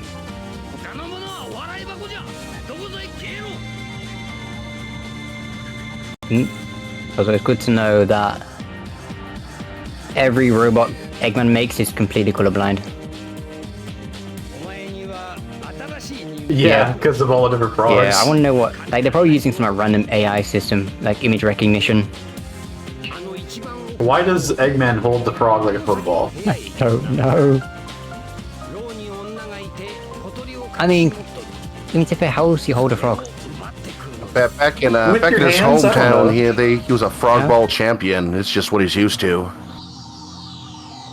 Have you seen Eggman's hands? Yeah, they're huge. No. Perfect for frog ball. Oh. They've even got fingers. Oh, we got another donation here if we got time for it. Okay. Yeah, we got a little bit Yeah, of we time. got another $5 from Sonic the Fraud Hog. I have a confession to make. I've never actually saved Mobius. Every time I've confronted Eggman, it's always been Big the Cat who secretly landed the final and only effective blow. I've still taken credit for it every time because Big didn't seem to mind, but I feel so guilty. Forgive me, Big. Thank you, Sonic, and thank you for your confession. You know, I personally don't forgive you, but you know, I believe the wider public needs to make that decision for themselves. But he did put that towards the Metroid Prime 100% randomizer, though, so appreciate that. Metroid Prime is so fun. I'm looking forward to that. I'm hoping I'm awake for it. But yeah, we went into this I'm door. really hope that one gets in because like, Metroid Prime is already one of my favorite games, and seeing like randomizer runs of it is always a treat. So if you've never seen a Metroid Prime randomizer before, it is going to be a heck of a time for you. So let's get those donations in and make that happen. I love Metroid. Metroid's so cool.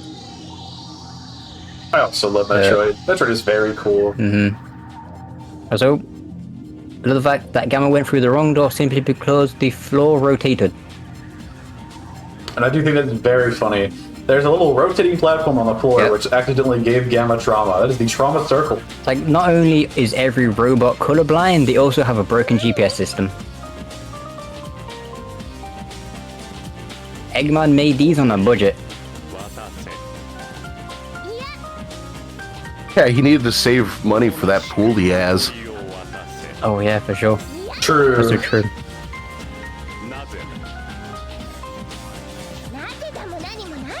The pool, Eggman's random bedroom, Yeah. his arcade. No, like random rooms. when I was a kid playing this for the first time, I was so enamored by the egg carrier, like just like how well designed. It's like I wanted to live there in real life. Egg carrier is a cool place. A cool place to live. So cozy. It is. Yeah. For being a supervillain's like secret lair, it's a very cozy place. It's like, I love the fact how like it points at Eggman's character because he's got a swimming pool up there. His bedroom's there. He's got like a random arcade room. And some other stuff. It's like, wait, I lost stream. Oh, Wither died for a second. Oh no, is he back? Or did I die?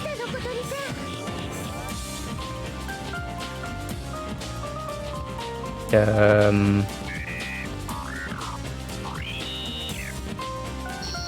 don't know what's happening.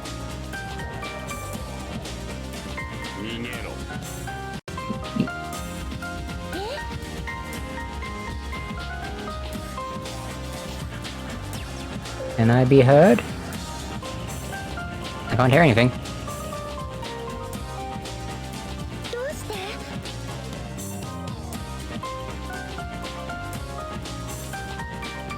Hello. Oh, he's back. You back? Yeah. You back? Okay. Okay. Alright, can you bring? I believe Discord is the server that we're using on Discord right now is going down, which is causing a lot of the issues. Okay, that would explain a lot. Yeah, that explains quite a bit there. Yeah, sorry about that, folks. We are back though. Awesome, let's go. Fingers crossed for the rest of this run.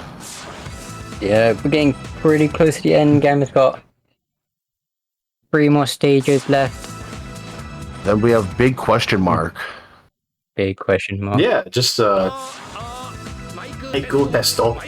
Testo. Just got to get through the end of Gamma's campaign. Yeah, 3 more stages.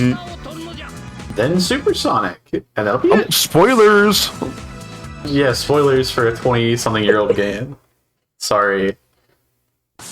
It's Big Riddle's story, okay? It's a Riddler. A Big Riddle. The Riddler story. That's the final boss of the Batman Forever Super Nintendo game is a roided out Riddler called Big Riddle. Not even joking. Oh wait, really? Yeah, Big Riddle. Yeah, it's this terrible 2D brawler that has Mortal Kombat controls for some reason. Oh, okay. Wait, that's awesome. So it's like it plays kind of like Mythology Sub-Zero. It plays somehow worse. That's sick. I gotta play that now. It was the first game I ever owned where I realized I owned a bad game. Imagine have a moment where you own a game, it's like, yeah, this is a bad game. I'm trying to think what the first bad game I had was. I can't even think.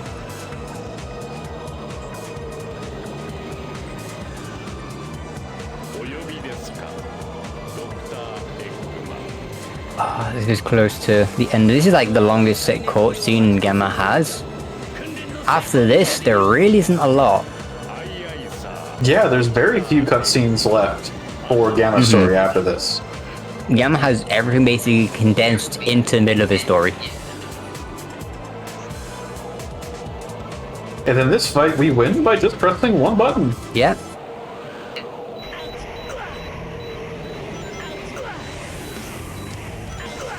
There you go. That was the That's one how button. Sonic died. Finally.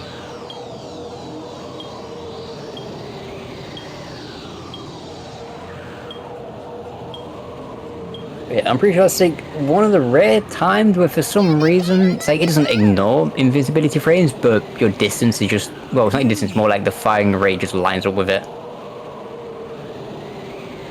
So we'll just spam the button. Also, that wherever that dangling chain on the front of the gun is really close to Amy. It's really close to Nice. it, yeah. Starts smacking her in the face. Just like a foot forward. And probably just knock her out. You know, you could probably play a mean triangle with that, though. Get Gamma joining a band, like a bluegrass band. I could see it. Heck, he doesn't even need like a steel rod to hit the triangle with. His fingers already are steel rods. So true.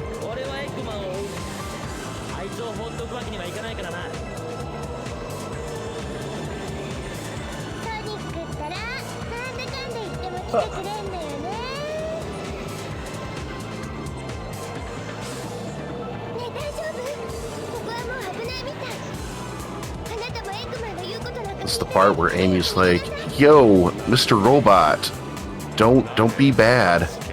Gamma's like, "You know what? Okay." Yeah. Basically what just happens. Amy's like, don't, like, you shouldn't be that mean. Gamma's like, okay, bet. What is mean? Processing. Oh no, I have been mean. This is negative. That's what the Japanese subtitles there say, like word for word. Yep, 100%. Yeah, I'm fluent, don't you know? And then, you know, Gamma to sort of like make up for everything they've done, you know, like, oh, I've been a terrible person, so, you know, the only way I could possibly make up for it and make everything better is to kill all my brothers. Yeah. Murder. Must redeem self by murdering siblings. I mean, that is the meta. That is, I mean, You know, I have siblings, and that's usually what happens once a week. if there is no one left to say that you're in the wrong, then you're in the right. then were you really Then wrong? were you wrong? Exactly. Yeah. You know what's funny is that if I remember correctly, there was an old interview somewhere that's real interesting. That during the hot shelter, there was a bunch of cut dialogue to where Zeta would actually be talking to Gamma the entire time. The level was initially supposed to be a lot more ambitious and was supposed to be a lot more than just like Amy's hot shelter. It was supposed to be like a much bigger stage where Zeta was making Gamma question his mission and claiming that they had the same rights to life that people did, and that or that the flickies inside them did. And this is all not a joke. This is all like a real thing that was considered. And I really wish it wasn't cut, or like, I wish it was finalized, because that is such an interesting prospect. Yeah, that would have been a interesting layer to like a moral layer to a Sonic story. Mm-hmm. Well, we've already got a bunch of that with the end of Gamma's story, as you know. We'll see it later, but I'll be sure to explain it in a little bit more detail than probably ever necessary when we get there. The Windy Valley Skip. Me and Wither have a little bit of history with this stage. We spent a bit of time basically racing the stage to the point where at one point we frame tied the stage. And that was the funniest thing ever. We were trying to optimize this stage so hard, we ended up frame time for like a few weeks. Yeah. I think I took like 2 frames or something off of it or something. It's something small. But yeah, it was actually kind of funny, because I remember verifying that around. I was like, oh wow, that's hilarious. We've got to go back. We've got to finish. Yeah. I got to take it back from you. Okay, I'll take it back then. I will. Yeah, we kind of flip out there, float along. You know, we got the jet booster now. Yeah, we got the jet booster, which makes the game a lot more breakable. Yeah. So I want to remind you that even if you've seen a bunch of Sonic Adventure DX speedruns, SA1, Sonic Adventure on the Dreamcast, whatever you want to call it, this game is so much more stable and put together than Sonic Adventure DX. Anytime we find any clip out, it's a huge deal, because clipping out of anything in this game is remarkably difficult. This game is so well polished.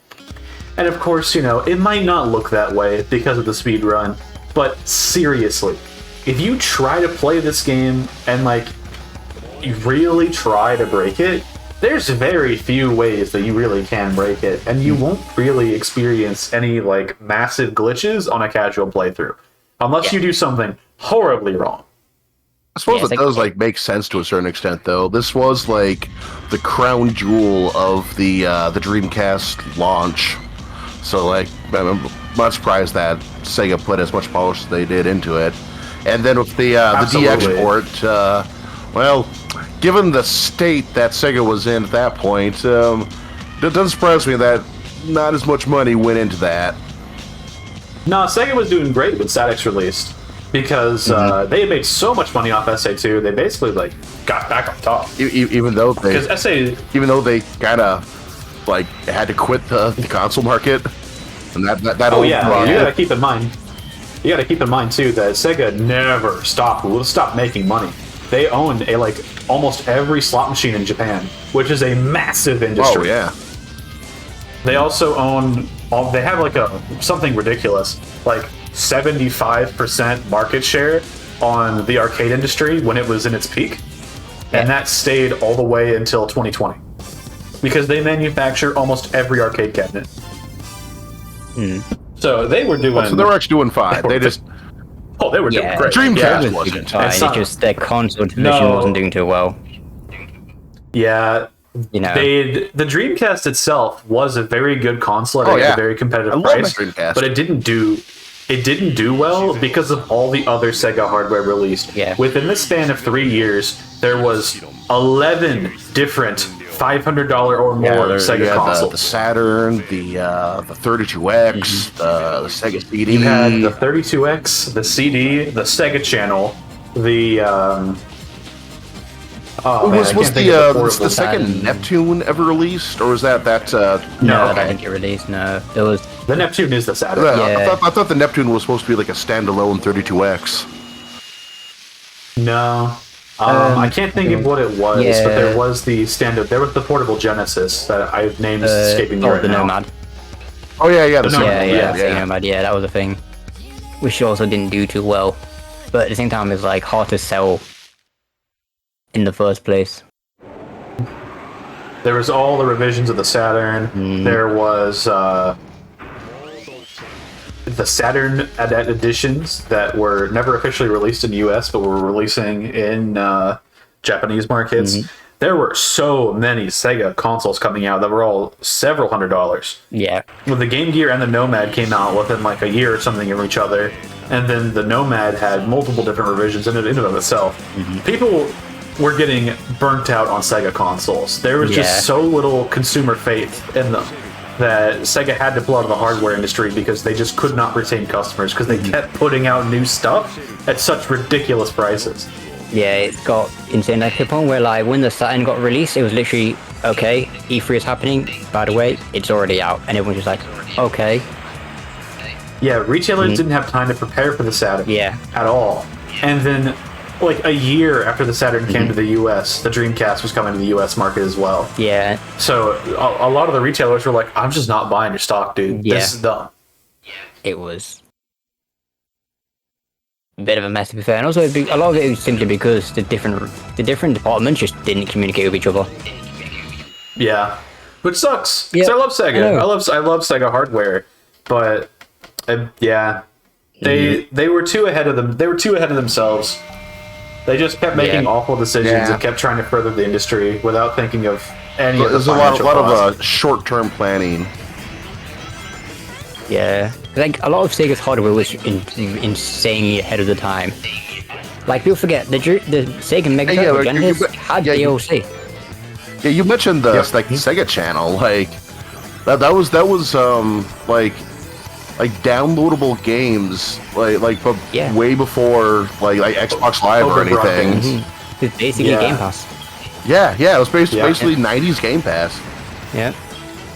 But we're in Hot Shelter, we're coming up to what we were referring to earlier. Wall run, and then the clip. Land here. I'm gonna go up this wall. There is a frame perfect clip right there. A little bit late. And this is at the end of the run, mind you. So we're going to clip. There we go. Oh, second try, we'll take it. Jump over here. Over here. Perfect height. And let's go. Okay. Second try wall run. You love to see it. And there we go. We've done Hot Shelter. Okay. That's one of the hardest parts of the game. If not the hardest. It's insane. And that's the end of the game. That's the end of the run, basically. Okay, Hot Shelter done. Okay, yes, go. that is the last. That is the last traditional stage in the entire game. All the action stages have been conquered. Yeah.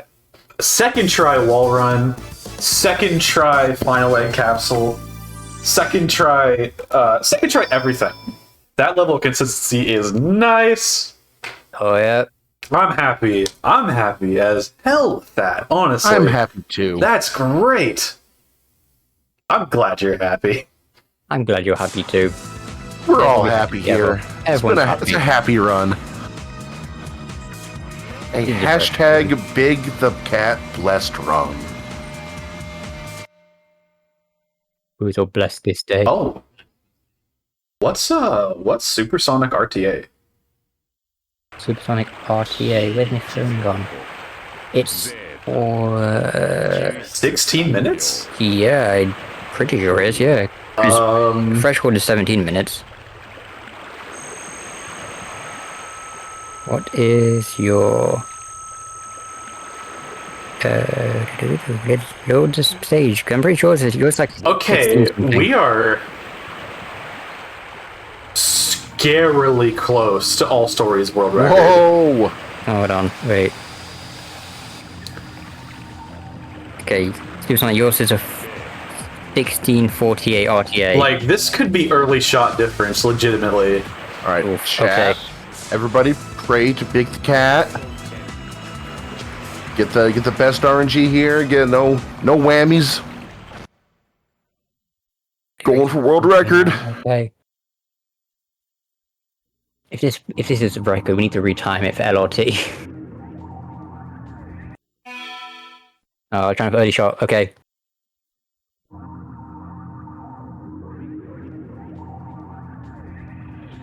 Okay. Yeah. What we're trying to do there was there is a frame where you can actually shoot beta at the beginning, and then what will essentially happen is the health bar doesn't fully refill. So instead of doing 4 hits like we have to do now, we would have to do 3 hits. Yeah, so I didn't get it, unfortunately, which really sucks. If I had gotten early shot there, this could have actually potentially been All Stories world record. Oh yeah. Like, that is how close this is. I didn't realize how good this run was until then. I think a lot of that has to come from the Sonic, as that Sonic was definitely the strongest Sonic I've ever had in All Stories. Yeah. But yeah, so if you get the early shot, which happens during the beginning of the fight, there's a very specific frame where you can shoot Beta, and if you shoot him on that frame, what happens is that his health bar actually doesn't get to finish filling. So he swats the bullet away and deflects it, but his health bar is like, he loses like a full point of health. Yeah. But he doesn't lose a phase, so you get all the fast phases of the fight back to back, and then he just dies a little earlier. Yeah. But yeah, wow, that was a smoking Gamma run. Like that, I might have to retime that Gamma run. Legitimately. Trying to think of how your gamma time went. With how fast the Emerald Coast was, Yeah. how perfect the Windy Valley was, how great the hub world movement was overall, how relatively fast the Red Mountain was, and how second try awesome the Hot Shelter was, that might have been Gamma world record. Oh wow! Or very close. It might have been. We'll have to retime that one because that looked really good. Yeah, about how underestimate are we right now for this run?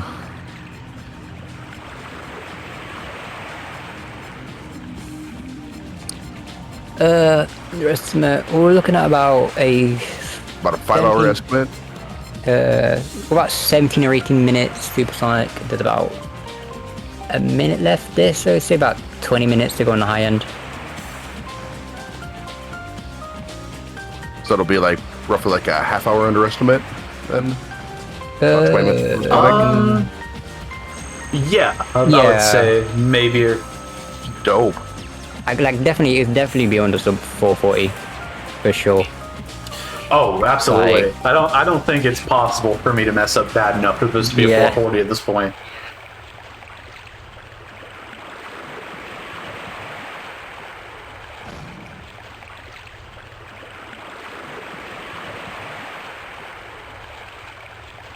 But we're nearly done. We've got one more story left. Yeah, and we got another donation coming in too. Let's go. This, I think, this appropriate one coming in to the last story here. We got $5 from Super Big. Hey everybody, thank you for lending me your energy.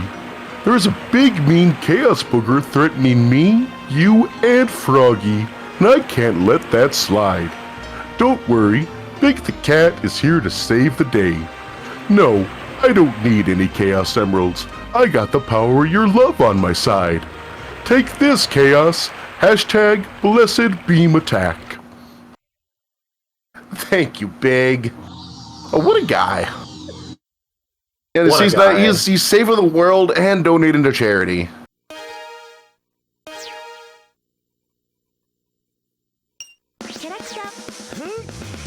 Boom! We're going into Supersonic. The final Big Riddles category. story mode. The final story. Then we've done all the stories. All of them. Every story. No story left unturned. 100% all stories. That's the last Chaos Emerald.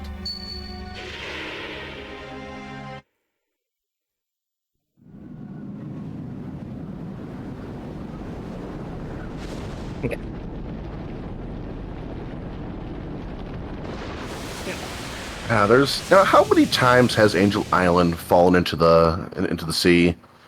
It seems to be a pretty regular basis. Only twice, really.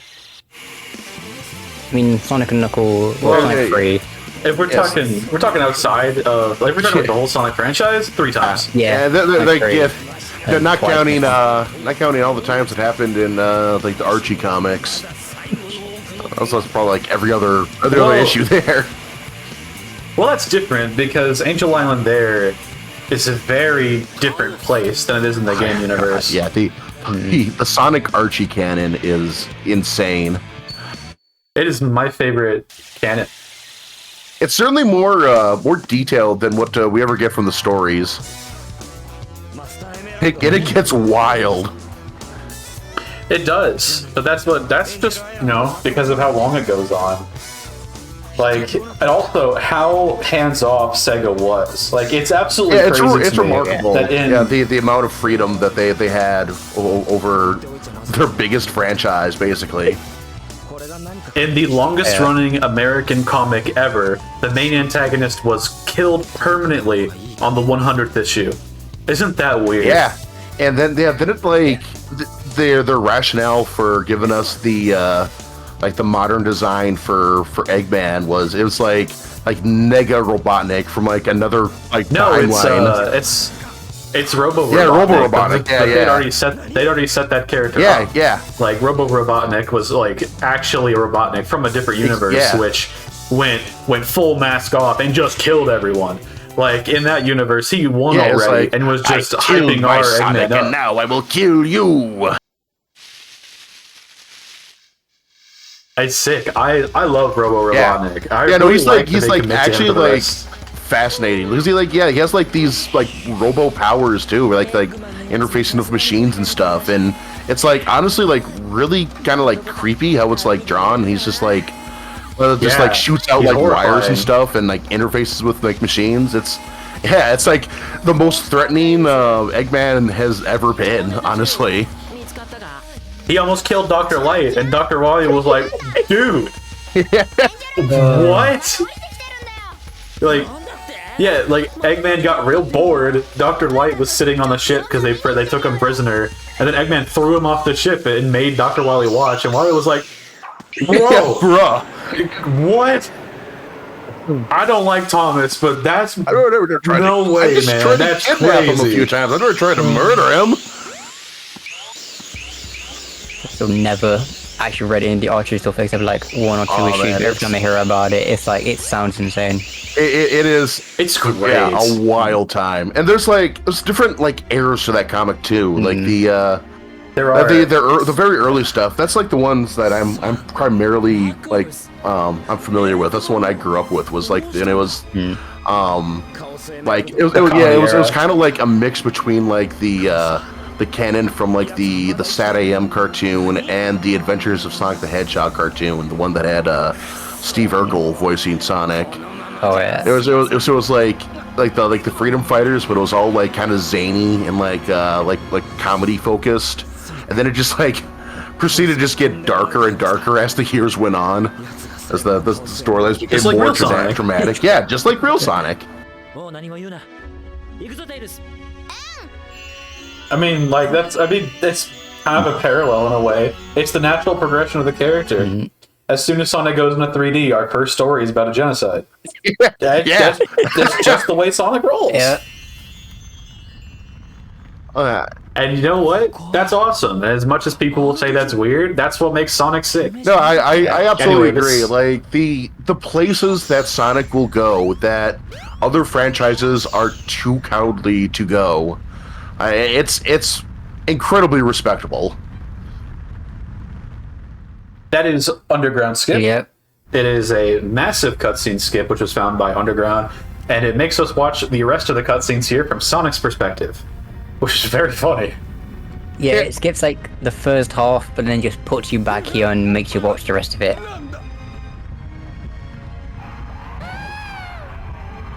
And yeah, that's the last cutscene skip we're getting at the game.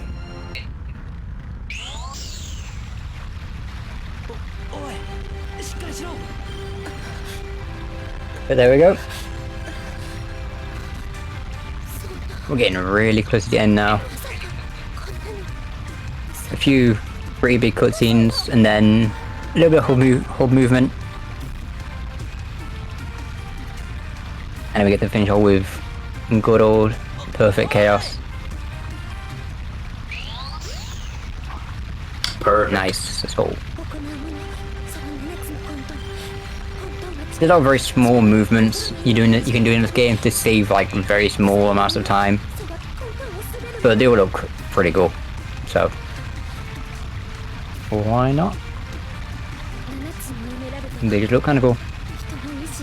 It's always cool when like someone who's been playing the game for a long time will see someone else do something that to anyone else just looks like, okay, that's just like movement, but we'll see and we're like, okay, that was swag. Like that was a clean line. Yeah, this run has been very fun. Just want to say, thank you so much as we go into the ending of this here. It's not a ton of gameplay left, but I want to be just made sure that I'm very appreciative of having this opportunity to show up All Stories. This is All Stories SA1's very first showcase in a marathon ever. Wow. It's only earlier this year did Sonic Adventure have its first ever marathon appearance with Sonic Story at GDQ PAX East. And since then, or actually no, the first one was at GDQ Hotfix for Sonic Story as well. Then leading up to the PAX East run. But this is the first time All Stories, or really any story outside of just Sonic Story, has ever been showcased for this game in a marathon setting. So I am, once again, incredibly honored to be the person to show this game off. I'm incredibly grateful for the opportunity to get the chance to show this game off. It has had so much development over the last couple years. There have been so many people throwing their hats into the ring to really make this game into something special, into something bigger than it would be just from just me. This game would be so much slower without people like Sqeefy, people like Broby, people like Underground, people like Icky, people like Must Include, people like Venom. Like, there are so few things. There's so few things that this game had before the community really came together and pushed it. So, yeah, I'm glad to be in this position. Thank you for excited to be here. This has been awesome. It's been an honor for me to be hosting for this run. I'm a fan of Sonic Adventure. If it had been up to me, I would have gladly taken the entire shift for this run. It's been an absolute blast watching this and talking Sonic with you guys, and seeing all that love for Big the Cat come through in the donations. It's everything I wanted. Yeah, Big brings everyone, but don't worry, we're gonna get more Big soon. In fact, we actually just got another $5 first time from fellow host Fox Rocks. She says, loving the run. You all have the Sonic CD community cheering you on. Can we possibly get another Big the Cat impression from anyone? You can always get a Big the Cat impression out of me, Fox Rocks. I really appreciate the donation. You put it towards the Pokemon Puzzle Challenge and the Metroid Prime 100% randomizer. Everything I ever wanted. You're making my dreams come true. Thank you, Fox Rocks.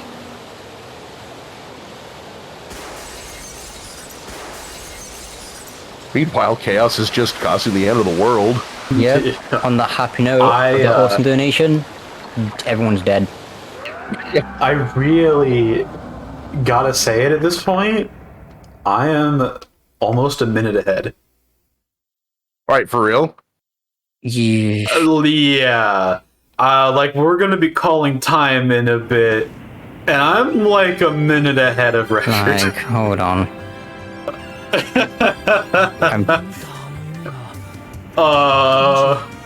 Oops. What's your... Maybe that wasn't a false alarm after all. So this boss has 2 phases, 2 health bars. On the 6th hit of this boss, I will be calling for time, just so that we're all in the clear. Also, we all know what's coming up. I knew the Sonic was good. I knew the Tails was okay. I knew the Knuckles was better than the last one. I didn't think I knew the gamma was better too, but like I thought the 80 was so much worse. I did not think I would be this close, let alone ahead. So as long as I don't completely throw, but so I was local recording, and then my external hard drive unplugged 2 hours ago. So, Oh, okay. oh, that's fine. That's fine. I can just pull the VOD. Just Twitch still, it's fine. True. Whatever. Yeah, are you local recording at all, by any chance? That's what I just said. That was 2 hours ago. Oh, but I don't know. The hard drive unplugged, so... Yeah, my hard drive just unplugged and replugged itself like an hour ago. Boy, So Good. yeah, exactly. It won't matter if I throw anyway. So I'll be fine. It'll be all right. You know, let's not throw. These runs gonna be... I'm assuming these are gonna be like... on VOD on Twitch, I'd assume, I hope, I don't know. Oh yeah, almost certain. Yeah. エメラルドのパワーをも取り込んでしまった。 So this will have to be ran through the load timer. I'm giving that to you, Sqeefy. Sorry. Oh, that's fine. I've got a But, bunch of runs I want to retime anyway. well, you got a big one now. Oh no, right, adding to the all stories that we already got. That's just spend 10 hours retiming. Handshake. Yeah, fine. Everything's fine. I would do it, but I don't want to retime my own run if it could potentially be record, because that'd be really scummy. See, Big's here. Yeah. It's all gonna be okay. Big is here. is here. It's everything to be fine. ねえこれ It's gonna be tight. It's gonna be like real tight. Like, I'm getting a little nervous, but okay. I'm just gonna play really well for the rest of the run. I'm puckered. でもソニックなら本当の使い方を知ってるよね。 It's been quite the journey. Quite the Quite the journey to get adventure. here. Quite the Sonic adventure. You Sonic. can't see it, but I'm slapping my knee right now. Yeah, didn't see it, hero, but I definitely felt it. 怒りや悲しみだけじゃない。僕らがソニックを思う。ソニック Okay, so, I can give you a pace once Perfect Chaos starts if you want one. Yes, give me the pace. Okay. So obviously it might be delayed a bit because I'm looking at like the Discord stream. That's fine. But okay. So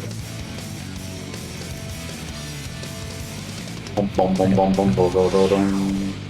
All right. what time are you looking at?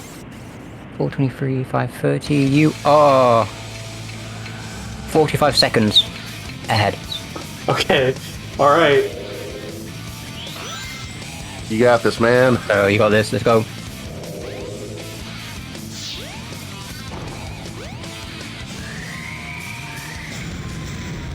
That's fine.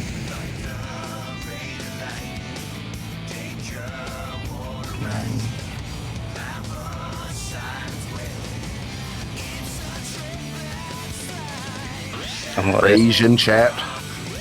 Preach, order preach. Also record, let's go.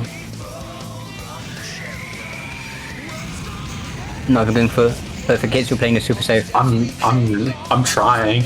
I'm like I'm getting nervous now. I'm trying not to get parried. Alright, it's fine, you got this.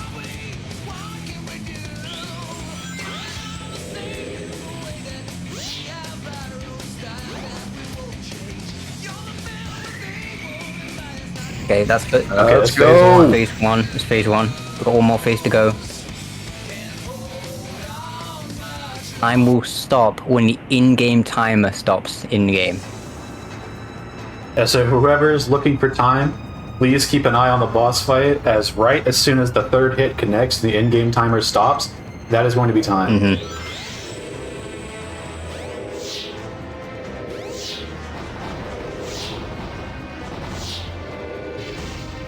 Oh, perfect. Okay, let's go. Very solid.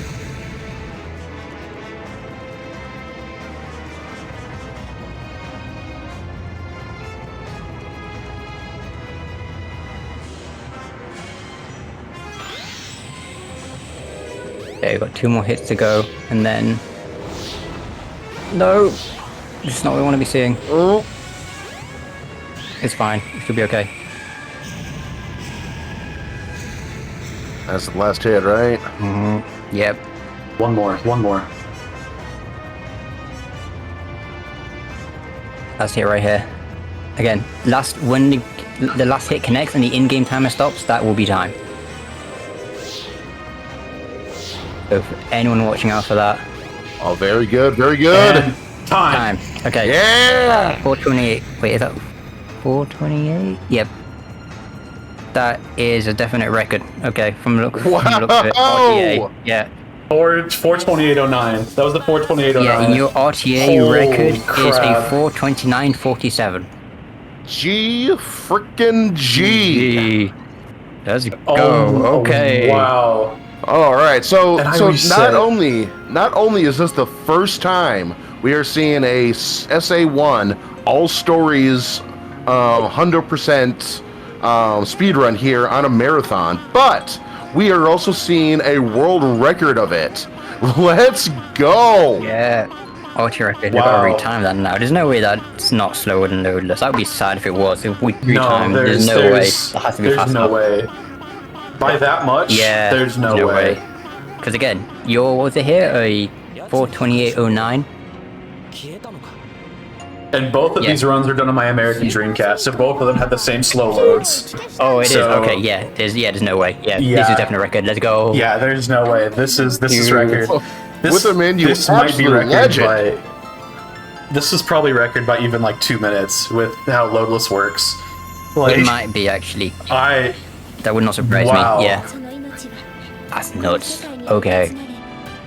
GG's, let's go. Holy cow! oh man okay well I didn't expect to be in this position right now. I was here, chat. You were here. We were all here. We saw it happen. Well, that's Sonic Adventure, everybody. That's But what a way to close out day 3. Oh yeah. oops. Huh. It's kind of like you've reached the point and it's like, huh, okay. We're on a road apparently. Let it sink in now. This is a pace. Oh. And now I get to enjoy retiming it. Yeah, you get to watch it again. And retimed it. Your last one is like a month ago. It was last month. It's like 30 days ago. Yeah, it was on my birthday. Yeah, it the was, yeah. The last time I got All Stories record was on my birthday. Yeah. So, you know, I actually. It's funny that this is all happening now. I actually had a lot to say as we close out. So Yeah, floor's yours. Yeah, I was gonna say, I have been taking a bit of a break from the game, and that's going to continue. I feel like I'm just a little tired of Sonic Adventure. I've been playing this game every day for 3 years now, just about, but I love this game so much. I love this game and the community so much. So Yeah, if you have about a half hour for shoutouts, so please take your time. True. There's so many people who've helped me get to this point. Broby for the competition in Sonic Story. I would not be nearly as good at Sonic Story if I didn't have someone so good on my tail always. Broby has forced me to get as good at this game as I am. I love that dude to death. He's amazing at every game he touches. And to even be on the same level as him in anything is remarkable. Now, Sqeefy has made almost every resource for this game. Almost everything that has pushed this game further is down to Sqeefy and Sqeefy's hard work. Sqeefy has commentated with me for almost every marathon except the in-person ones where he couldn't make the flight. Sqeefy has been there every step of the way for this game's growth. Sqeefy was the first person on the ground floor to join alongside me when this game really started getting pushed. And I cannot undersell his accomplishments and everything he's done, and his utter decimation of the true 100% category, 130 emblems. That is his domain. Yeah, that's my true love. But I really did not. And, you know, Nim puts for pushing Knuckles, Nim, Venom, and Hypnotics for all pushing Knuckles and putting Knuckles' story on the map and making that category so intense. But getting an all stories world record after the break that I've had, you know, I don't want to say I didn't think I couldn't do it, but I wasn't prepared for this, to be honest. Like we say, you got the touch, you got the power. Wow. What a strong run. Yeah. This category is beginning to get very pushed. Like, once again, this is another run where almost every single category was played at near world record level with a few minor mistakes. Yeah. Like, my Gamma Story run legitimately might be the world record for Gamma Story. That the weakest link was Amy. And that's crazy, because that Amy was really good. Like, I have so many conflicting thoughts. I have so much in my head, because like I want to continue taking a break from Sonic Adventure, but at the same time now I'm like, oh man, I'm kind of in my peak form right now. I'm kind of playing real well across the board. So just, you know, once again, thank you to Completithon for accepting this run and letting our very small community on, despite the much bigger, more obvious alternative. You know, it feels like sometimes it's a little hard for SA1 to get a shot when its younger brother walks in and it's so much shinier and cooler and faster. It's like, you don't have to watch cutscenes of me. People actually play this game. And it's like, it makes it a little hard to get SA1 in some places, but you know, I'm always appreciative of every opportunity I got, and I really couldn't have done a better showcase than that. That was the entire game faster than any human being has ever done it. I don't know what more else you can want from me. You know, just keep pushing the record lower. That's all we want. That's true. You know what? One of my ultimate goals for this category was initially to get sub 430. Because sub 430 was a barrier that for a while was thought to be almost impossible. And I just broke it by another minute again. Yeah. I just broke another minute barrier for it. So, I got a little bit of a chip on my shoulder, I can't lie. I'm feeling pretty good. But, yeah, that's all I got to really say, you know. Shout out to everybody who's been there with me the entire ride. So many people have been supporting me for this game. So many amazing people from Sadix. So many amazing people from SA1. Thank you so much, again, weird shout out, but to GDQ for letting us have the Sadix relay when that happened to really reignite my fire for this game. That was a good relay. Being part of that GDQ. Yeah, I was part of that. That was awesome. I did Supersonic there. And it feels great to still be in this position with this game. I feel good. I feel like the fire's coming back for Sonic Adventure. Hey, you got me all giddy for Sonic Adventure after watching all that. Yeah, it's a fun game. I like this game quite a bit. So yeah, that's really gonna be it from me. Sqeefy, if you've got anything to say, you know, go ahead. I mean, I don't know. Like, SA1 started as a side thing for DX. It was like, okay, do you wanna run this game? And then eventually, over time, we had the board separated. SA1 became its own game, and we're now in just doing marathons and you're setting old world records during marathons, because that's just kind of what happens. Yeah, it keeps happening. Yeah, oh, it happened again. Are we going to enter the phase of All Story where it's like, with like Sonic Story, it's like a 110 is no longer good for you? Like, but with like All Story, it's going to be a 430 is no longer good for you. Oh, how horrifying. I think I'm already there. Yeah. Oh, what a scary thought. I don't want to think about that. Yeah. But yeah, I feel like I've definitely been doing my part in pushing this game as well. Mm-hmm. You know, Yeah, I mean, a lot of people have set the groundwork for me. That cannot be understated. But I'd be on top of leaderboard for a reason. I'd be playing the game. So, Yeah, I mean, I feel like we've also got to give shout outs to the people You'll in be the rising DX and community. grinding. Yeah, people in the DX community that just allowed us to separate the boards out, which I feel helped so much. oh, huge Like- shout outs to Alpha. The Alpha, Scoob, like everyone else on the DX mod team, like everyone is so cool. Just like let us actually essentially grow the game. Yeah, Like- because at one point, when I started running the game, Sonic Adventure wasn't actually considered a separate game from Sonic Adventure DX. They shared the same page on speedrun.com, and Dreamcast was Yeah. just considered a platform, which is a separate platform rather than a separate game. Yeah.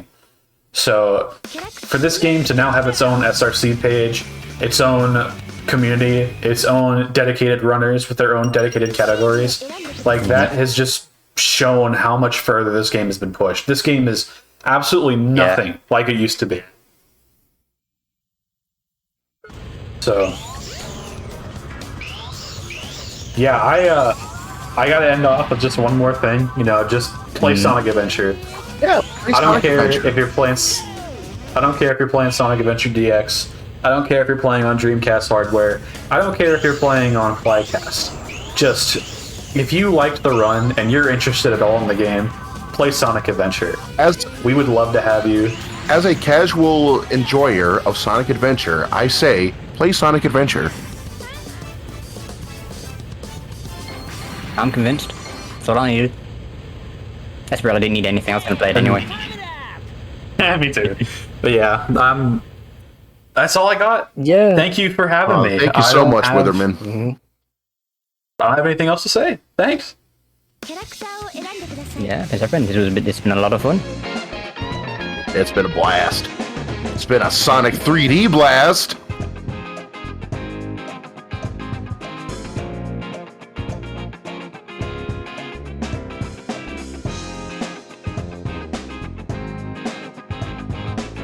All right.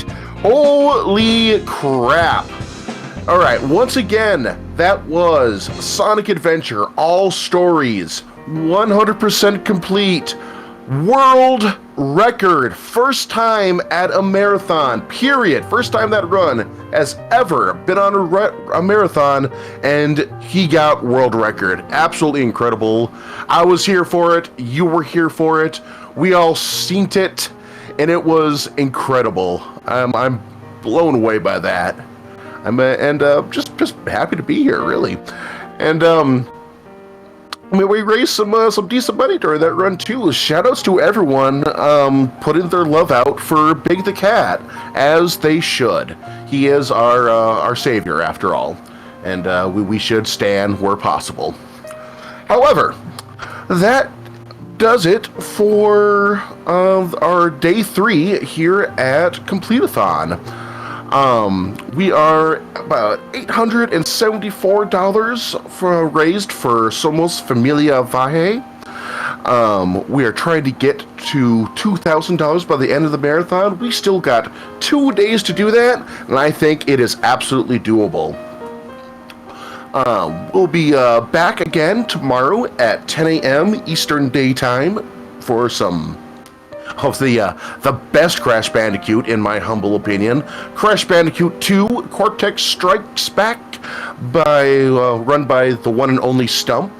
So I am really looking forward to that, as should you. Not to mention that we got plenty of other great runs coming up throughout the day, and I myself will be back late in the evening for some Metroid Prime 100%. And I'm really looking forward to that. That is one of my favorite games of all time. So it's going to be real good. If you're going to be putting towards your donations towards any incentive, please, let's get that Hundo randomizer for Metroid Prime in there and completed. Let's see, where are we at on that? 1 second, we just check that donation. We are a little under halfway there. We need $100, so we are about 45. So yeah, that's easy to do. We got about a day to do it. So let's do it. Let's do it to it. All right, but like I said, that does it for today, folks. So I will catch you all tomorrow you all be good, stay safe, take care, and let's keep on raising money for a great cause. Have a good night, everyone. Oh, and yeah, we're gonna go raid Alice at Wonderland Games, who ran Sly Cooper last night. I want to say that was a great run, and let's all go show her some love. Raid message. Big love from Big the Cat.